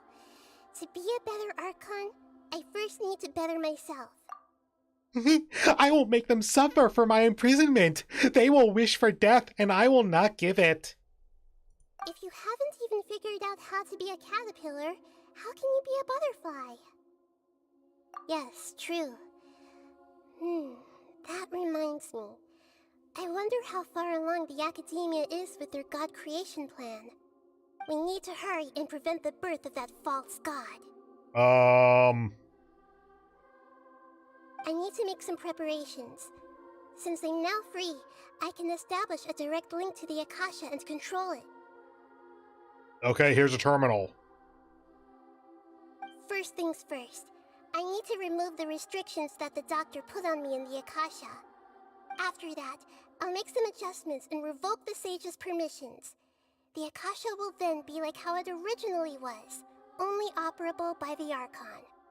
After all, the Academia betrayed Greater Lord Rukkhadevata's trust. Quick question actually there. So, the Akasha was originally only operable by Rukkhadevata, and then the Academia essentially took control of it, using Nahida's Gnosis as its core. Okay, the Gnosis, when I remember, that could be the difference, actually. I was going to question how the Academia sages were able to then take control of it, and whether that was Rukkhadevata's will, because if Rukkhadevata essentially disseminated the Akasha so that anyone would be able to access it and use it and control it, there's some merit to that. Like, at that point, let it be used by the people, not just the sages. Good old let the people decide, not the elite. If it was still under Rukkhadevata's control, but then the Academia sages used Nahida's Gnosis in order to take control of it for themselves, then that muddies the waters a little bit more. And I'm not totally sure which of those two is accurate. Pretty sure they've told us that, but it's been a while. this might take some time. In the meantime, you should also work on your own preparations. If we don't stop the god creation plan in time, we'll be in for a tough fight. Welcome to Tibat, the world where they made a new god. The response is... Prepare for a fight! Well, if they make a new god, the response is, oh, that's gonna be a tough fight. Rescue a god. The longest day? Bruh, do you not remember the samsara of Sub-Zeros? Yay, 30. Wait until 1600. Okay. I was gonna try to let Paimon speak. Oh man, it took Nahida an entire hour almost to completely rewrite the Akasha. Yes, I know it's not completely rewriting it. I'm being funny about it. Every journey has its final day. Eh.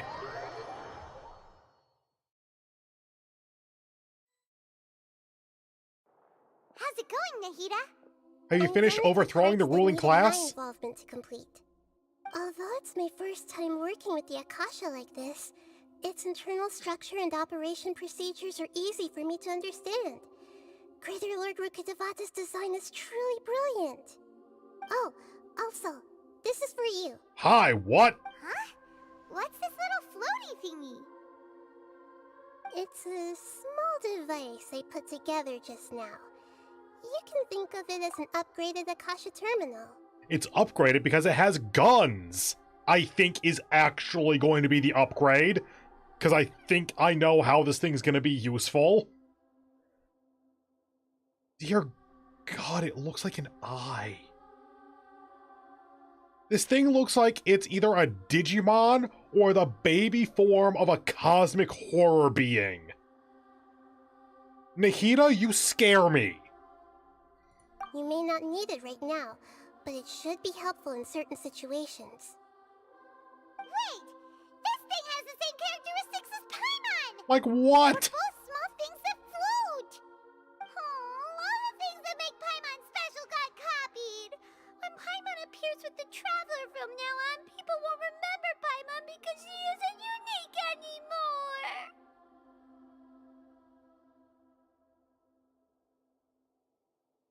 Okay. I'm just gonna move on from that. It's alright, Paimon. It can't replace you. It's only a flying device, but you're the Traveler's irreplaceable friend.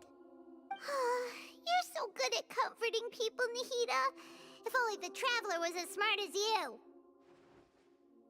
Correct, Traveler. I was simply telling you what I feel to be the truth. I wasn't trying to comfort you. Nahida, you're natural at this. What you just said made Paimon even happier. By the way, there's something I need to confess. Even though I'm the Archon and in control of myself again, I'm not very good at fighting. I've seen a video about your meta teams. I disagree. You may have heard that an Archon's power is derived from their people's faith. However, I'm not as well loved as Greater Lord Rukkhadevata. If we get into a situation where combat is our only option, I'll have to count on you, and I'll do my best to provide support. You know, it actually would be cool if there were, like, character-specific synergies. Like, for this one in particular, if Nahida was on the same team as Nilou, she as in Nahida, would be stronger because one of her followers is in the party.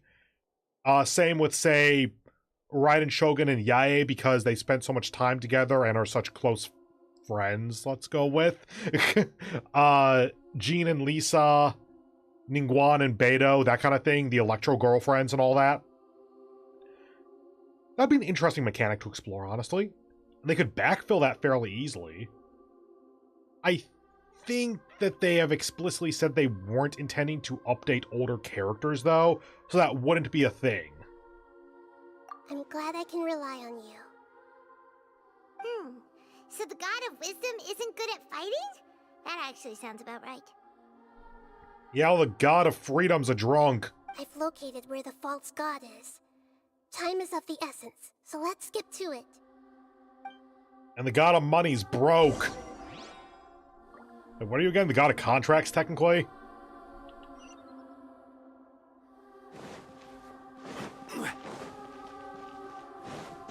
Alright, can we just go in? We can just go in here now. It'd be fun if this actually, like, formed the bubble, but now that Nikita's out, you can actually control it from the inside and so be released again. Oh, reach the balladeer. Okay, just do that. Anyway, since it's been probably... Yeah, I think it's been about an hour since I went and used the bathroom, so I'm going to go ahead and take my hour-ish break here, stretch myself out. Don't need any more liquids. Might refill my water, actually. But yeah, so just gonna be back in a few minutes now. See you soon. Bye.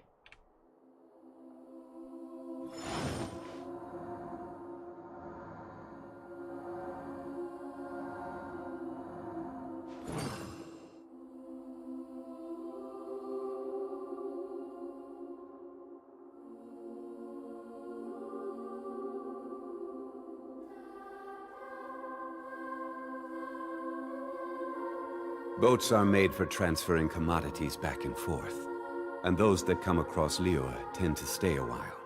So it is where many things come to settle.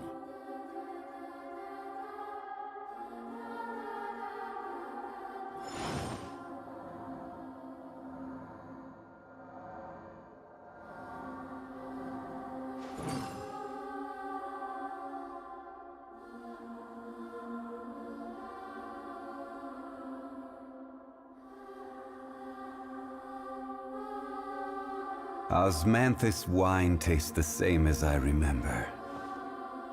But where are those who share the memory?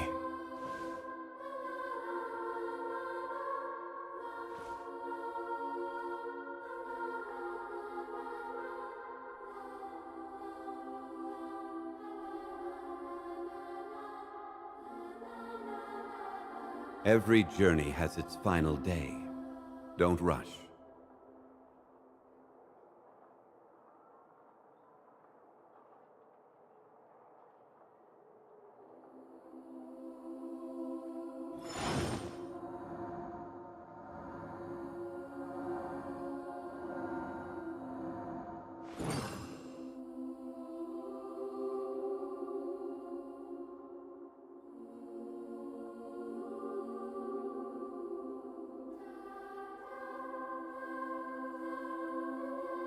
Osmanthus wine tastes the same as I remember. But where are those who share the memory?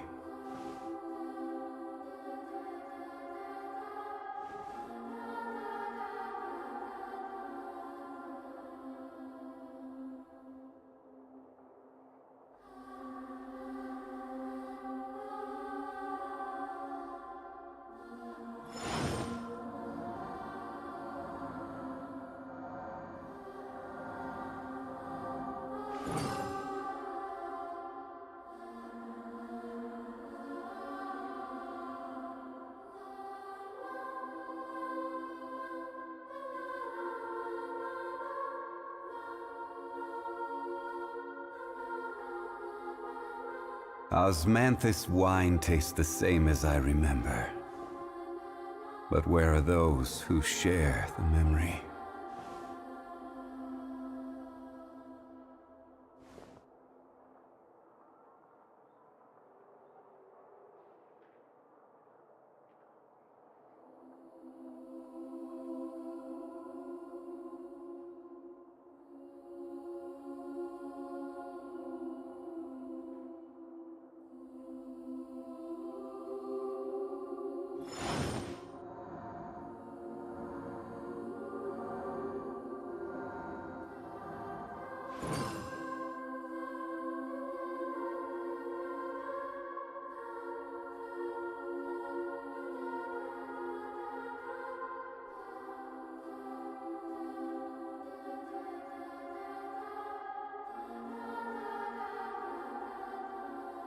Boats are made for transferring commodities back and forth, and those that come across Liyue tend to stay a while.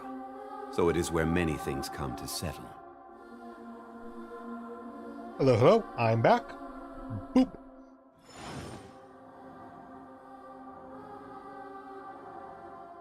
Ooh, my tea is low enough now that the sugar has really mixed in. Also, I left you with Zhongli again. My apologies. Anyway. Oh. I thought that was going to be the door leading outside. Creating a god. Yes, we are using human wisdom to create a god!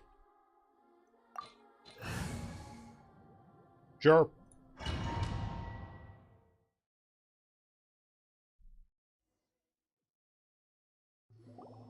What is this place? Is this really the way we need to go? Wow. Who would have thought there'd be a place like this hidden right slap bang in the middle of the city? No, legit, where are we? The sages wanted to realize their god creation plan without being discovered. The safest and most convenient way would be to build within the academia itself. That's true. They were already hiding one god, so why not two? Most convenient way, yes. Safest, no. The safest way would have been for this all to have been done on a different continent. Judging from the structure here, the project is a huge undertaking. The sages really saw the god creation plan as their ultimate goal. But this place doesn't look like it could have been constructed by the academia alone. Fatui, got it. Fatui under the doctor sure didn't hold back. They provided a lot of technological support. Hold on. Back up on that for a moment. The Fatui provided a lot of technological support. The academia didn't have the technology for all of this. What, does the academia have, like, all of the experimental research paper kind of knowledge, but the Fatui are, like, the experimentalists? I guess that would explain the Fatui. Okay, we heard at the end of 3.0, I think it was, that Catherine is, like, a symbiotic android or whatever from Snezhnaya, so that would be the Fatui. Like, not literally it is the Fatui, but it's the same technology pool. Yeah, Snezhnaya might be like the super modern, hyper advanced technology country. Oh. Yeah, or else they wouldn't have been that generous. Is that it, though? I've always felt that this doctor is different from the academia sages. He doesn't seem to share their sense of urgency. Instead of being interested in the end product, it's like he's enjoying the experimental process. The Fatui Harbingers are all such weirdos. So, the doctor being weird is actually normal. So, this Fatui that they're trying to turn into a god is called the Balladeer? We had previously come into contact with his consciousness. He harbors particularly strong obsessions. One is the desire for a gnosis, since he was created to be the vessel for one. The other obsession is probably related to his past. I can't quite explain it. Why, do you want the reveal to hit harder later? For the Raiden Shogun before he became a Fatui Harbinger. Well, there's that. That's why he wants a gnosis so badly. There's no way he'd willingly be a test subject. Now with that temper and ego of his. It sounds like you know the Balladeer quite well. I've met him once. Maybe twice. I see. Tell me more about him and what he's like. The more we know now, the better we can plan for and react to any future situation.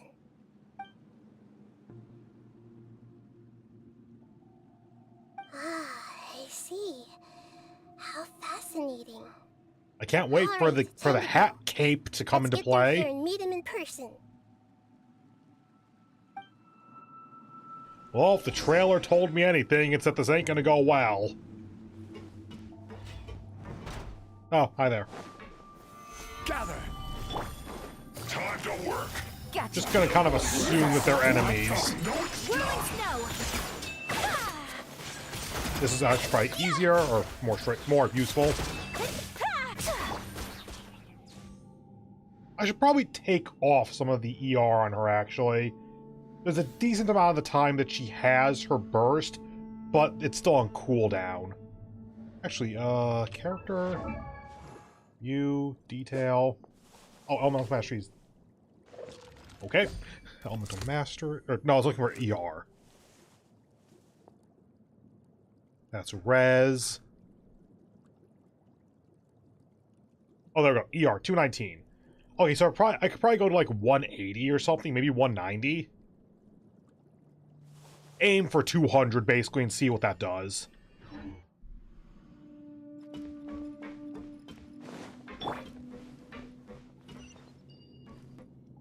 Pressing the button.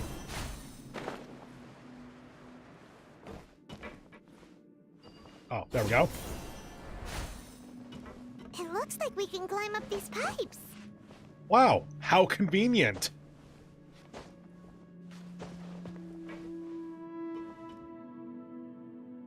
Doesn't look like there's anything else. Halfway tempted to go up there, but it's not... If there's no invisible wall, then there is nothing to get.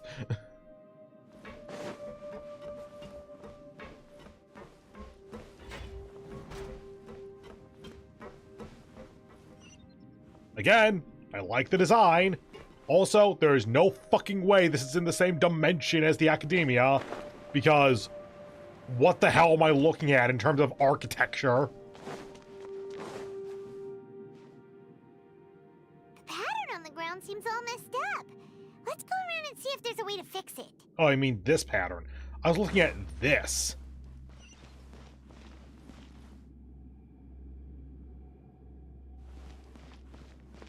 Yeah, this is going to be annoying. Okay, that's where you want me to go. Is there anything over here? Oh, we're going to be back in this room at least 1 or 2 more times, because that is totally a place to go. Hi. Yeah, we're going to kill you at some point.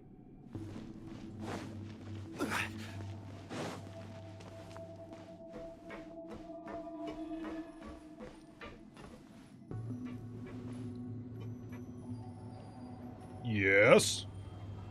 It seems to have stopped. I'm glad I waited. I was half a second away from plunging off the edge.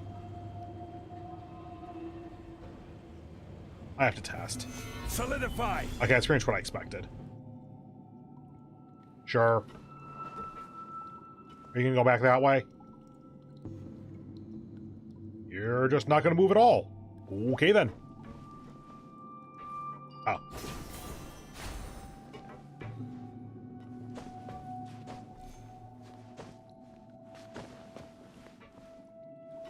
You know, this is a much more industrial aesthetic than this game usually has, and it needs a little bit of refinement, I'd say. Like, I'm not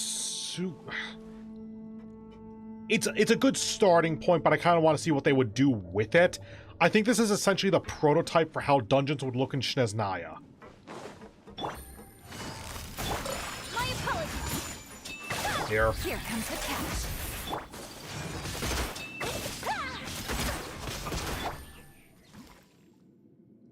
How do we have so little energy? Oh. Oh, okay, it glows. That makes it a lot easier. I was trying to keep track of it by looking at one of the shapes in the center more ring. Glad I didn't drop. But then it just started glowing teal. So I'm pretty sure that's the right orientation. Because video games.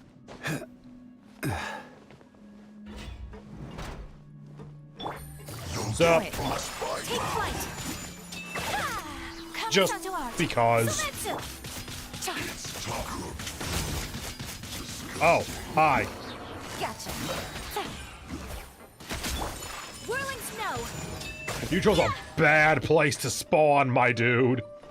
I accidentally froze him, by the way. I just shot after the other guy died, and it just so happened to get hydro application on him, making it so that he froze before he could do anything.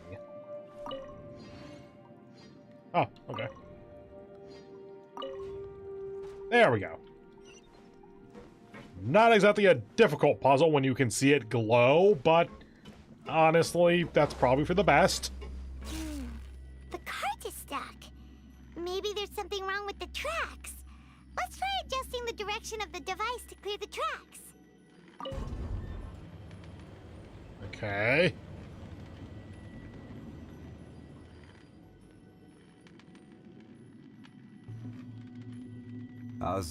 Shut up.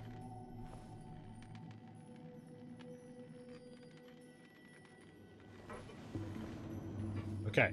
Stop when you get here.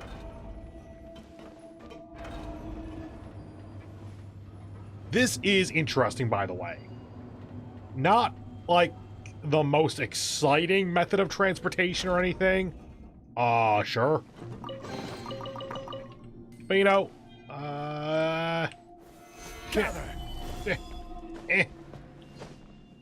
yeah! Screw your need to go backwards.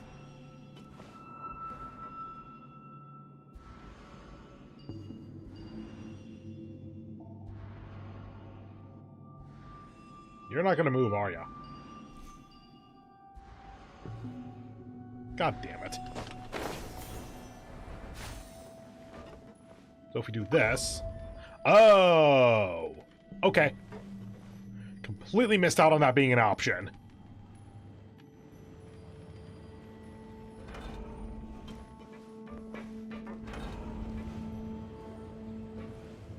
Oh hey, it's the guy I said I was gonna kill.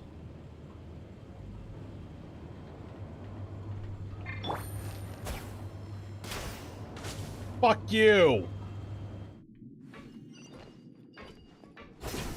Have a load of this. Cool. Oh. Where's it gonna drop me off? Oh, hi there. I mean, fair's fair. I didn't lose any progress. Illusion shattered. Solidify. Whirling snow. Yay! Oh, whoops. There? Yes.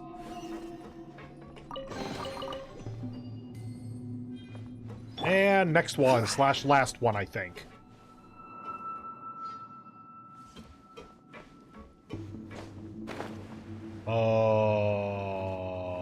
Probably not good. Yeah, no, okay.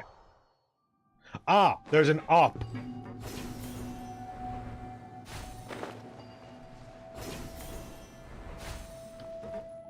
Ah, shit.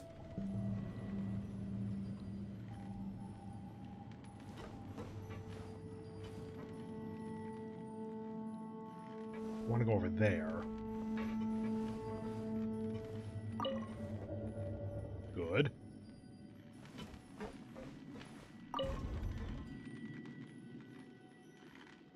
Possibly good?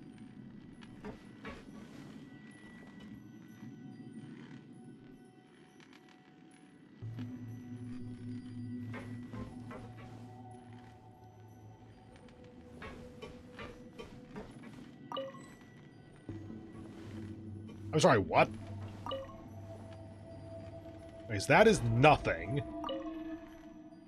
That is nothing. That is what we started at. Turn! Pretty sure that there's like one of these going on a circuit here, and I just looked away at the wrong time. Hey, hey. Go, go, go, go. Oh wait, it's gonna stop, right.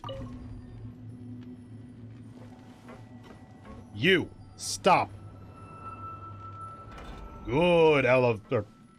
You're not an elevator, what? Good automated movement thing. What, are you stuck?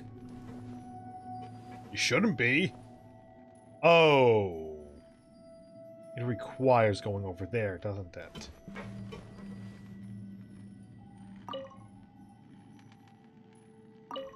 So this next one should start moving. And it's gone before we can do anything. So let's leave that there for a moment. Turn you to the orientation we need.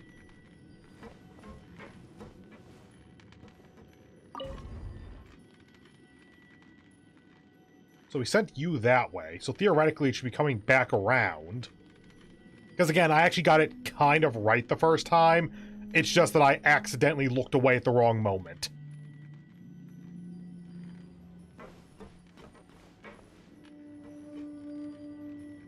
Okay. Theoretically should work, I think. Yes, good.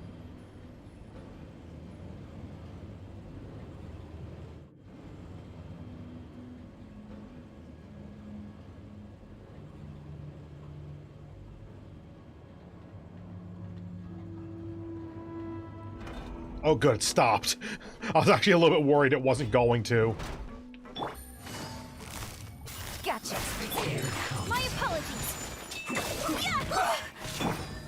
Stabilize. Harden up. Quietly now. You over there? There you are. Shine down. Please die. Take flight. Cool. Gotcha. Game's up.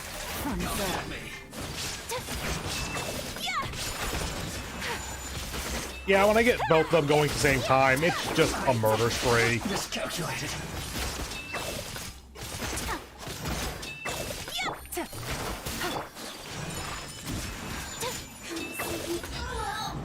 Yay.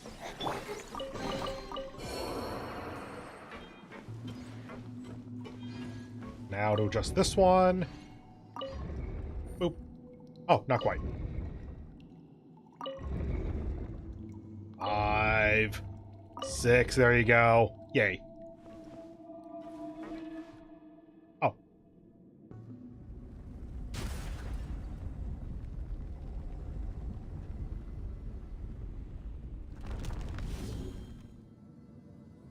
It's whatever that is.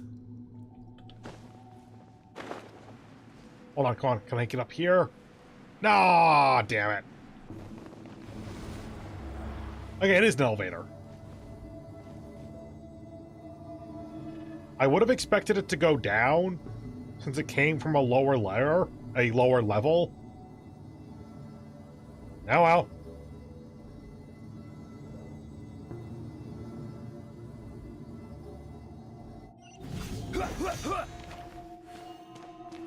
I was actually trying to see if I could teleport through the shielding. Looking at its operational status, we must prepare for the worst. The god they wanted to create is likely close to completion or already completed. Why, yes, I have seen the commercial. Oh no, what should we do? Paimon can't imagine how hard it would be to fight against a Fatui Harbinger with a Gnosis. Are you nervous, Paimon? Yes. If you really want to know, of course Paimon's nervous. Aren't you too, Nahida? Yes, I am. This is probably the first time I faced with a calamity of this degree since my birth. I feel not just nervous, but curious as well. Curious? Curious about what? Curious about our fate.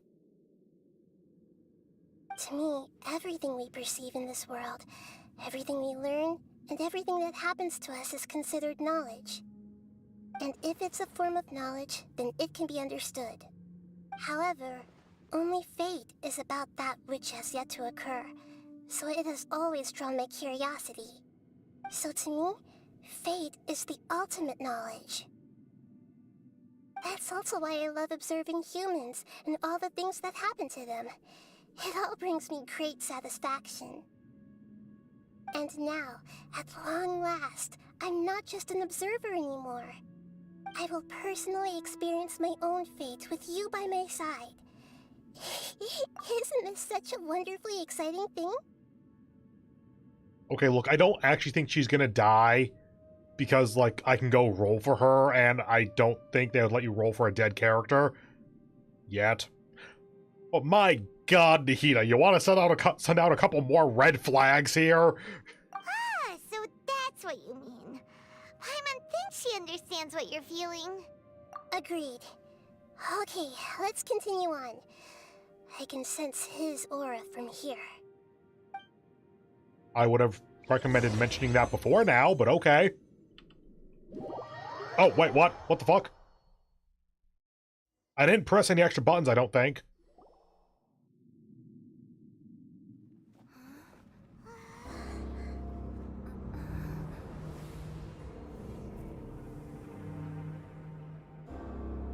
Thank God we don't need to fight that giant robot.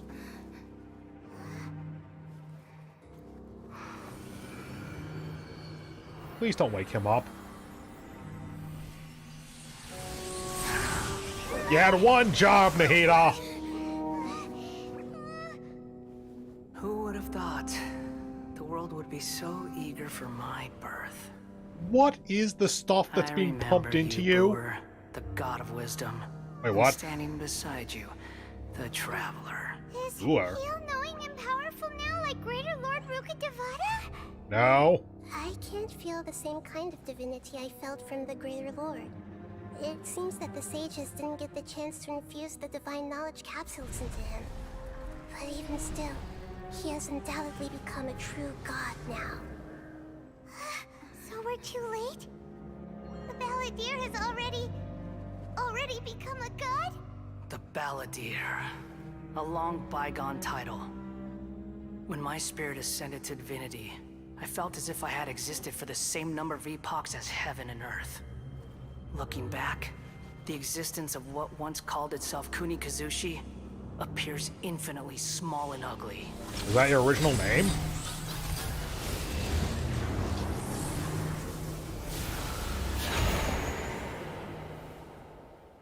This imposing aura.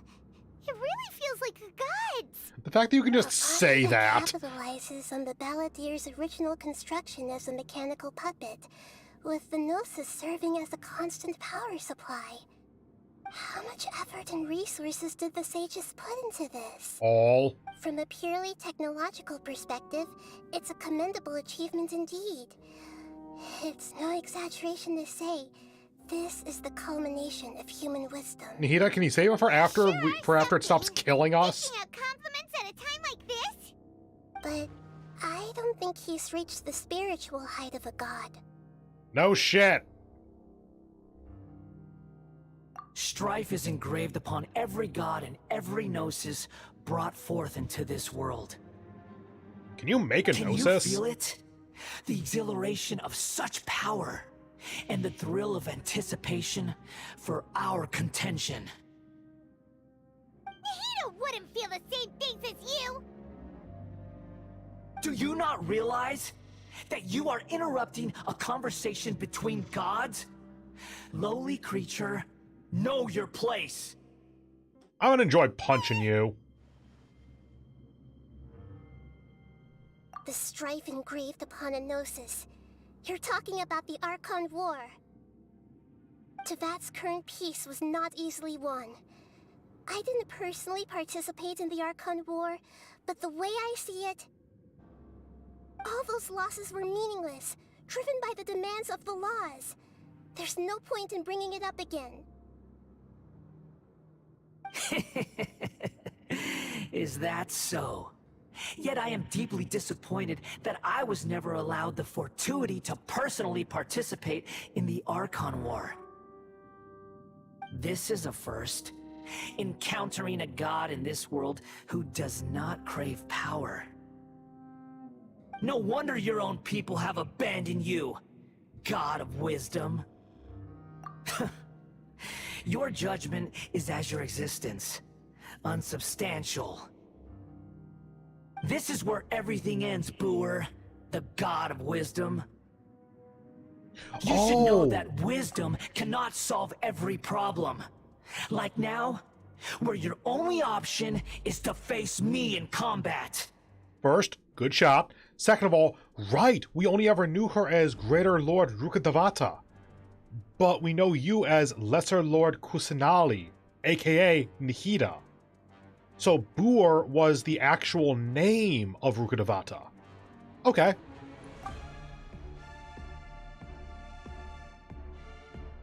Yes? Come! Let us reenact a scene of the Archon War. Come and inaugurate my birth as a god.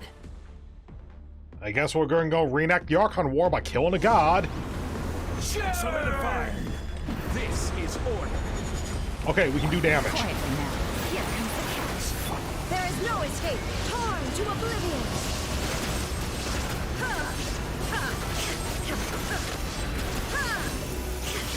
Pick up energy blocks to charge the Neo Akasha.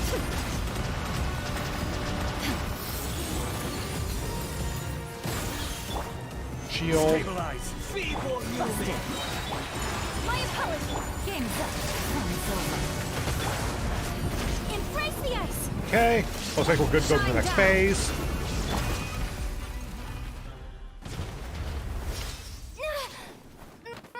Oh, die game.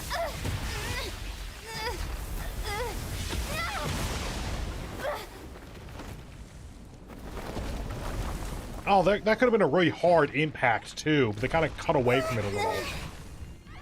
Also, the Traveler can take some punishment. God. Speaking of God. Oh, hi there. Gather. Okay, scale is great here. Order guide you. Burn to oblivion. There is no escape.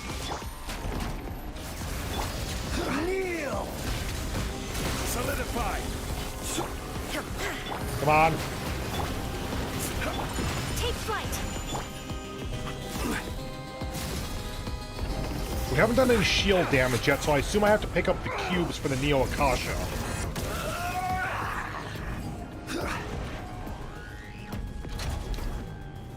Stabilize.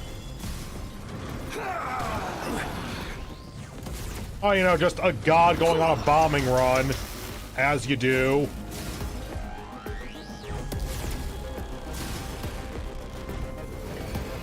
Reality? Gather pain! Oh, okay.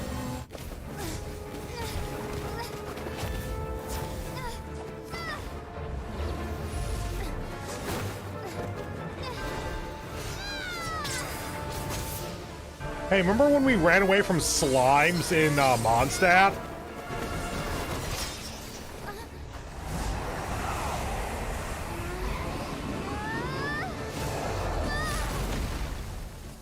So Nihida, about that support.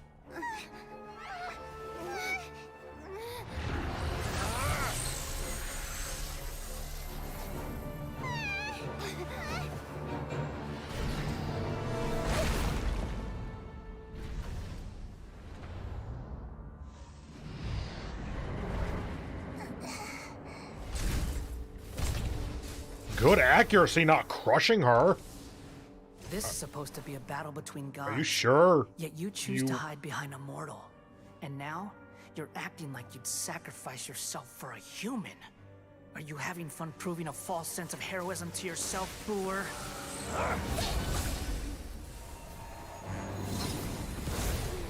And down goes another Gnosis. The data collection is almost complete.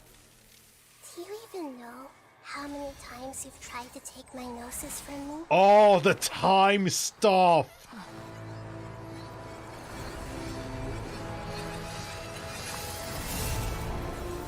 Oh fuck, we're in the Matrix. We just concluded the 168th loop.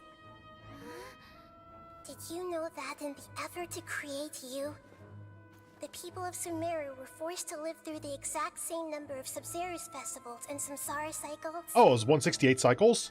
The power of dreams. When did you use it on me? Ah. Okay, I said don't wake him up. That is probably the best accidental pun slash foreshadowing I've ever done. A dream. What do you hope to achieve with this little trick? Come, traveler. Just like before. Allow me to awaken the memories in your dreams. You can just make those, I guess. All that battle experience! It's more than that. Compile everyone's wisdom in the name of the Archon. That is the original function of the Akasha. I've sent everything that happened just now to the people of Sumeru in the form of knowledge. I've asked them to help you find a way to defeat the false god. Oh, you're parallel processing everyone's brains to try to come up with a better solution.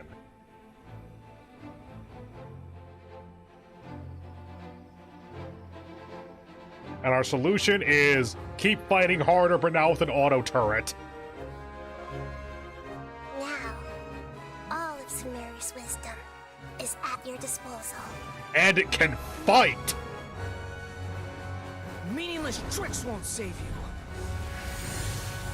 Oh yeah, it was all dreams for back on phase 1.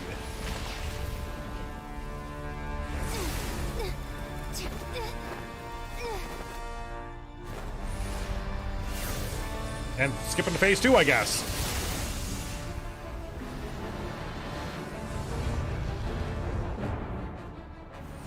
Just stand there and take it? Okay.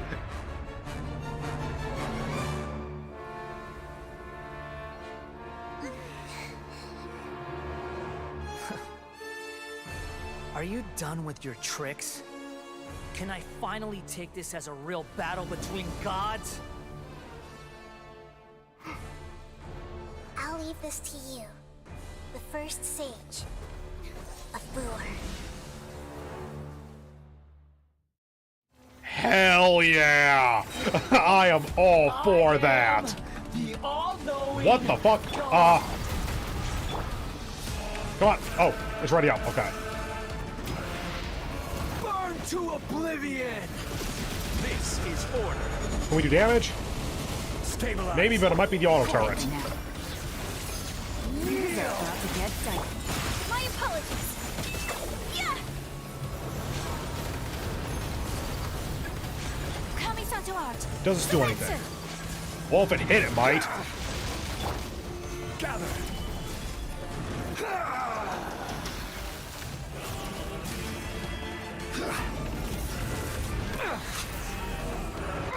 Oh, we can... No. Oh, okay. That's a thing. Solidify is pain. Share my knowledge. Good riddance.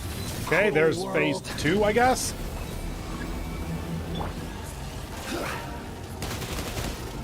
Right.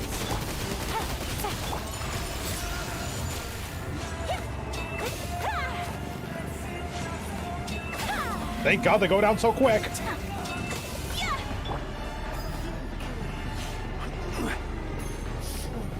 Stabilize. Gain energy, hold aim to reach skill. Left shift, left E. Possible.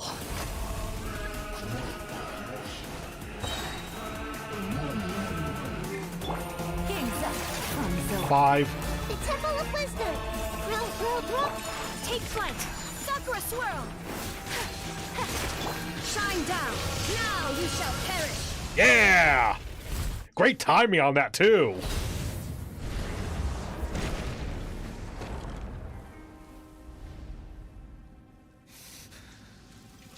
Humans. Filthy humans.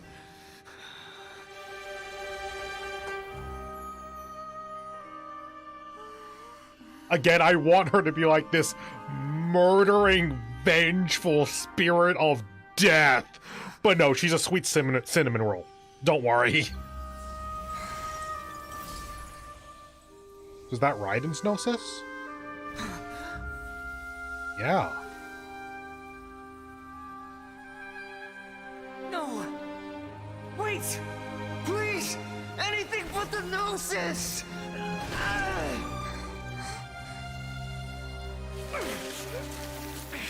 Oh no, the cosmic juice! Don't even try! I'll never go back! Okay, joking aside though, good voice acting.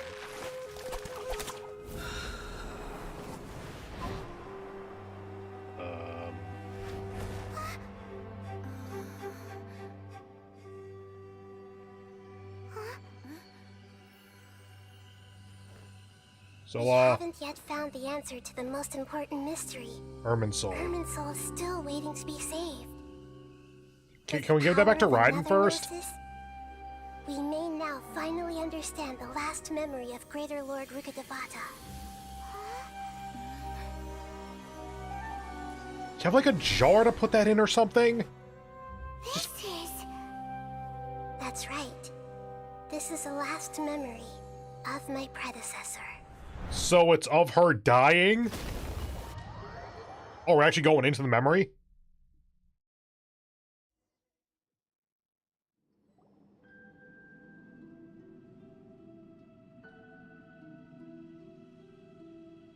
Where the fuck are we?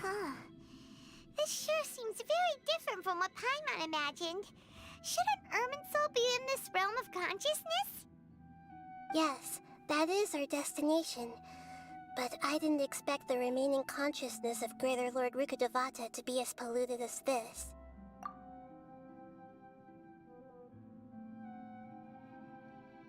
I'm trying to remember back to 3.1 with Scarlet King and Rukkhadevata. Rukkhadevata basically took on forbidden knowledge in order to save the Scarlet King, didn't she? Forbidden knowledge? It seems you know about a concept that even I don't completely understand. Could you tell me what you know? Thank you! Finally! What the fuck is forbidden knowledge? What is that?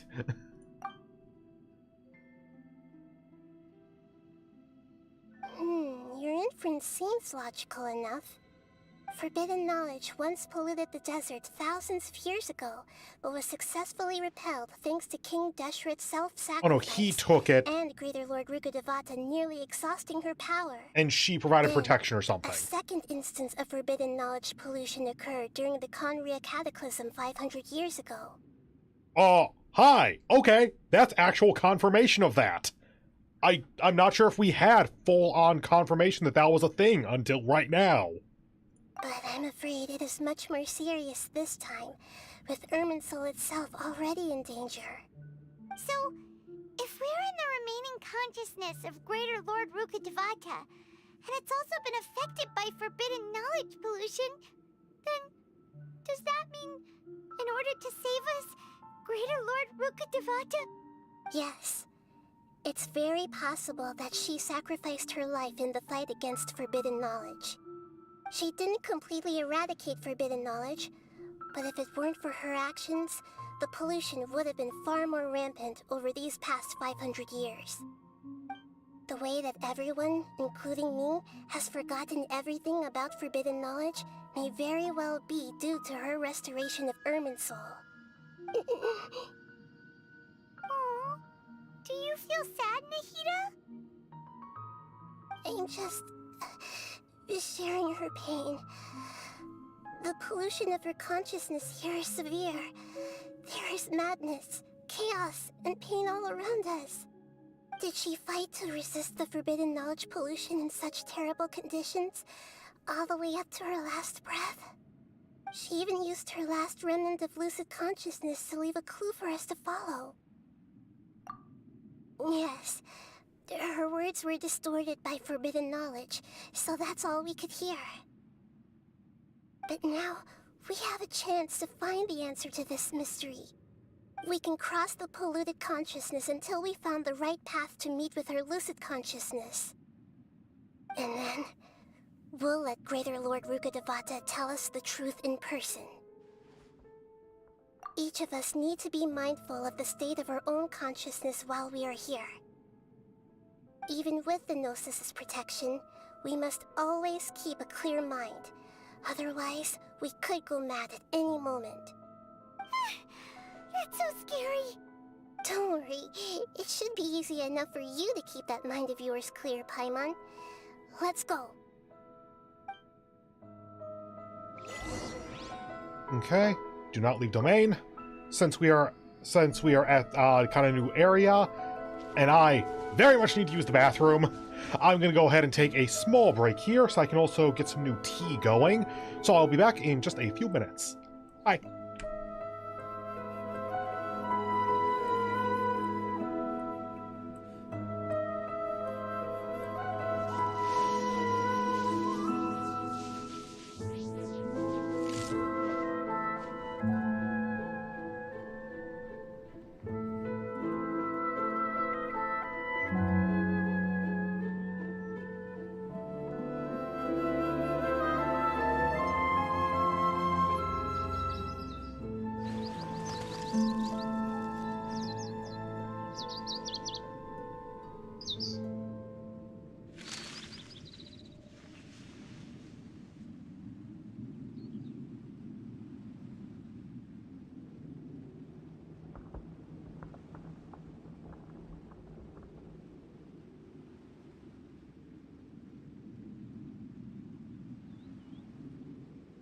All the world holds dear is but a backdrop of constant motion.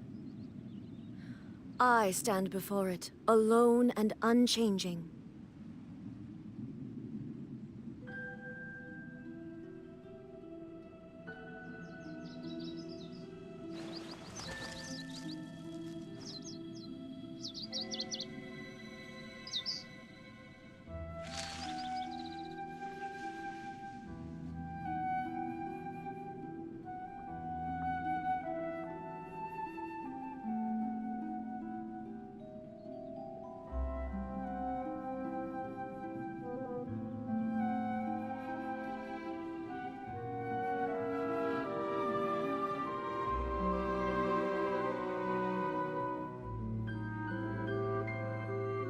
Inactivity serves no purpose whatsoever.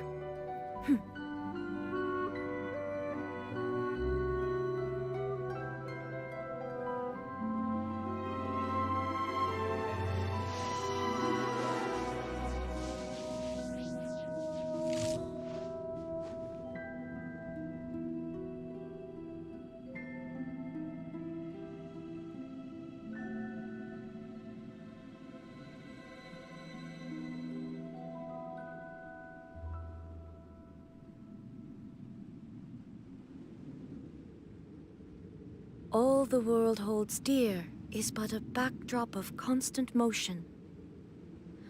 I stand before it, alone and unchanging.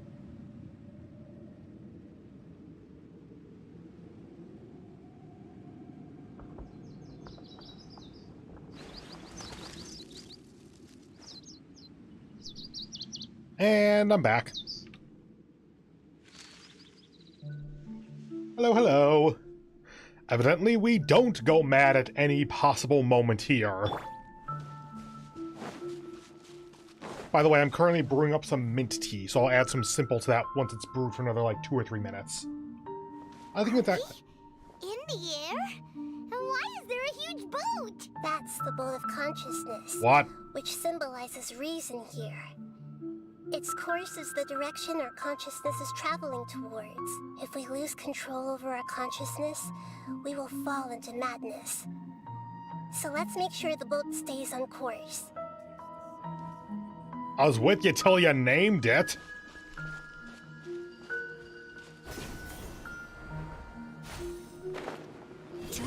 Wow. What are these?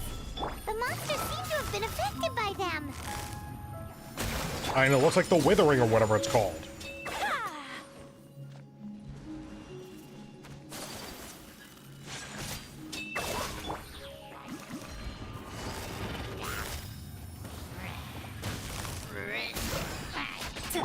Yeah, sure, good enough. Apologies.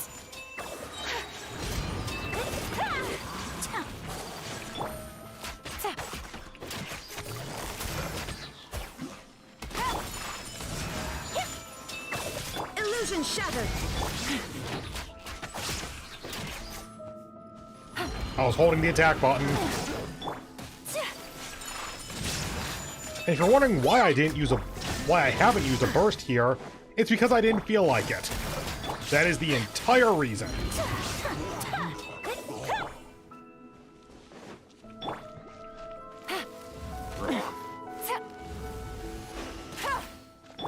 Oh, fucking hell.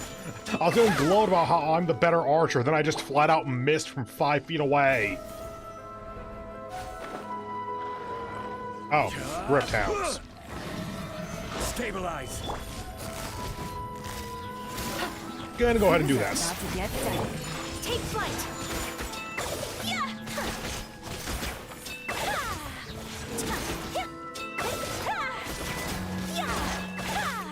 Please die.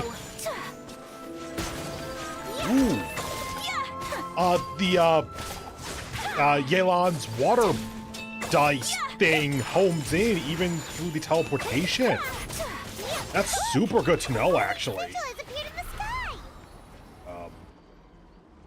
I missed the camera there.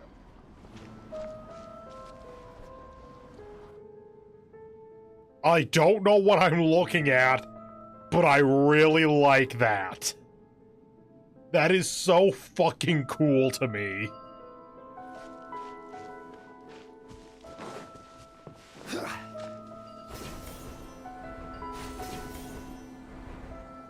Hoyoverse, credit where credit is due. This is cool. Gather. There's the third one. There it is. Quietly now. Take flight. That all? Yep. Where's the planet? Oh, okay, actually, where is it, though? There's the boat. I think it's somewhere over there, but clearly it's directing us this way. Oh, it's simulating movement. I'm fairly certain that it wasn't doing that before, but I wasn't looking very closely. Yeah, since we're supposed to keep it on course for consciousness or whatever the hell, yeah, it makes sense there would be movement. Every journey Shut has up. its final day. Don't run. Solidify. And 4. Gotcha. My apologies. Kamisato out. I forgot I wasn't on Yelan when I did that. There is no escape. Were you not in the fight yet? Ayaka attacked this way and hit that. Oh, hi there. Take it easy. Here comes the catch. Whirling snow. Well, sucks for you. You're weak to ice, and that's my primary element. Stabilize.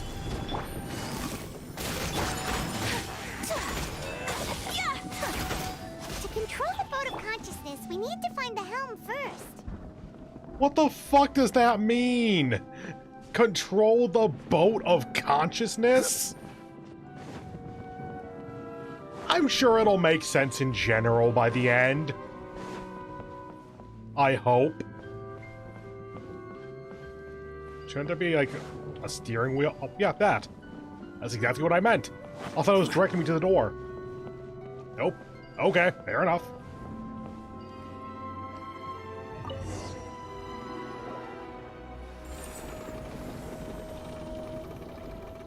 We changed direction. Are we still going the right way, Nahida? Judging from the current route, the boat of consciousness will soon take us out of here. Out of where?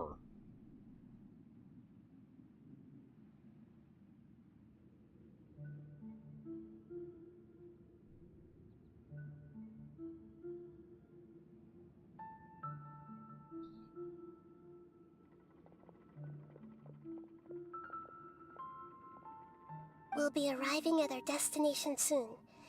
How are you feeling? Are your minds still intact? No habla español. No hablo español. Huh? But everything's been completely normal for Paimon. No Hopefully thoughts. there won't be Head any more empty. interruptions. This time, we should be able to meet Greater Lord Rukkhadevata. Like, actually Are you meet saying her? you've never met Greater Lord Rukkhadevata before? She died! No. It seems that my birth and her death took place at the same time. Otherwise, I think she would have given me a little more guidance, and I could have done a better job. You did great. Hey, Shut up. Great job, Nahida. Let's get out of this creepy place and go meet her. Let's go meet the dead lady who made your life a living hell. Maybe. I don't quite know how the Archon reincarnation stuff works. If it is reincarnation or not, actually. So, is this the place you were talking about? Hi, Irminsul. The base of Irminsul? Can't even change to walking. This is all the control we got. Look, I have to try. Yep. We have no health bar, though, so I don't think we can die of damage or anything.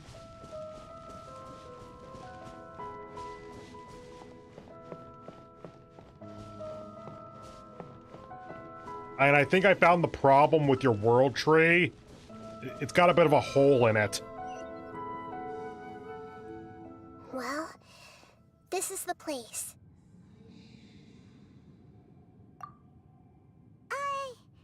We're here to find Greater Lord Rukkhadevata, right? Is she the tree? The one standing over there is... Is that... me? She looks exactly like me. I mean, we learned in 3.1 that she effectively reincarnated, so that really shouldn't be that much of a surprise. Are you Greater Lord Rukkhadevata? Yes, that's me. Are you surprised by my appearance? I'm surprised by her voice.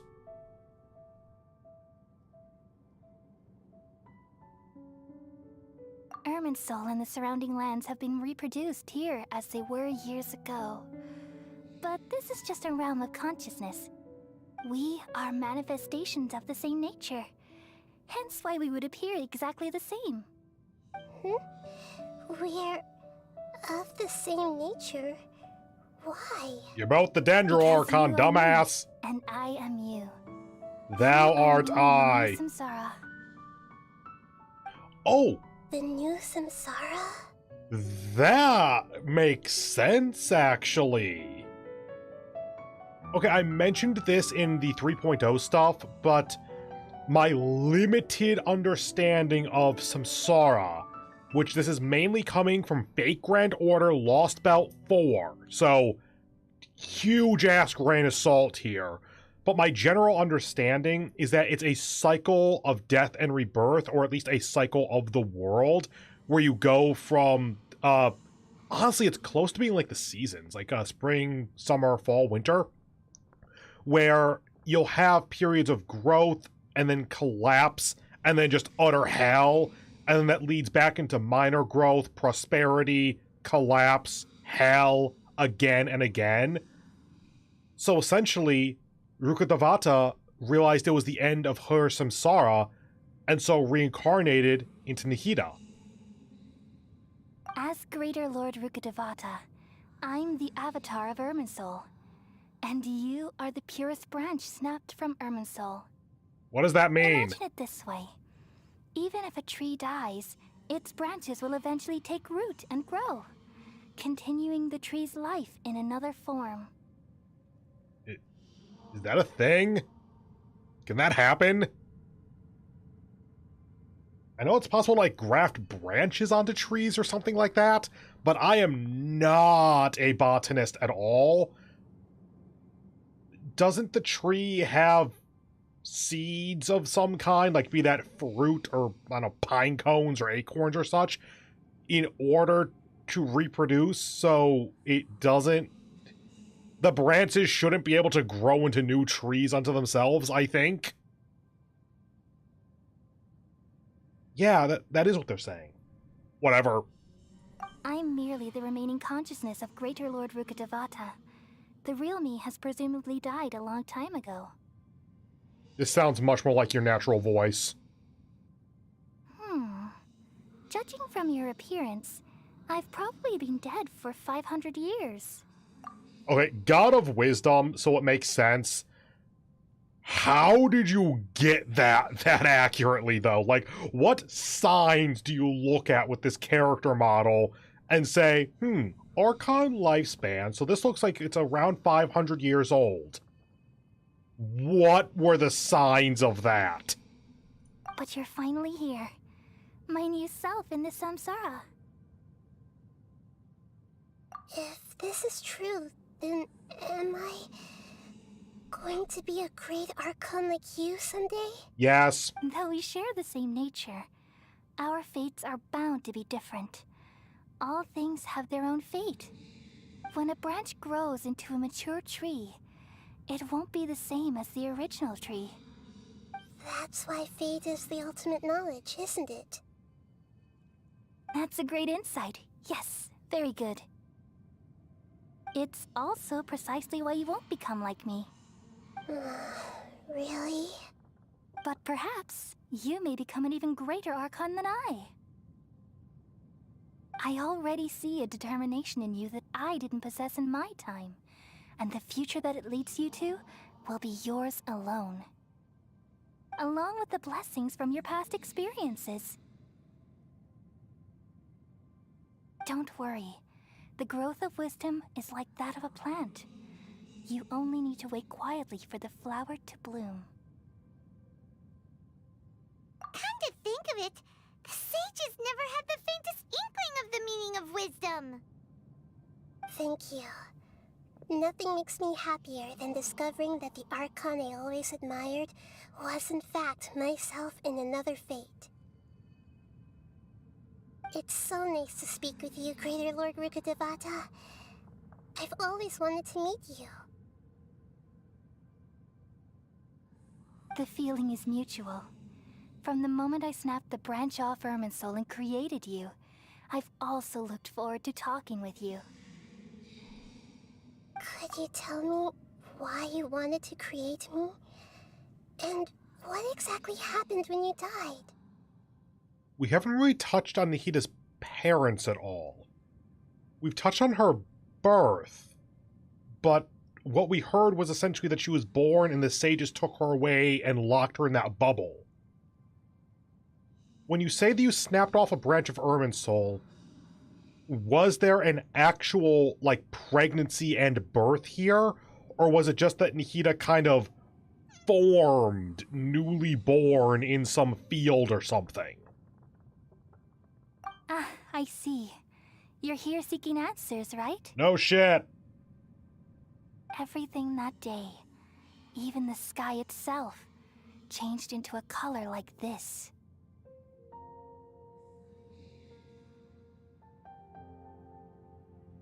Oh yeah, 500 years ago. That lines up, doesn't it? At that time, the seven were all summoned to the nation of Conria. Except for me. I had to protect Irminsul. I tried to click on the auto, I accidentally skipped through the dialogue. Except for me, I had a greater task to attend to or something. Had to protect Irminsul. Okay. Okay, I try to keep in mind the timeline of stuff as much as possible. So 500 years ago, the Seven were summoned to Conria because of the disaster of Conria. Now, I thought that the fall of Conria was like 200 or 300 years ago. Let's say 300 years. Although it's possible that it was a cataclysm and then a bit more of a decline until they fell off and, like, all records stopped 300 years ago or something. But that means that, okay, so fall of Conria, let's say 500 years just to make it sense lining up. So Archon War was at about 1,000 years ago, I believe. Before that, I'm not sure. The disaster occurred together with the pollution of forbidden knowledge. At that very moment, with my consciousness connected to Irminsul, I sensed something was wrong. The pain started to torment my mind. By the time I reached Irminsul, it was already displaying signs of corruption. Had I not repelled the pollution of forbidden knowledge with King Deshret thousands of years ago, I might have felt even more hopeless and lost.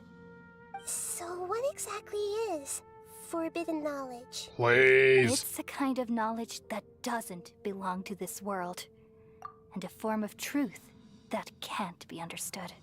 Okay, look, I'm a nerd for cosmic horror stuff, keeping in mind that I don't like horror in general, so it's like, I don't exactly research it, I just like it when it comes up. I want them to go kind of the cosmic route here. Why is it forbidden knowledge? Well, it's knowledge that literally isn't supposed to exist in this world. It is colors that you cannot see, etc., etc., etc. Thing from space. It came from the very bottom of the abyss. Alright, the abyss is a thing. Even I could never understand it.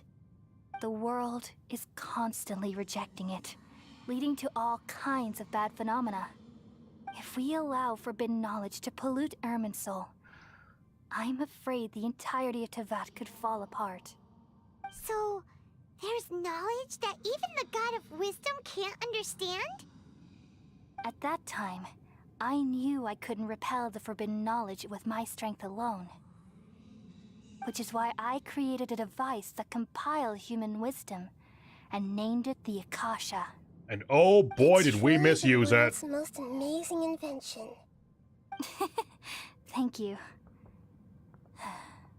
For a long time, I thought dreams were the fruit of human wisdom. Though it was selfish to do so, I borrowed people's dreams using the Akasha. Then I compiled their wisdom and all of my own power. Well, did it work? Thanks to the wisdom of the people of Sumeru, almost all the forbidden knowledge was cleared from Irminsul. But things didn't go as smoothly as I thought. I had a terrible headache, which gave me an uneasy feeling. Are you telling me that to clear Irminsul's illness, like all the forbidden knowledge that's polluting it, is literally just an elevated science-y form of the power of friendship?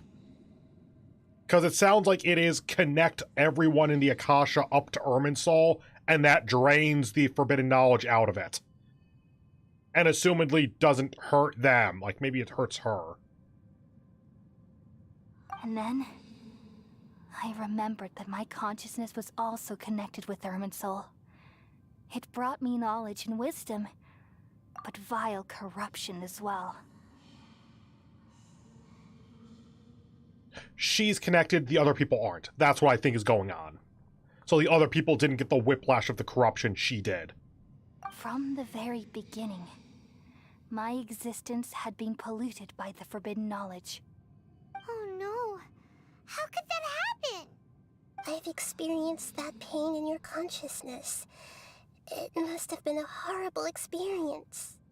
Yes, but my feelings weren't important. The important thing was that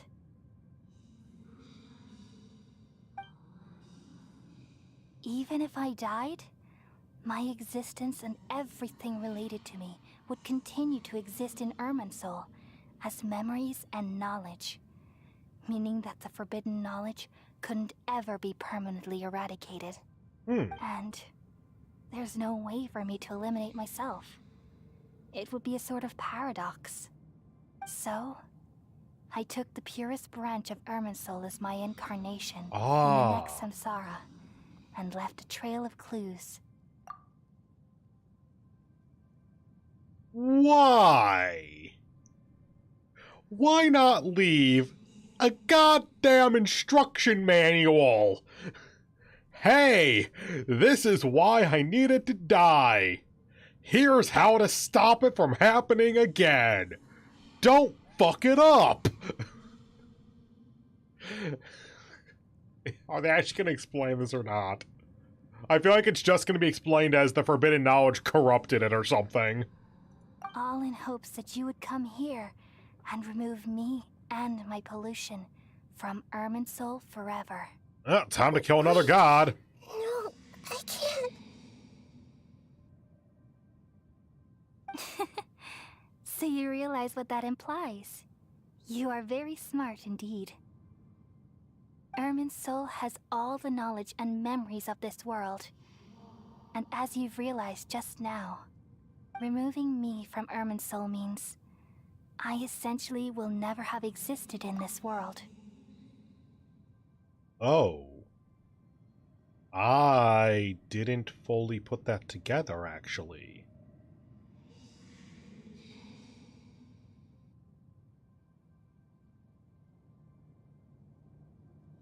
But this is the only way to save Irminsul. People love you so much, and they've missed you so much over the past 500 years. I am exactly the same. So how can we just forget you like this? Is there really no other way? There must be something else I can do. You're the god of wisdom, Booer. You should know that there is no other way. But this is so cruel. I don't want to forget you. No need to feel so sad, Booer. As someone who delights in wisdom, you should feel joy at finally finding the answer. These are the words in their entirety. The answer you've been seeking all along. Let the world completely forget me. We all nestle under the great tree of wisdom, peering out to perceive the world. From the earth and from the rain, we perceive its wonders, until we become a white bird to perch atop a branch, and finally snap off the most important leaf. Once upon a time, I alone dreamed in this world. In my dreams, everybody would also dream after they fell asleep. Wild and wonderful thoughts would emerge from their minds. Some tumbled to the ground, and others floated to the sky, connecting all things in the world into one dazzling net. Among a plethora of worlds were numerous smaller worlds, all of fate, finding within the tapestry their brilliant glow. I gradually understood that these indescribable and constantly changing things are the most profound things in the world. Only they can completely repel the madness. Only dreams can awaken consciousness from the deepest darkness.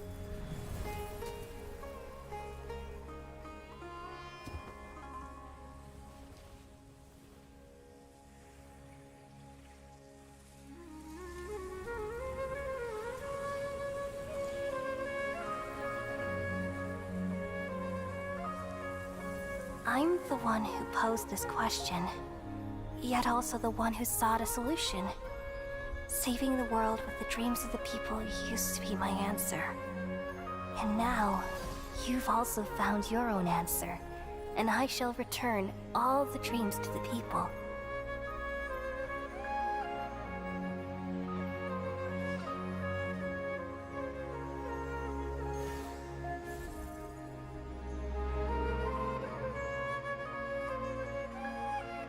Goodbye, people of Sumeru. May you be blessed tonight with the sweetest of dreams.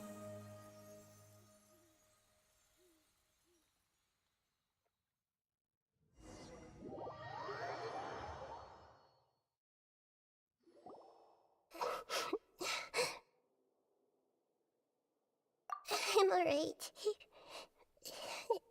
I'm just a little confused. We forgot her as well. We've just saved the world, right? So why am I crying? I don't know where this feeling inside of me is coming from, but I feel very sad. As usual, Traveler is not of to that, or at least is definitely outside of normal procedures, so is able to remember. Just now, we used the power of two gnosis to successfully connect with the Ermin soul consciousness from 500 years ago. Then, we removed the remaining pollution from Merman soul. Yeah, what's wrong? Weren't you there just now?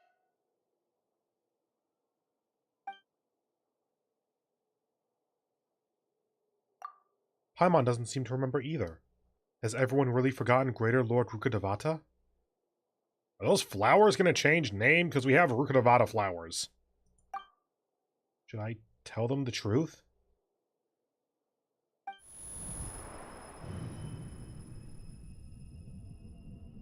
What's that sound? I feel super sleepy. Another Samsara of Sub-Zero's equivalent?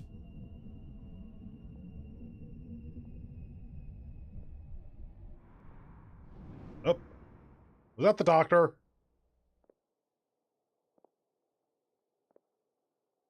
Huh? That sound. Traveler! Paimon! I've been waiting here far too long. But finally I have the chance to be alone with you. All the precious time I wasted has finally paid off. Oh look! The doctor! An emotional outlet! What have you done? Just a type of sound wave that can quickly put defenseless people into a dream. As I expected, it doesn't have any effect on gods. This is the only thing of interest I found among the sage's research. I thought I'd take it for a little spin. Don't worry. I know you would never forgive me if I actually killed them. I'm here to negotiate with you.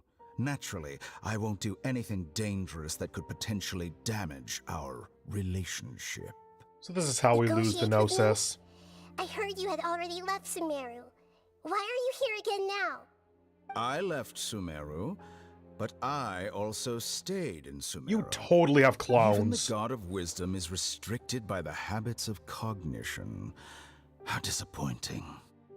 You mean there are many different versions of you in this world? An astute guess. Oh. Not necessarily what they're actually going to do, but with... That's probably the thing he used. But with clone versions of himself, so essentially he becomes expendable, he would be able to practice whatever medical techniques, and so would be able to figure out cutting-edge medicine on his own, asterisk. Even the same individual will have different cognitions at different ages. A long time ago, I made a major decision in hopes of preserving all my perspectives of how I observed the world. Observation is the first step of any experiment, but observing the current world doesn't satisfy me. It lacks an important dimension, that of time. So I saved segments of all my ages and made them into independent individuals. Fucking how? That's all there is to it. Indulge me. How does the God of Wisdom find my method of seeking knowledge? Also, obviously I was wrong. To the very concept of life. Life inherently has many rules and restrictions, each with its own significance and reason to exist. They can't be broken on a whim. Good. Amazing, even. Indeed, it's difficult for humans to make peace with themselves, not to mention oneself from a different period. Since you were in the academia, why wait until now to show up? You could very well have stopped us and helped that fake god. Probably doesn't Simple. want the Let me ask you Baldir to this. gain power. Would any staff member ever help the subject in the middle of an experiment? It was my experiment. So why should I interfere with the results? The academia saw the plan to create a god as their ultimate goal, yet you only saw it as an ordinary experiment. You really are crazy. If the experiment succeeded, you would have had a new god on your hands. How would you have faced your own god then? Would you still take the same stance? Would you still hold the same view of yourself? I'm first and foremost a scholar. These results should be left to the judgment of the hypothetical me confronted with that outcome. But you're right. And that's exactly why I'm disappointed with the conclusion of this experiment. That sounds like you're gonna have a real bad day eventually with your own comeuppance. Like, oh, that's a problem for future me. Oh shit, future me is now present me. As an individual, you don't have any sense of belonging. You seem to have even fewer convictions than a typical scholar. Oh no, I certainly have my own convictions. They just don't fit your standards, that's all. All right, that's enough conversation for today. The experiment is over, and it's time to tidy up the equipment and reclaim any useful materials. The Gnosis. For example, the Gnosis. Lesser Lord Kusanali, you're an intelligent Archon. I'm sure you understand the disparity in our combat abilities at this time. Besides, you have no way to use that Electro-Gnosis in battle. Didn't you say you were here to negotiate with me? Somehow, it's starting to seem like you intend to take it by force now. I'm merely stating a fact. After all, I'm also a scholar. Naturally, I hope to show proper respect and dignity to the God of Wisdom. Your hypocrisy is built on absolute confidence. I understand your scheme, but... Just screenshot that last line there. I feel like it's going to be applicable in the modern era. What if I were to destroy the Gnosis now and awaken the heavenly principles? Awaken the heavenly principles? We've heard that term before, and I have no idea what it is. Do you think that's really possible? The heavenly principles have been silent for many years, but the Gnosis are symbols of their control over Tevat and all the laws. Oh! They're the gods! Okay!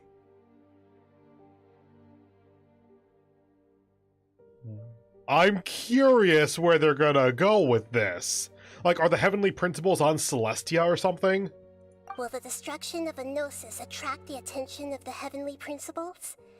And if so, how do the Fatui plan to deal with the consequences? Do you dare to gamble such a possibility with me? Gamble? How surprising. I want to see it. I thought you would show evidence or use rigorous reasoning to prove your point. The word gamble is the last thing I expected to hear from the God of Wisdom. But this is a clever move. You must have seen through me when I first captured your consciousness. As a scholar, I respect all possibilities. This has always been my principle and is an essential trait as an experimenter. Indeed, I can't ignore this possibility. So tell me then, what are your conditions? Okay, this got a lot more interesting than I expected it to. Like, I was kind of expecting it to just be, okay, give back the Gnosis and I won't kill you or something like that. It is now, what are your conditions to destroy the Electro-Gnosis? To see what happens. That's cool. This foreign Gnosis will only lead to disaster if it stays in Sumeru. But this Electro-Gnosis is the prize I obtained after defeating one of your fellow Harbingers. Now, as the one who initiated this cascade of events, shouldn't you pay the corresponding price? Price? Interesting. What price would you have me pay? How about erasing all your other segments? Ooh. So this is how you wish to restrict me, the most threatening opponent of the Nation of Wisdom. What you request of me is like plucking out the eyes I have placed in the dimension of time. Segments are extraordinarily difficult to make. They require extremely rare resources and enormous amounts of time and effort, requiring me to destroy them all here and now. Bravo. A suitably wise decision on your part. Yes, how very interesting. Can I assume that you have long been wary of me? Among all the versions of me, this segment you see now is the most selfish. If it weren't me, your idea wouldn't have worked. Meaning it did work. What did you see when you were imprisoned? You were observing me, and that's how you know I've long grown tired of their doubts and endless arguments. Like you said, it's difficult to make peace with yourself. Being as smart as you are, have you managed to do that? I see. If you think all those versions of me are worth a gnosis, then deal. Admittedly, yeah. What he just said there is that this is close to a zero-cost gamble for him. Like, get rid of all your other segments. Okay. He's still here. And he can make more.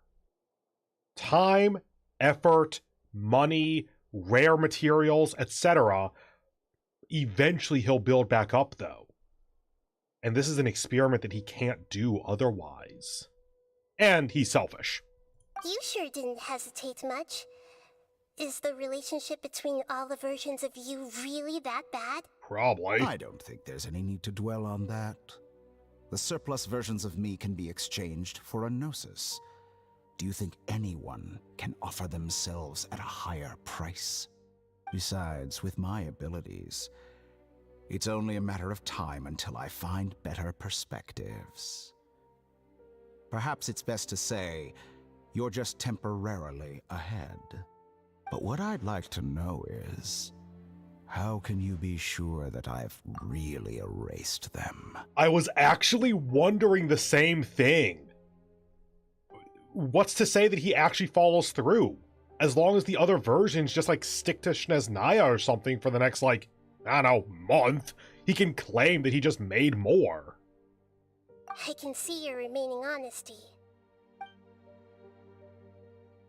Like, actually?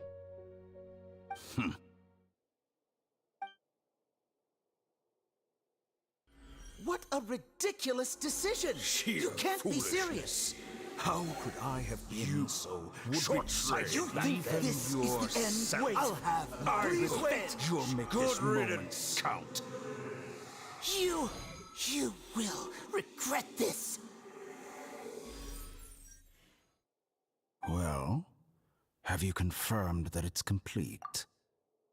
If that's all one voice actor doing his different aged voices, good on them. Here, take it. The future of Sumeru City will be in my hands alone. I will shut down the Akasha and let curiosity and the thirst for knowledge drive the realm of academics once again. There won't be any further gaps for you to exploit.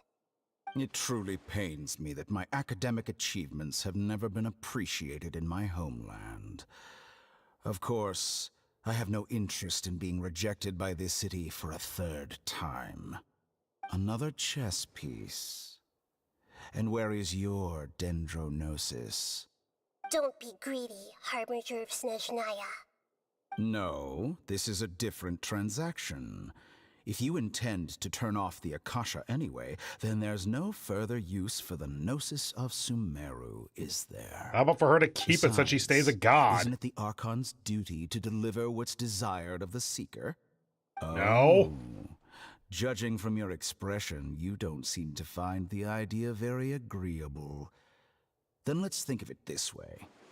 Since you're the god of wisdom, how about I exchange some knowledge with you? And then I pulled out my gun! Oh god, Nahida, just push him out of the room or something. Oh, this isn't gonna go well. Then again, they have to give some kind of reason for her to not have a gnosis when you roll for her. People exchanging knowledge with the god of wisdom is the stuff of legends. Yet here you wish to exchange knowledge for the God of Wisdom's property. Arrogant as that is, it has piqued my interest. Let me ask you, have you in all your mighty knowledge ever heard the rumor that the skies of Tevat are fake? How ancient aliens are we going with this? Because you already did Abyss stuff, forbidden knowledge. Is Tevat basically one big experiment? We already expanded from the Archons to the Heavenly Principles. I want to see what happens with that, by the way. That's the secret hidden by Ermin's soul concerning the truth of this world. How the fuck does that hide that? Once I finish telling you about this, it will be time for me to say goodbye. With negotiations, we've all gotten what we wanted. I'm very glad I got to meet you like this. Your arrogance may know no bounds, and convictions may mean nothing to you. But I'll still listen to what you have to say. You haven't actually agreed to hand over your Gnosis yet.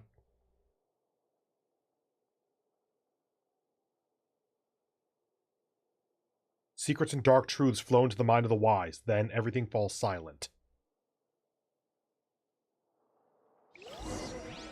Several days later.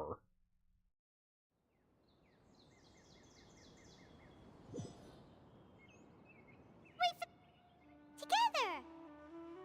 Okay. Wake her up.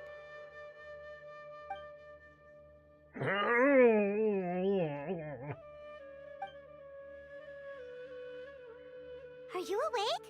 Kali says it's time for breakfast. Come on, get up! Oh, hi, Good morning! How are you feeling today? like I wanna die. Good to hear. It looks like we've recovered pretty well. Not even Tainari could stop us from going out now, right? Where the fuck are we? On that day, we lost consciousness in battle. When we woke up, we found ourselves in Gandharvaville, and Tikanati and Kole were looking after us. I heard that it was Sino, blah, blah, blah, blah, who brought us here. Tikanati complained that Sino was always sending people to him, but he's taking great care of us. After completely exhausting ourselves, we had a good rest here. After a few days, we finally recovered enough to be able to go back out. From what Tikanati and Kole have said, the Akasha has been turned off completely, and the people of Sumeru will no longer rely on it. So you're telling me that Sumeru just collapsed as a country, basically? There were people who were essentially zombies because they just followed the Akasha at all times. You don't just snap out of that! Such a big change will certainly affect people's lives, no shit, but it'll definitely be a good thing. X'd it out.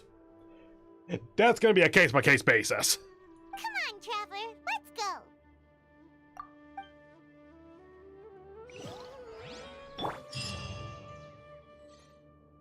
Okay.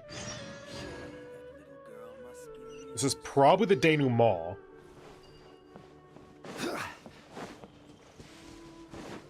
Sup? Good morning. Looks like you're awake. Looks like you're not sick. Yep. I prepared some breakfast today. Please have a taste. I hope you'll like it. It's nice to have you here so we can eat something yummy. The fuck am I looking at? Well, now that I've recovered from Elazar, I'm feeling better than ever. I can even prepare 4 or 5 meals a day now. 1, good for you. 2, I'll get to the paradox in a moment. 3, now that I've recovered from Elazar, you want to maybe put together a bigger celebration for that or something? That's basically like saying, hey, that terminal, close to genetic level disease that I had, that has no cure at all, I got better. Maybe bring that up as a bit more of a big thing. Now, the paradox there is that Elazar might actually not be a pseudo-terminal illness at this point, because it's not necessarily constantly a thing. It might be the kind of thing where you just kind of get over it after a little while, because Rukkhadevata Rukkhadevata's gone, so Irminsul is cured. But also, would Elazar even exist at this point? Like, again, we erased Rukkhadevata from the tree, so, like, she was erased from memory, even. So would Elazar even be a known thing? And Paimon bets they're all delicious.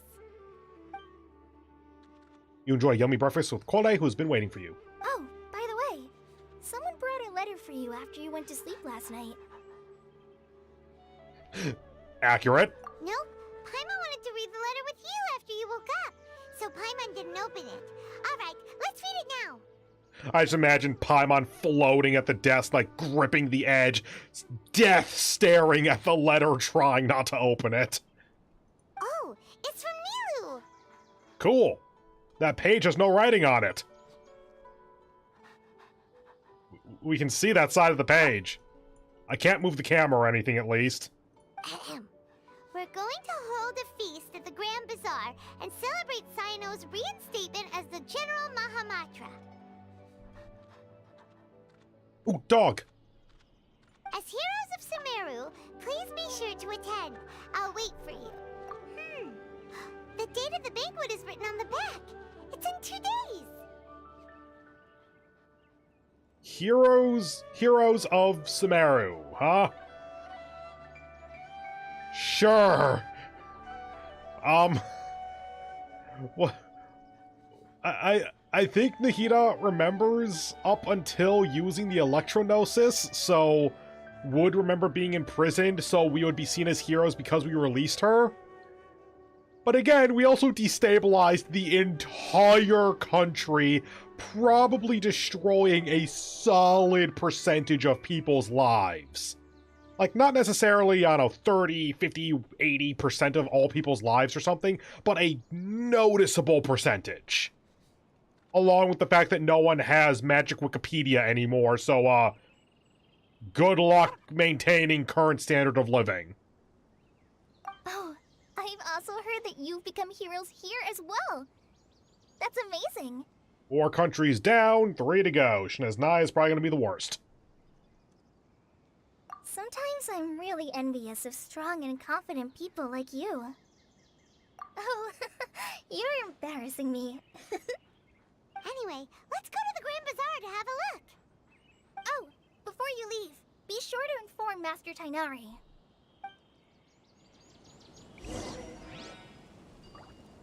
Who is right here?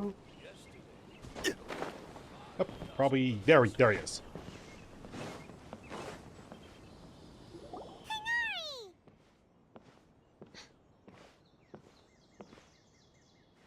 Good morning. How do you feel today? We feel much better. How about you? How's your lightning wound?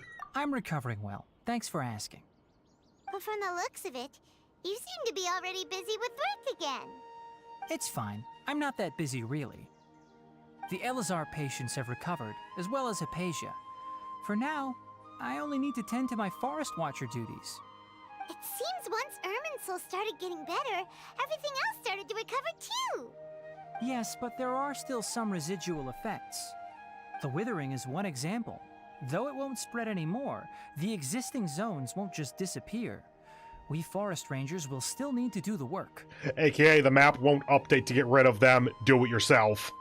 By the way, we have some good news. Cyno got his position back. This news is hardly new. He had already mentioned it to me before. Huh? You mean he was already here? Why didn't he come to say hi to us? He visited once, but he was afraid of disturbing you while you were resting. He just asked me a few questions and left. Then you probably already know all about the celebration feast. Celebration feast? No, I haven't heard anything about that. Huh? But didn't Nilou say in her letter that they would celebrate Cyno? He didn't tell you? Perhaps, or alternatively, he doesn't know about it either. Come to think of it, Cyno seem like the type who'd enjoy a celebration feast. You and Kale are both Sino's close friends. Why don't you come to the feast with us? Wait, Cole is a close friend of Sino? Did that ever come up? Kale has taken over some of my tasks these days. I don't think she'll have time for it. Not to mention me.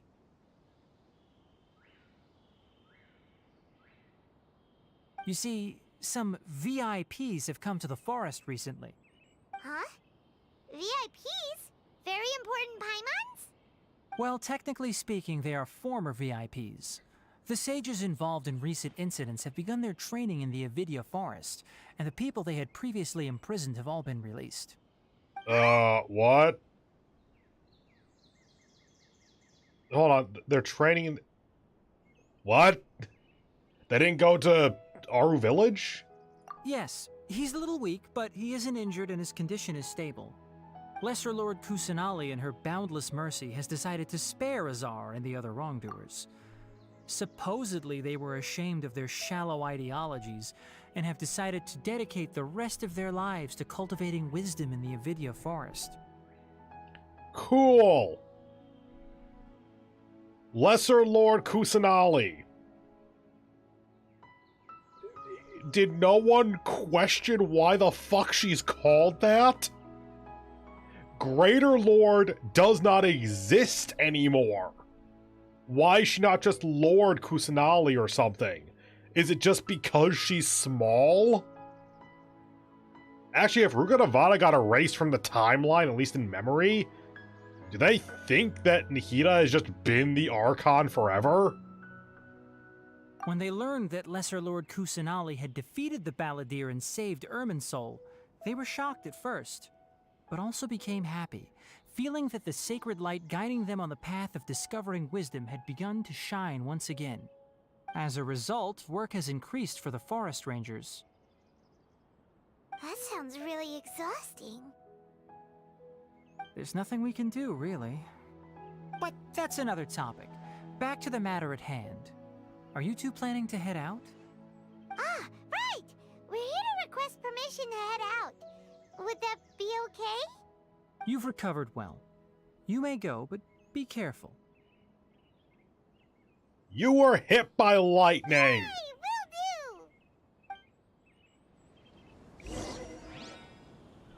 will do! Grand Bazaar.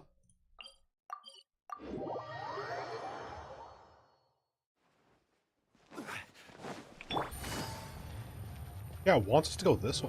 Oh yeah, that is ever so slightly more direct, isn't it?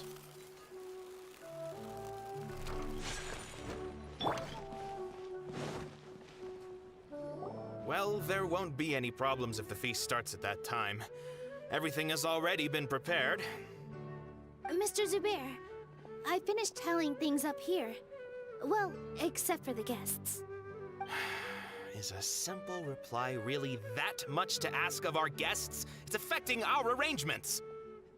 Oh, it'll be fine. Besides, it never hurts to get things ready in advance. Yeah, but how much things?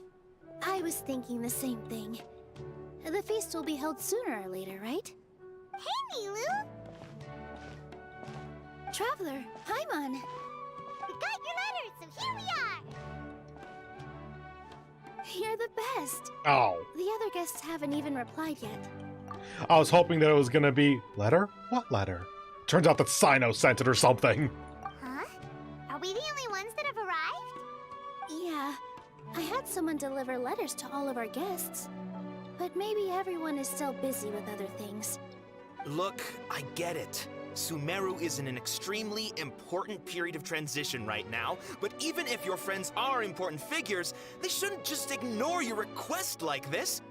Nilu is Sumeru's #1 celebrity after all. Nice. You have no idea how happy I am to talk to people with good taste. If you consider enjoying Nilu's dances having good taste, then almost everybody has good taste. Because Paimon thinks everybody will love her performance. That's right. We all think she's amazing too.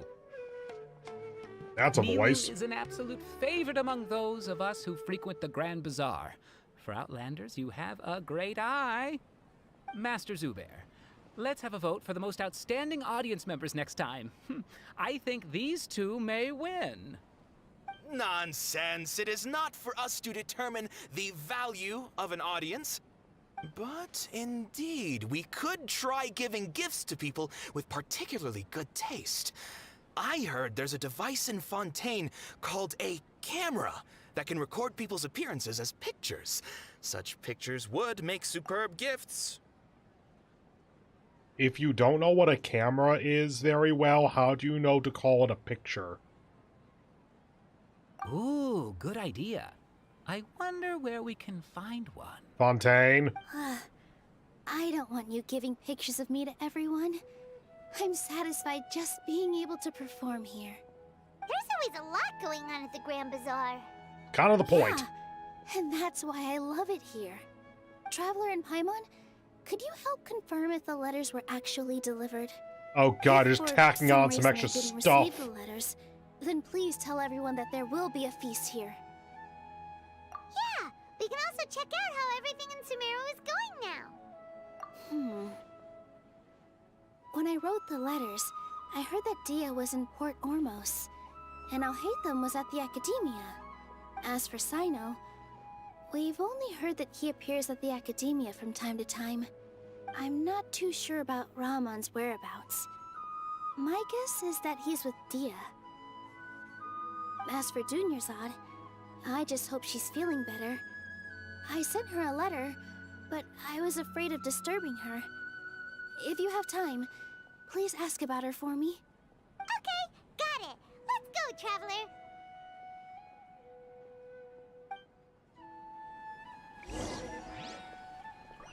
This does feel like it's just busy work. Like, why bother tacking this on? I think we can do this. Maybe they'll be setting up something else. Hopefully this isn't literally just... It might be essentially a follow-up on each of the characters, like, what are you doing now kind of thing.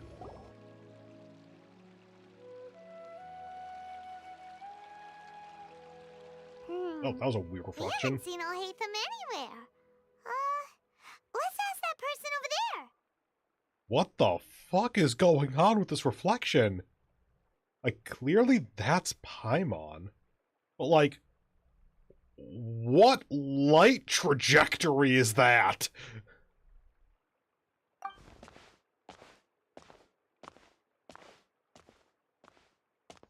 Hey there, have you seen Alhaitham around? Yes, it seems Scribe Alhaitham has gone to the House of Dana. Library. You should be able to find him there. But you're already the second group of people I've seen looking for him today. He must be quite the busy man. It must be the crest of the house or something. Who else was looking for him? School.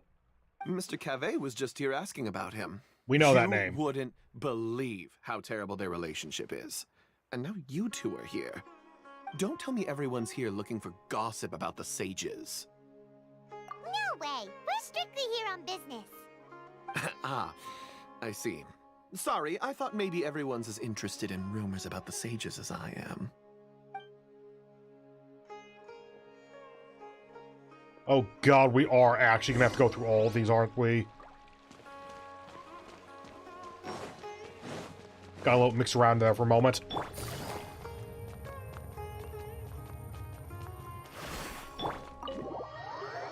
Hold on, gotta load the library.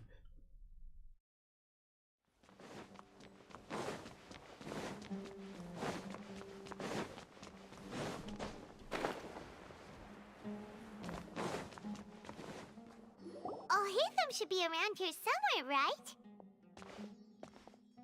Who are you? Oh, he's over there. But it looks like he might not have time for us.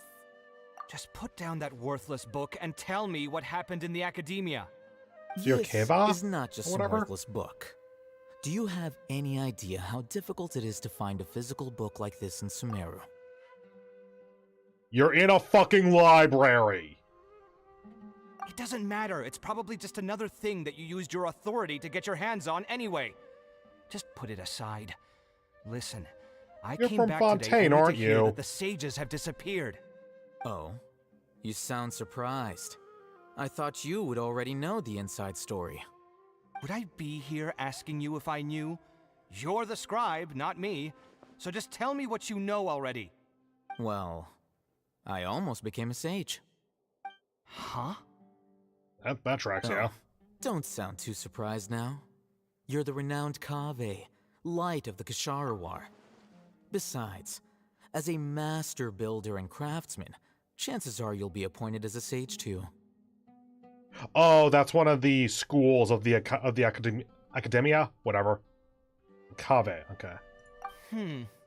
Why do I feel like you don't really mean it? Huh. What makes you say that? Why would you question my heartfelt sincerity? Maybe it's because you've never said anything good about me before. Yeah, well, I share a similar sentiment, and anyone who knows you as well as I do would surely do the same. Oh, you... See? This is why I hate discussing anything with you. Your ridiculous and arrogant attitude always gets in the way. It seems that you really can't stand my personality. To be fair, few people can. What was your first clue? Well, then you might as well move out of my house. What? Are you threatening me? Stooping to a new low, I see. So when you mentioned that you were living alone for a while... So this is who you were talking about, okay. Ugh, and don't change the subject. You, a sage? What a joke. The Academia might as well just close tomorrow. Are they having a fight? I mean, depending on who's writing, give it 5 minutes, they might start making out, but yeah. Forget what's going on with the Academia. Haven't you been busy with your construction project? Tell me, when are you going to build yourself a mansion? Don't get me started. I get angry just thinking about it. So, what great building did our master architect work on this time? Like I need to tell you. Keep your nose out of my business. Ooh, Dendrovision. No, I think we deserve to know. Where were you when Sumeru needed you most? I was in the desert for a large project, but considering Haravatat's utter ignorance of architectural and aesthetic matters, you probably wouldn't understand. Which is truly unfortunate. I can only pity the man who doesn't understand the first thing about beauty and romance. Unlike a true... hold on, wait a second. What do you mean by when Sumeru needed me most? Well, while you were out fiddling around in the desert, many people came together to save Sumeru from a crisis. Yeah, like half a dozen of them.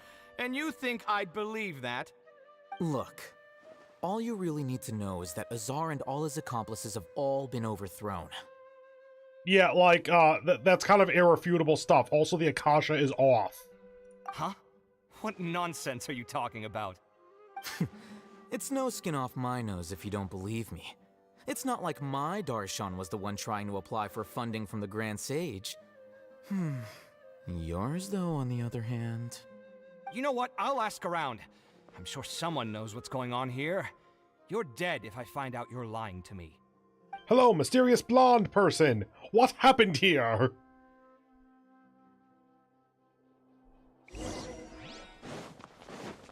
What's up? Hey, Alhaitham. Oh, it's you two. What's the matter? We're running some errands for Nilu. Have you received her letter? Letter? Nilu said she sent out a letter inviting everyone to a celebration feast in 2 days at the Grand Bazaar. We'll also be celebrating Zaino's reinstatement as General Mahamatra. By the way, give more than 2 days for a big event like this. Like, assumedly the letters came a couple days before then. Like, I would assume Nilu tried to give enough time. But, like, for the final notice, trying to actually just hunt these people down to get some kind of, final word, I'd say give it, like, 4 days minimum. Probably a week is a good amount of time out, because then they have enough time to kind of adjust their plans if they really want to show up. If she addressed the letter to Alhaitham of the Academia, then the letter should have gone to my office. You have an office? I've been busy these days, so I haven't had time to check for any new mail at my office. I only now have some free time to attend to personal matters. Have you always been so busy with your work? Yes. Of course not. I'm only busy these days because several sages have been dismissed recently, and the Also whole true. academia was practically turned upside down. Kainari told us they all went to train in the Avidia Forest. Apparently they will spend the rest of their lives there. That is already the best possible ending for the likes of them. 4 of the 6 great sages were possessed by their desire for power and attempted to create a new god. In order to pull it off, they even imprisoned the other 2 rational sages. To imagine such things could take place in the academia. I don't know where to begin. So the high-up guy we talked to was the Great Sage. Are there now 6 of these guys in total, and they were all, like, 4 of them were working together for this plan? Or is it that the sages we've all been referring to, those are the 6 great sages? And it was just like one of them was head great sage or something. Yeah, you're right. Huh. Feels kind of strange to hear them called that after all this time. But then again, the 6 great schools sounded pretty impressive too. So the sages are the head of each of the schools. Got it. Yes, at least that's how they're supposed to sound. It's said that when the academia was first founded, the Dendro Archon herself established the 6 great schools, each representing one of the 6 different types of wisdom. Numerous Darshans have sprung up and faded. Only the 6 Darshans, attaching themselves to the 6 great schools, have stood the test of time and obtained permanent seats in the academia. Now, the 6 Darshans are nearly synonymous with the 6 great schools, and the leaders selected for the schools are the 6 great sages. Among the 6 great sages, there is one central leader, the Grand Sage. Okay. Unfortunately, only the sages from Vahumana and Amorta remain now. They were imprisoned for opposing Azar, and were only rescued after Azar's downfall. So who's managing things in the other 4 schools now? Do they need to find someone new? Yes. Normally, new sages are selected based on a strict set of criteria. Oh, didn't you just say something about becoming a sage? If they pick you, then we'd have a huge connection in Sumeru. Paimon, we know the effective leaders of 3 other nations. Like, effective leader of 2 of them, explicit leader of the last one. Is Ningguang the effective or technically the actual leader of Liyue? Isn't that like a small elite group or something, the Qixing? Yes, about that. You didn't let me finish my sentence. The person in charge of personnel affairs nominated me to be the Grand Sage in place of Azar and help Lesser Lord Kusanali manage the academia. But I refused. Huh? But why? Can't you be a little more ambitious? I'm not even interested in being one of the 6 great sages. Like I said before, I don't like being a leader. Oh, all right. So are you busy these days trying to find others to take the job? That's not my job either. I'm only responsible for handling important affairs within the academia before the new sages take office. And the first thing I'll do is reject Kasharawar's application for funding. By the way, who That's was that other petty. person just now? Is he your friend? Roommate, Do we maybe look like boyfriend, friends? future character. Paimon doesn't know. That's why Paimon's asking. His name is Kaveh, my roommate. You could say he's the representative for Ksharawar scholars. Which is exactly why he always has so many problems. So everything that's happened recently must be a huge change for the people of Sumeru. No shit. Such is the work of the Academia Scribe. Well, anyway, no matter how busy you are, since you are our planner, remember to attend the celebration feast in 2 days. Alright, I'll see you there.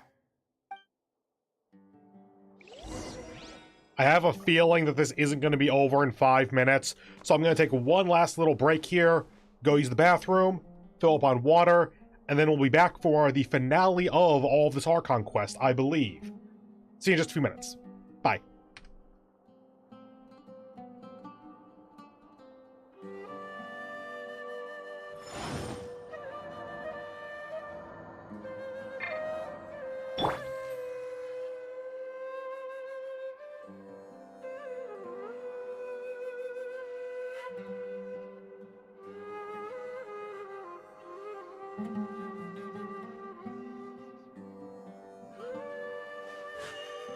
A blade embraces its duty, as a jeweler cherishes their gems.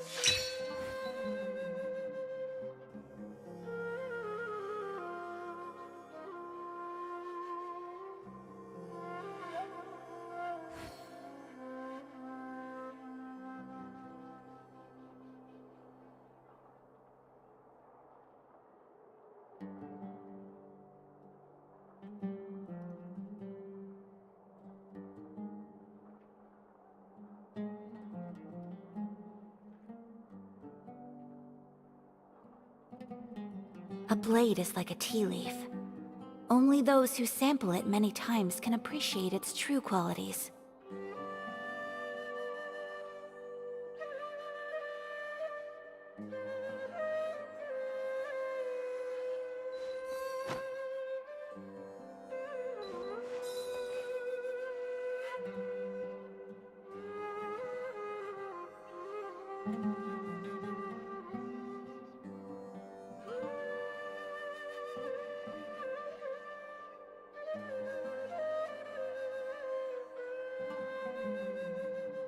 So this is a day in the life of the Traveler.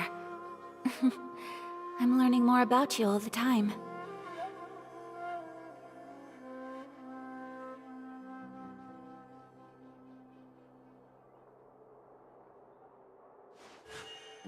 A blade embraces its duty, as a jeweler cherishes their gems.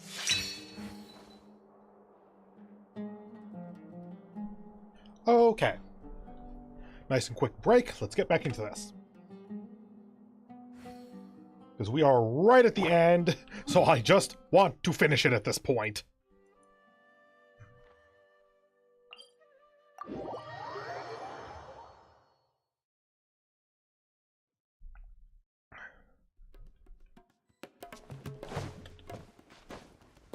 Good enough.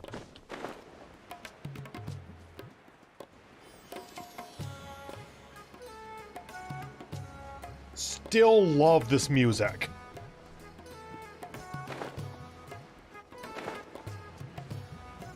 Damn it. No, worked.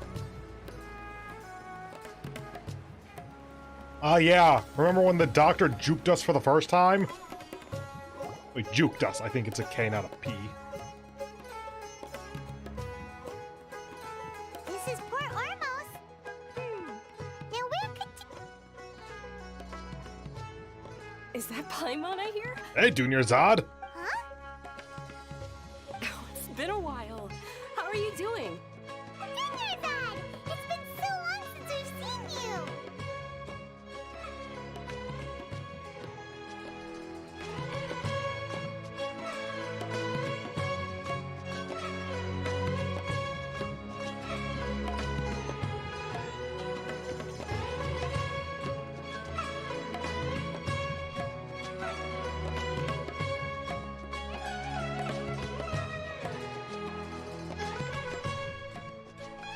I think I was there, maybe? I'm doing well. I can go as far as saying I have never been happier in my entire life. I don't know if you've heard, but Elazar has completely disappeared, and all the patients have recovered. You kidding? Knowing them and the connections they've got, I'm sure they've heard about it.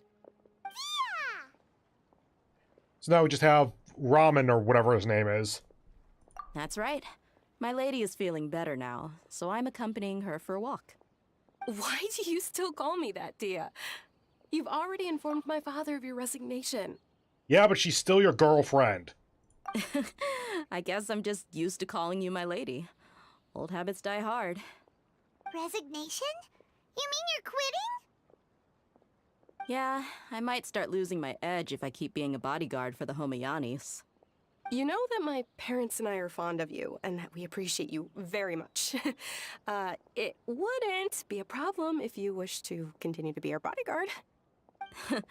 I'm not a woman that's easily persuaded. You should know that by now, my lady.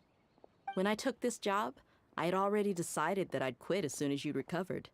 It's time for me to get back out there and chase that horizon. But you took that job when it was an incurable disease. So what are you gonna do now if you're not gonna be a bodyguard anymore? I want to take a risky job and put my body to the test again. Huh? But we literally just finished one of the most dangerous jobs ever!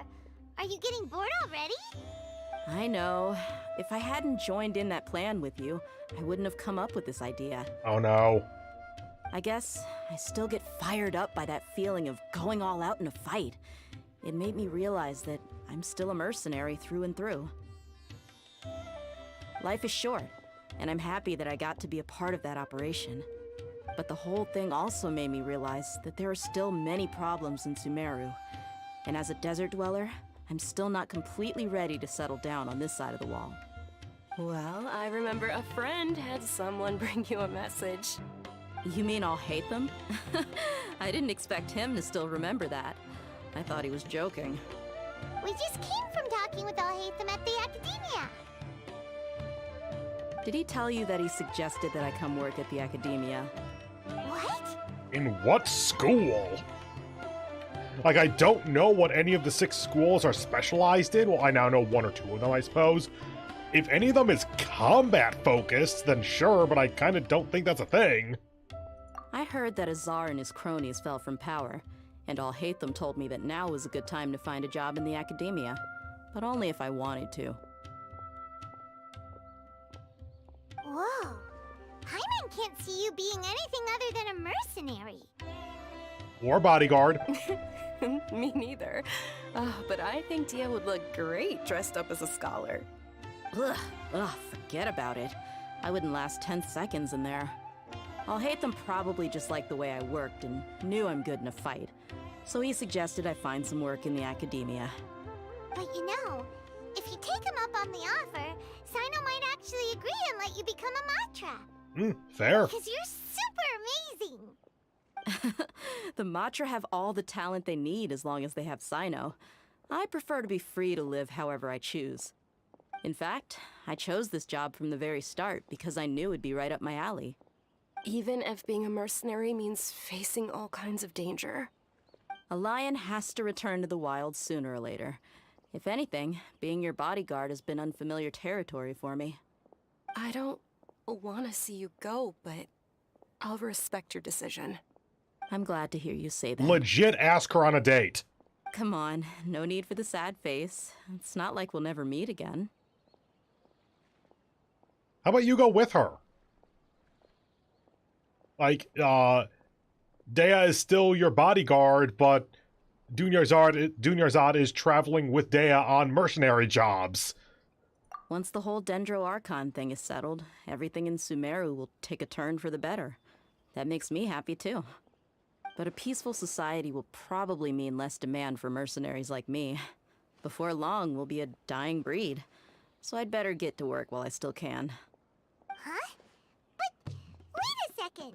You make it sound like you're leaving now. Well, no, not yet at least.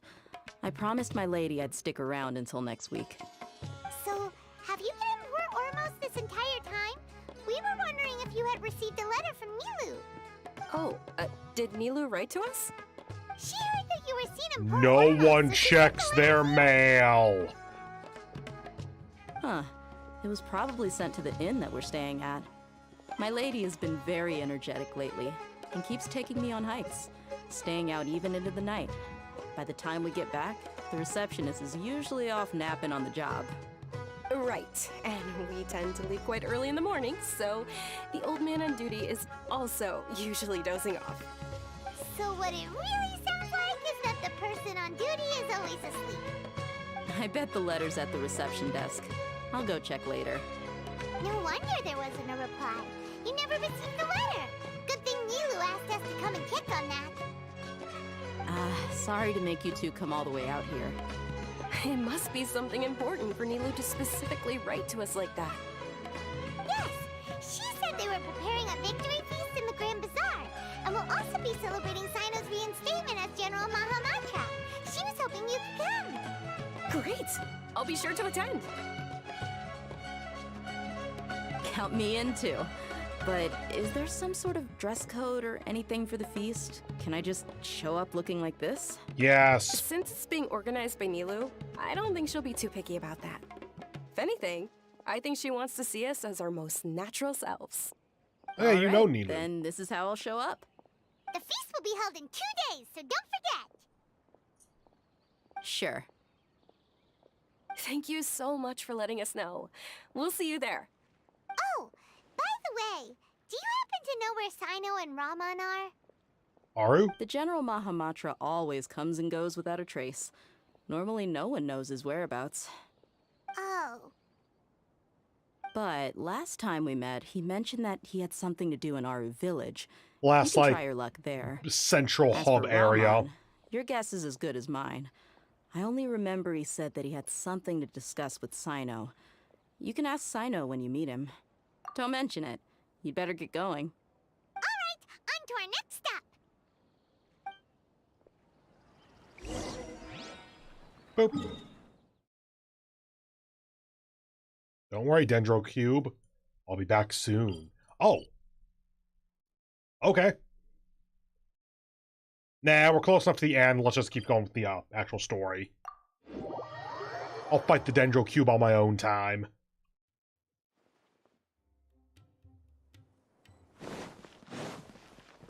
Can we have the Port Ormos music back? I was having fun just dancing along to it.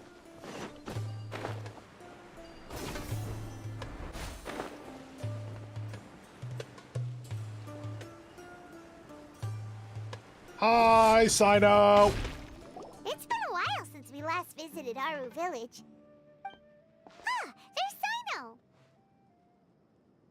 Sino! Why did you dive bomb me? What brings you here? We recovered well, and Tanari agreed to let us leave, so now we're out and about again. It seems Gandharvaville's medical treatment is still as good as ever. And Tanari is recovering well, too. That's good to hear. I just realized that whatever treatment we got to, like, help us recover, Tignati did it while he was suffering from being hit by motherfucking lightning. What the fuck? They really seem to be underselling that. Yeah, you're the one who brought us to him when we lost consciousness, right? Thanks for that. You're welcome. Tainari has excellent medical skills, and Kale is quite attentive. It was the best place for you. But why are you just standing here like a dead tree? Because my animation I'm hasn't meeting started. some people. Oh, you mean Candace? I've already talked with Candace and the village chief. They're still at the usual place. You can go there if you'd like to see them. Hint. But you know one of the people I'm meeting as well. Oh, by King Deshret's blessing, my friend suddenly appears in the desert.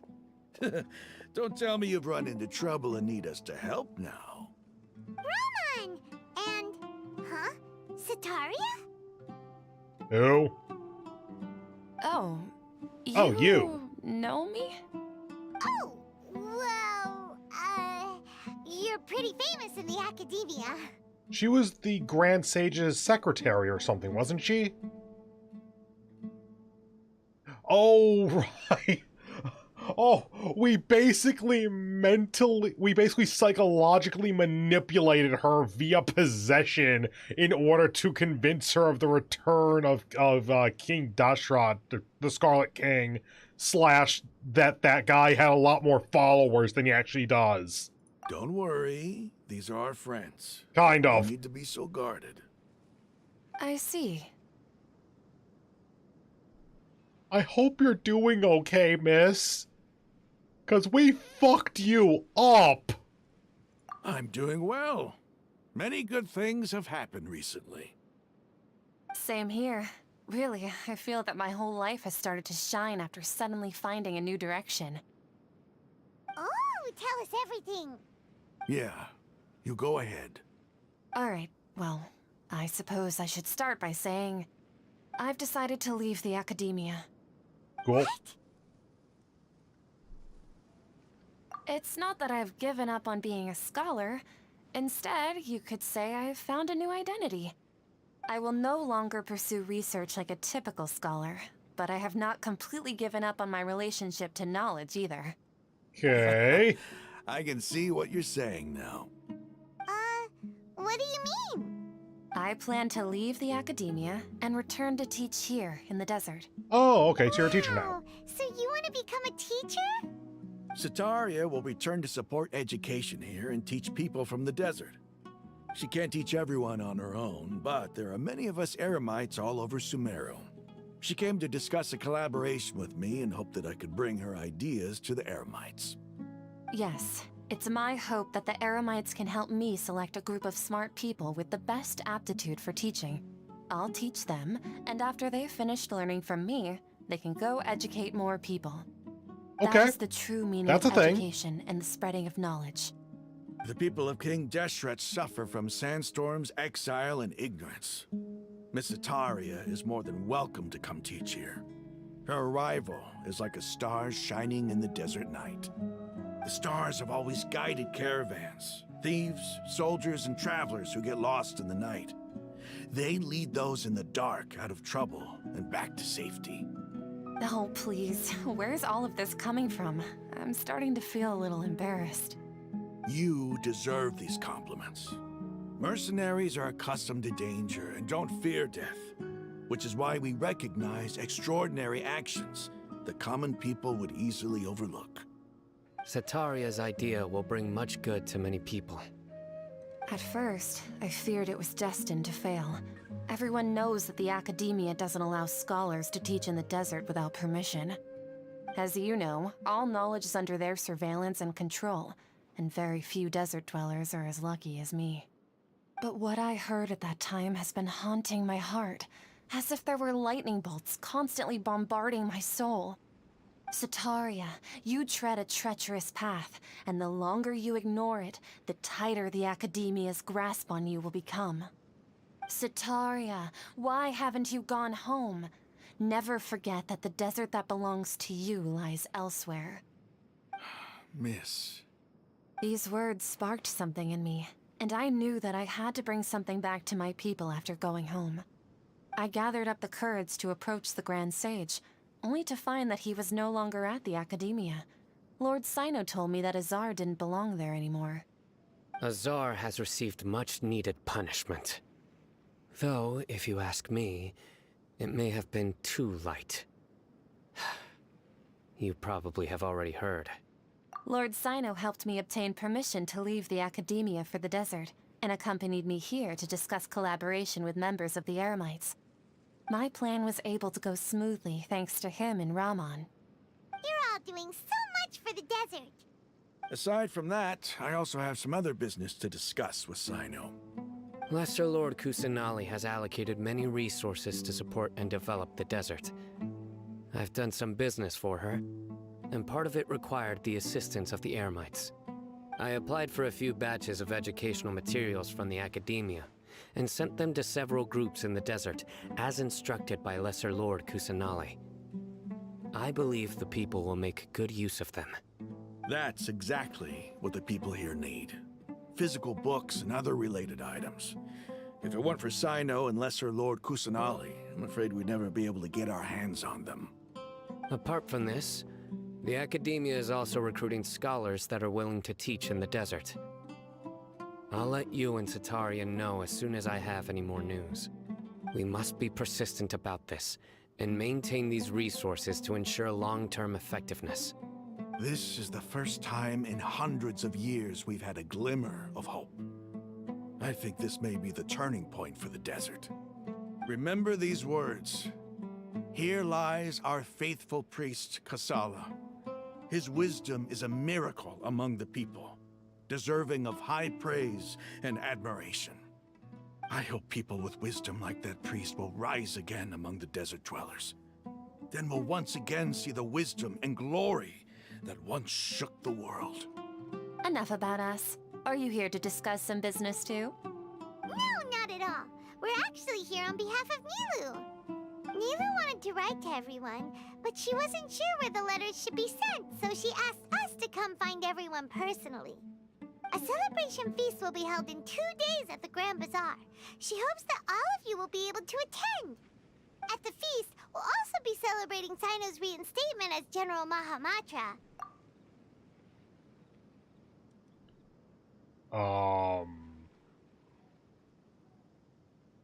Previously, we had speculated that that was something he wasn't supposed to know. Although, judging from your appearance, it seems you've already been reinstated. Paimon thought you would only start working for the Academia after the feast. Celebration? Feast? How was Nilou gonna try to get him there? It's the first I've heard of it. Tighnari was right. He really didn't know. This feast is for you, Sino. Sounds to me like you'll have to be there. It's rare to see that kind of expression from Lord Sino. You must not like feasts very much. No, not really. But I'll go. Well, I still have a lot to handle here. Besides, I need to look after Miss Sataria in the desert, so I'll have to pass. I'm afraid I won't be able to join you. Although, if you'd be so kind, please give a message to Miss Nilou for me. The message is, I'm sorry for how I treated you before, but now I understand the beauty of your dance. It's like a light shining in the sky. You and the art you symbolize are not only beautiful, but also lively and powerful, so much so that it was prohibited. Please keep dancing, and someday, I'll be able to appreciate your art in person. Okay, we've got all that down. Our job here is complete as well. Oh, Sino, remember, party's in 2 days. Make sure you're there. Got it. And just gotta wait for the feast. Okay. In that case, back to the city first.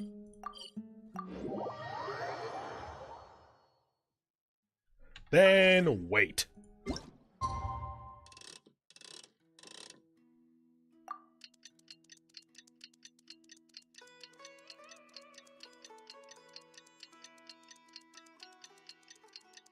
And we're gonna do this a second time, too.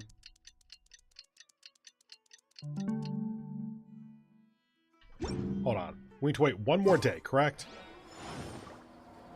It says 2 days later, between 1900 and 24. Okay. Good.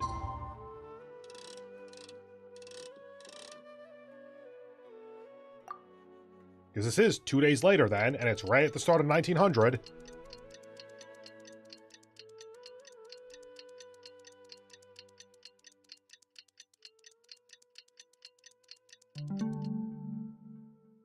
Okay, feast time. Today's the big day. Good. Prevent the birth of a forged god. I'm sorry, sir, but you're ineligible. I don't know what that's a reference to.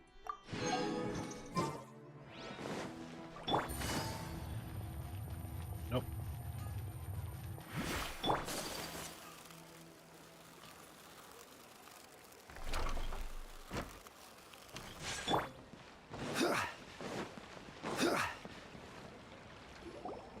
Everybody's already here. Looks like we're the last ones to arrive. Shit, my social anxiety. Ah, there you are. Well, look who finally decided to show up. I'm sorry. You look like you came here immediately after finishing up some work. I'm very happy to see you here. Sorry, I was busy standing in one place doing absolutely nothing for 2 days straight. How the fuck was I late? But we're not late, are we? It's just that everyone else arrived ahead of time. I propose that the last one who arrived be put in charge of today's speeches. That's a terrible idea. Nah, there won't be any speeches today. Oh, really? Well, even better. Come join us over here. Let's share some great food and drinks, and chat about all sorts of fun things. Do you Everything have looks quite good. chairs? Wow, Paimon can't wait. Traveler, just look at all the delicious food here. Feast and celebration of the General Mahamatra in the Grand Bazaar goes as planned. Drinks are flowing and food is delicious. The venue is beautifully arranged. Everybody eats and drinks before enjoying the performance prepared by Nilou and everyone in the Grand Bazaar. Can we actually get a cutscene with that? Aw.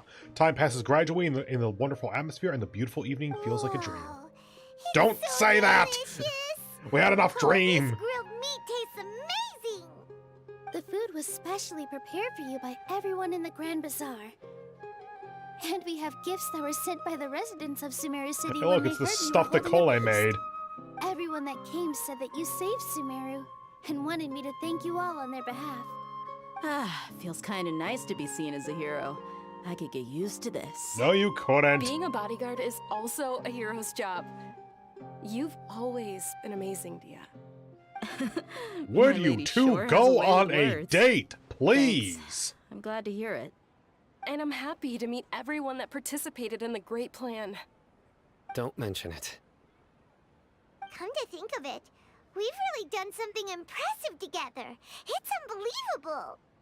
Yeah, we only lost one Gnosis We this owe it to our time. abilities. And luck. Really? Why do I remember everybody thinking that luck was against us and feeling like we hardly had a chance of succeeding? Because we had to kill a god and overthrow the ruling class? That's how I remember it too. It's luck that brought us together, and it was luck that let us form a team. Then, it took even more luck for us to formulate a plan and implement it successfully. Moreover, judging from the results, everything worked out well. Yeah, everyone gave it their all when it mattered most. It was almost like a performance. We took the stage and put on our best show. Everyone played their part, and thanks to everyone's efforts, the performance was a great success. So, would you say we're good actors too? It's such a blessing that Lesser Lord Kusanali was able to return to power at the Academia. Yes, even after being abandoned and neglected so many times, she's finally returned. Yeah, I gotta fill in those holes. I was kind of wondering how they were gonna account for that, because it's such an obvious question, like, if Rukkhadevata is just gone, how do all of the things up to that point still logically make sense? Uh-huh. Lesser Lord Kusanali once used all her power in a great disaster, which resulted in her losing all her wisdom and memories of the past. The Academia basically abandoned her because of it. This should be something everybody should remember. Huh? You look surprised. I didn't say anything wrong, did I? It's actually a pretty good everything look. you said is correct. That's good. Something wrong? Yeah, what's with that face? You knew all of this already.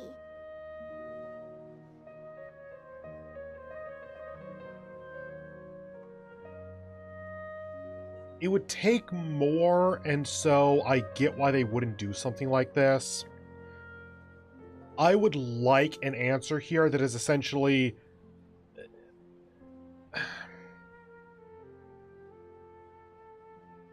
I want an honest answer. I want it to basically be that I remember things differently, but I understand that that is now wrong. Phrased much more eloquently. Like, that is absolute first draft, and we need a lot more nuance to get it to sound good. Even if those two giants of the Academia are here, I still have to say it. Those sages really have some nerve. 500 years ago, Lesser Lord Kusanali used all her power for the people of Sumeru, and what did they do in return? It seems that after everyone forgot Greater Lord Rukkhadevata, their understanding of Sumeru's history also changed. Now everyone believes Lesser Lord Kusanali has been Sumeru's Archon all along. I feel like that would cause a bit of a domino effect, but sure, why not? Maybe I'm the only one in all of Tevat who remembers that Greater Lord Rukkhadevata ever existed. Possibly? Well, actually, no. Your brother is the other one I'm thinking of. Possibly, though? Which, that's actually why I was actually, as I was doing those conversations, I was looking out for any mention of Rukkhadevata, because anyone who ever mentions that name from now on is just instantly super suspicious. As the witness of all that happened, I shall respect your choice and keep the secret for her. She wished for everyone to forget her. Right.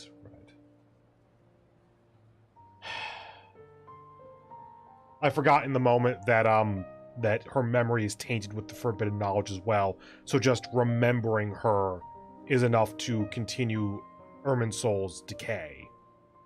Pollution, whatever.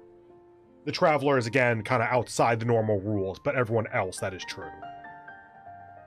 I retract my correction as well, and I'm now much more sad.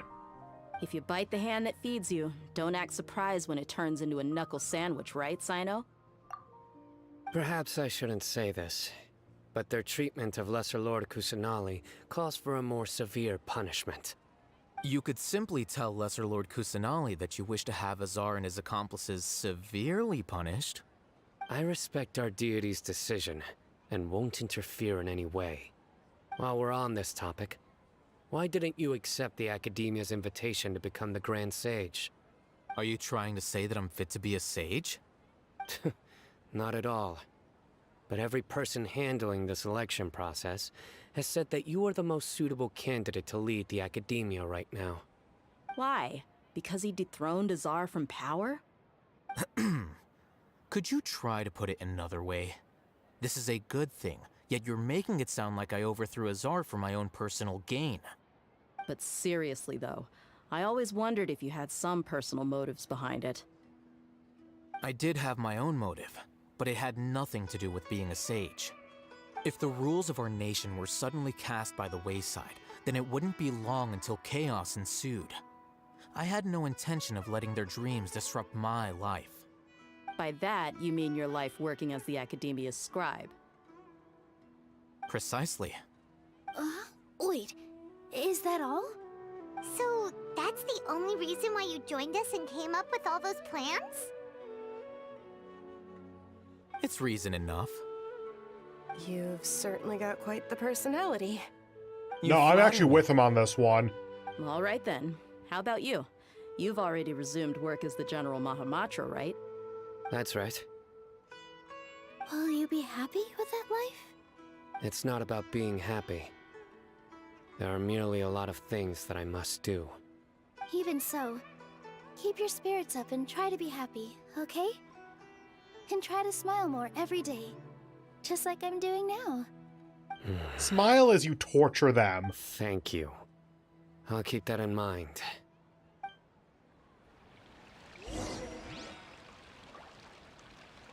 Talk to everyone. Okay. Start with Sino then. The atmosphere here is good. And everything is delicious. Yeah. I don't often come to such places. But it feels quite good. I have a lot to handle these days. Otherwise, I could show you around. There's always next time. We're friends after all. This feast is pretty good. I like it.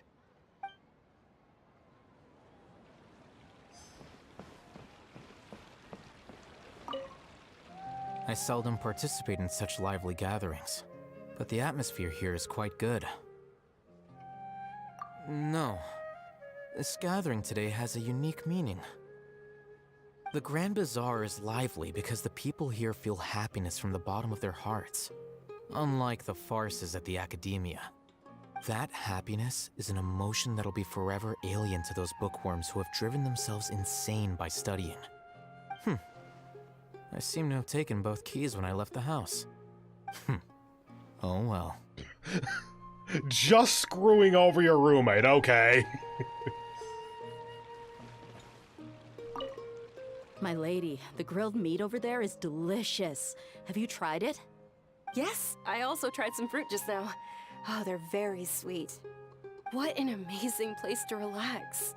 No wonder everybody likes to rest at the Grand Bazaar. You said it. Oh, look who else is here. Hello! Oh, I'm so happy Nilu invited everybody. Oh, now I have the chance to meet all the heroes.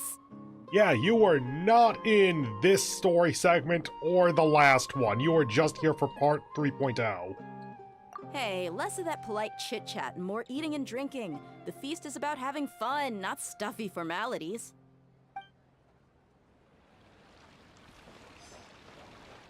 Ah, there you are, traveler. Well, how is it? Are you enjoying the feast today? If there's anything you're unhappy with, just let me know. I'll be sure to take note of it. That's good. It's the first time I've ever invited so many exceptional people to one place. I was a little nervous myself. You see, every guest here is quite extraordinary. It's unbelievable that we've got everyone together here. Almost like a fairy tale. Make sure you live it up tonight. I'll be happy as long as you're enjoying yourselves. You tell Sataria's message to I'm Ninu. honored to have her think of me this way. If I have a chance in the future, I would really like to invite her to one of my performances. I can't explain why, but I just feel elated right now. Thank you. What if you did a performance out in the desert? Like nighttime desert sand actually is very pretty. Can be.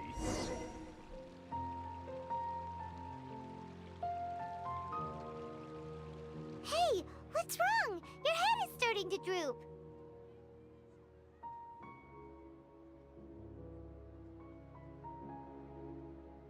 Is this connected to Rukadavada getting that headache after clearing Irminsul? Hey, you can't just fall asleep here. Paimon will go find something delicious for you to eat. You'll wake up once you've put something yummy in your tummy. That is not how that works. Of course, just wait here for Paimon. So does Nahida have something to tell us? We haven't seen her yet.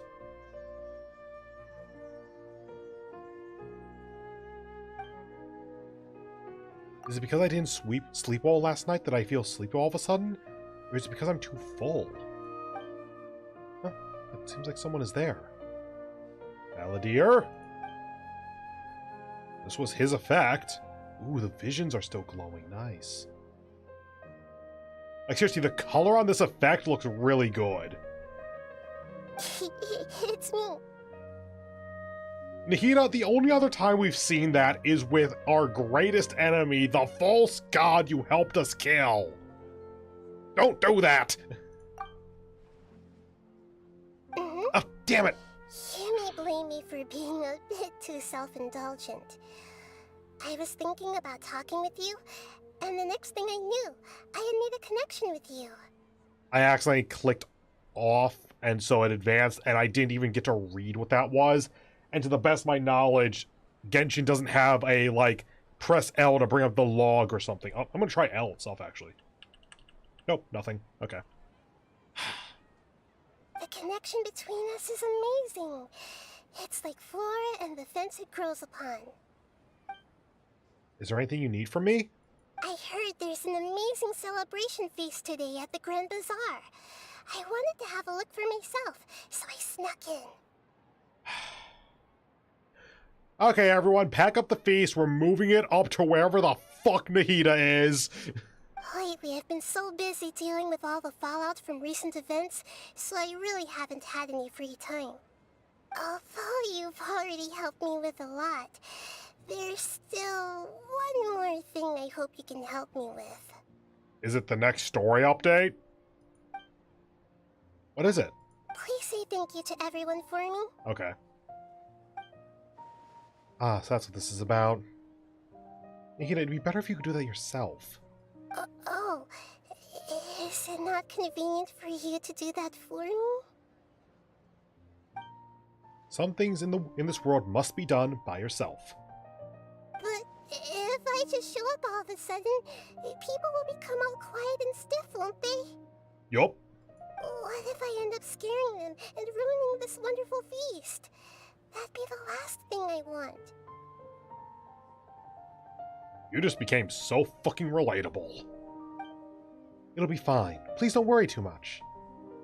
Let me think about it. Okay. Have you made up your mind? Yes, I have.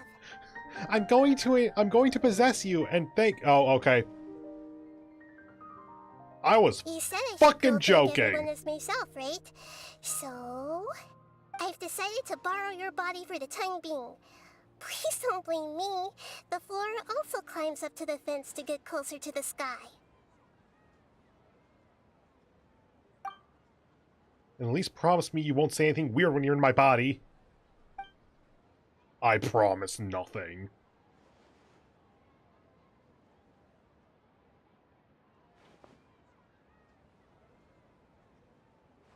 Everyone!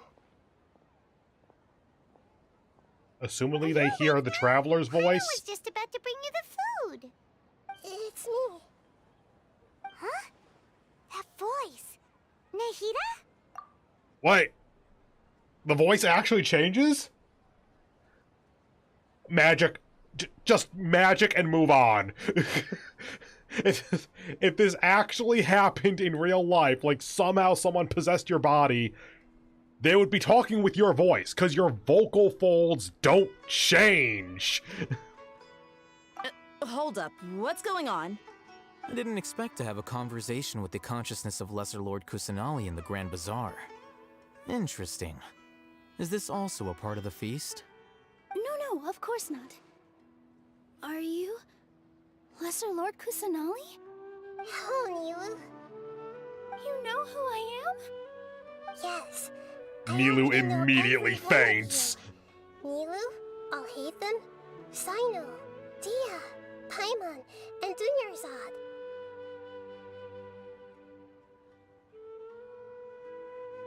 Lesser Lord Kusanali? Oh, hi there. I took the liberty of occupying the traveler's body so that I could thank all of you in person. Thank you so much for rescuing me, even if that meant placing your own safety in peril and taking the risk of becoming enemies with the Academia, the sages, the doctor, the balladeer, and even the entirety of Sumeru. Without you, without any of you, I would have been in a much more difficult situation. Had you not helped me to resolve the crisis, not only I, but Sumeru and even the entirety of Tevat would have suffered great misfortune. Accurate. People refer to you as the heroes who managed to rescue a god. I'm quite fond of this name. It not only explains your identities, but also bears witness to your relationship with me. Please, allow me to present to you my most sincere gratitude. Lesser Lord Kusanali, you have done so much for Sumeru, and I didn't even have a chance to do anything for you. You don't have to do this. Dunyarzad, the suffering you endured during your illness is also proof of you being with me and praying for me. Thank you. You don't need to be so ceremonious. It's always been my duty to protect you. This is how the relationship between the Academia and Dendro Archon should be. We just did what was necessary and set things back on the right path. You're an Archon, but you act so humble. You really don't need to be so polite with us. I'm honored to have been able to take part in this plan. I hoped you liked the dance I dedicated to you. Thank you, all of you. Thank you so much.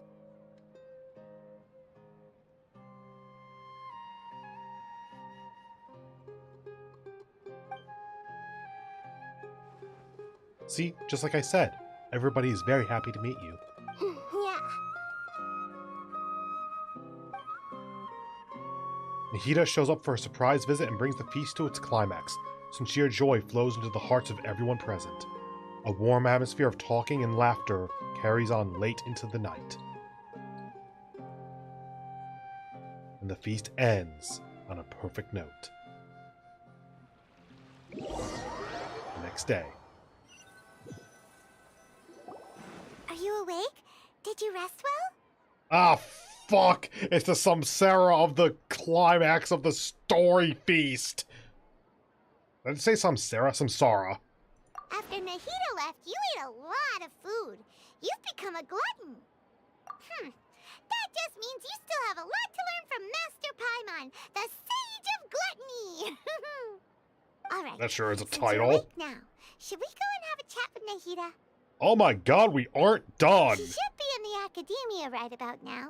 If you have any questions, now's your chance to ask. Alright, that's a thing they do, is at the end of each Archon quest, it's like, hey, you want your questions answered or something?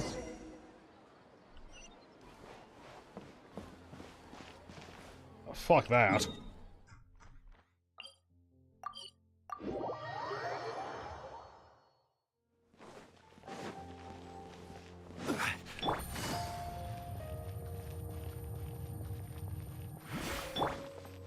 Hey, it's not a prison anymore, hopefully.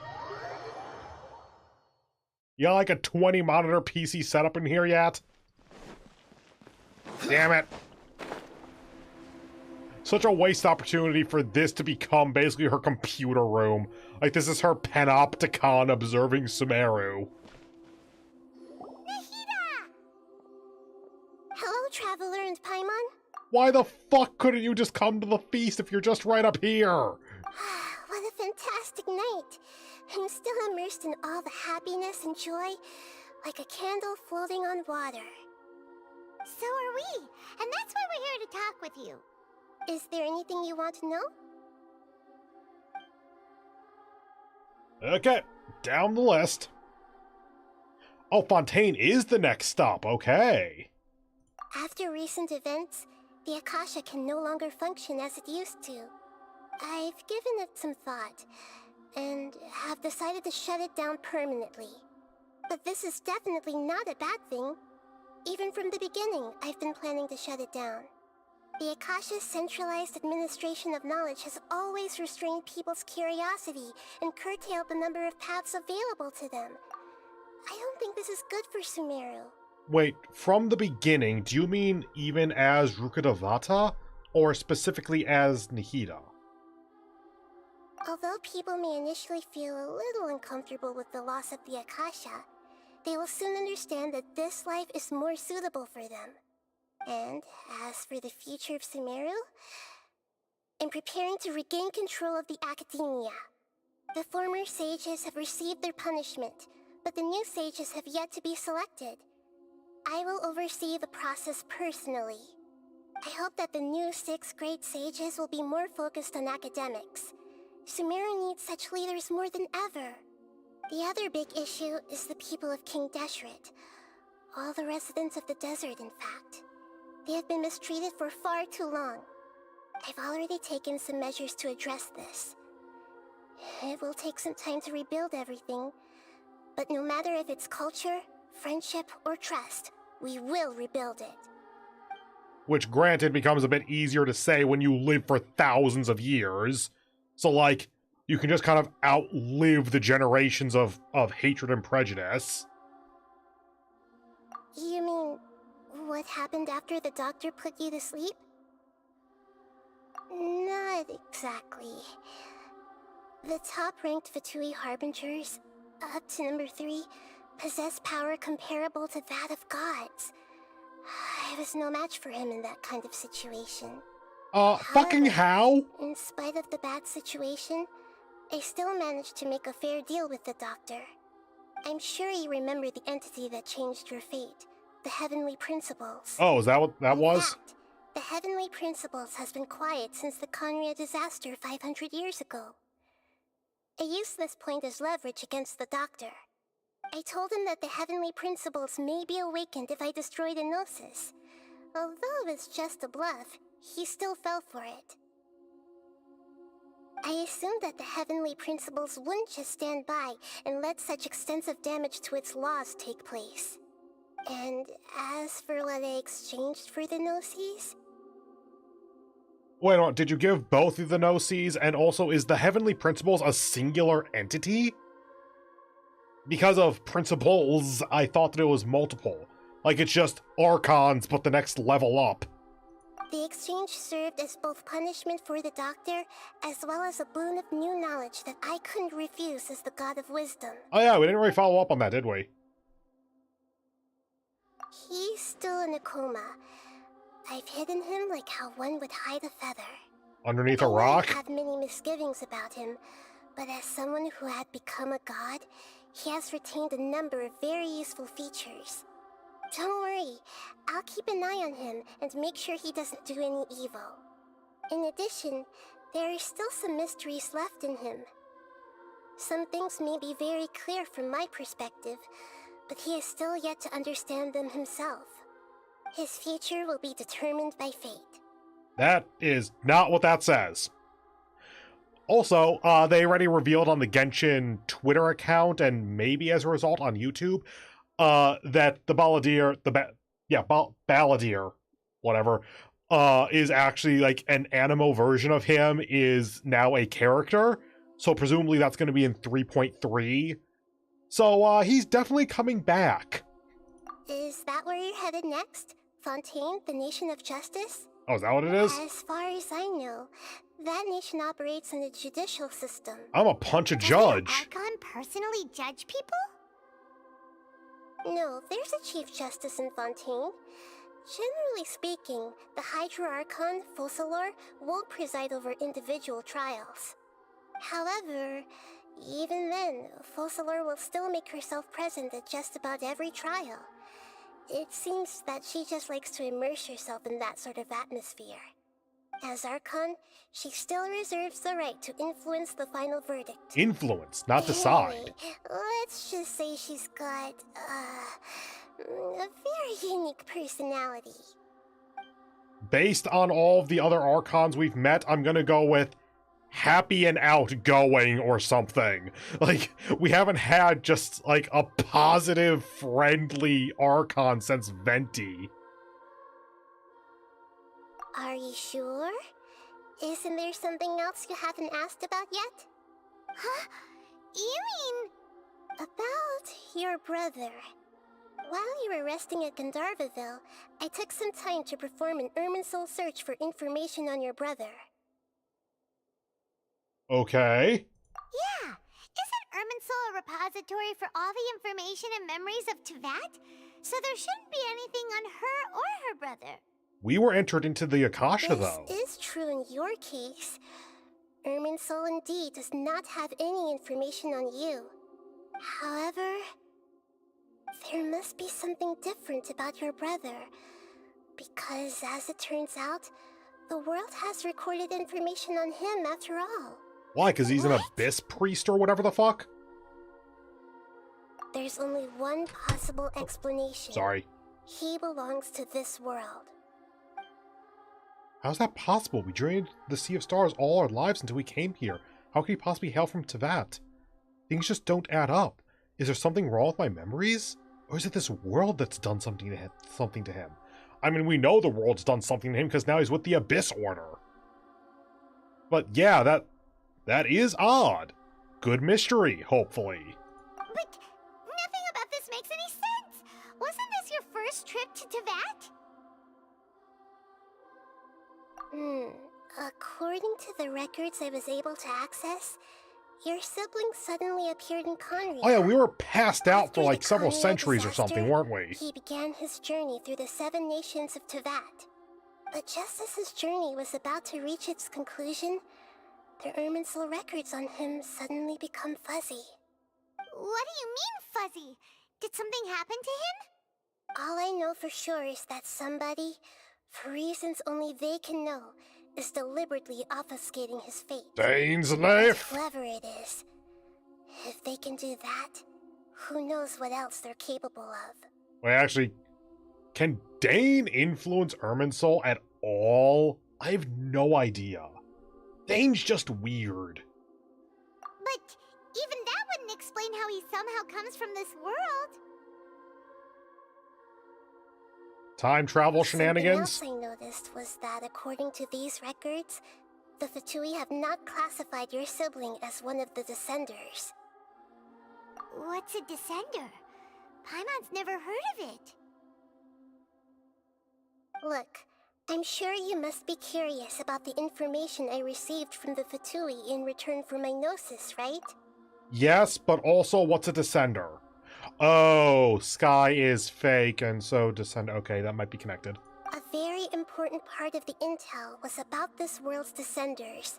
External beings, ones that don't belong to this world. Traveler, you are Teyvat's 4th Descender. Are the other 3 still alive, and is this just straight up isekai? Huh? So the Fatui count 3 other Descenders before the Traveler, and her brother isn't even one of them? That's right. My current hypothesis is that the first Descender was likely what we now call the Heavenly Principles. I was about to speculate if that was going to be a thing. As for the other Descenders, I still need to verify their existence. It could take me some time. AKA, we'll get back to it in the story eventually. From all this crazy new information. And yet, even knowing all this, I'm sure you must still have a lot of unanswered questions. I must say, I truly regret that I can't help you more as the God of Wisdom. There are many questions in my heart as well. I will need some time to go through each one of them.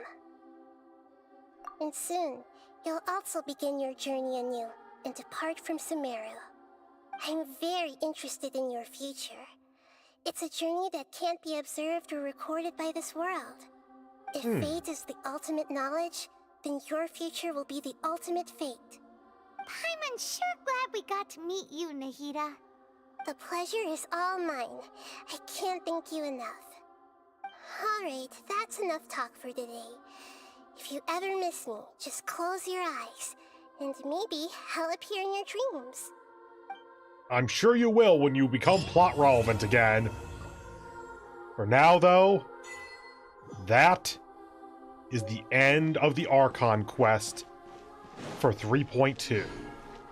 And as a result, that will be the end of the live stream. My voice feels scratchy, so I definitely should probably stop. I'm gonna go ahead and drain my AP and do my dailies on my own time. Reputation reward! Yay! I can finally open up the reputation stuff. Here, I'll do this really quickly since it'll take like 10 seconds. Assuming stuff loads. There we go. Boop-a-doop-a-doo. Go over here. Go over here, I think it is. Shit, wrong direction. There you are.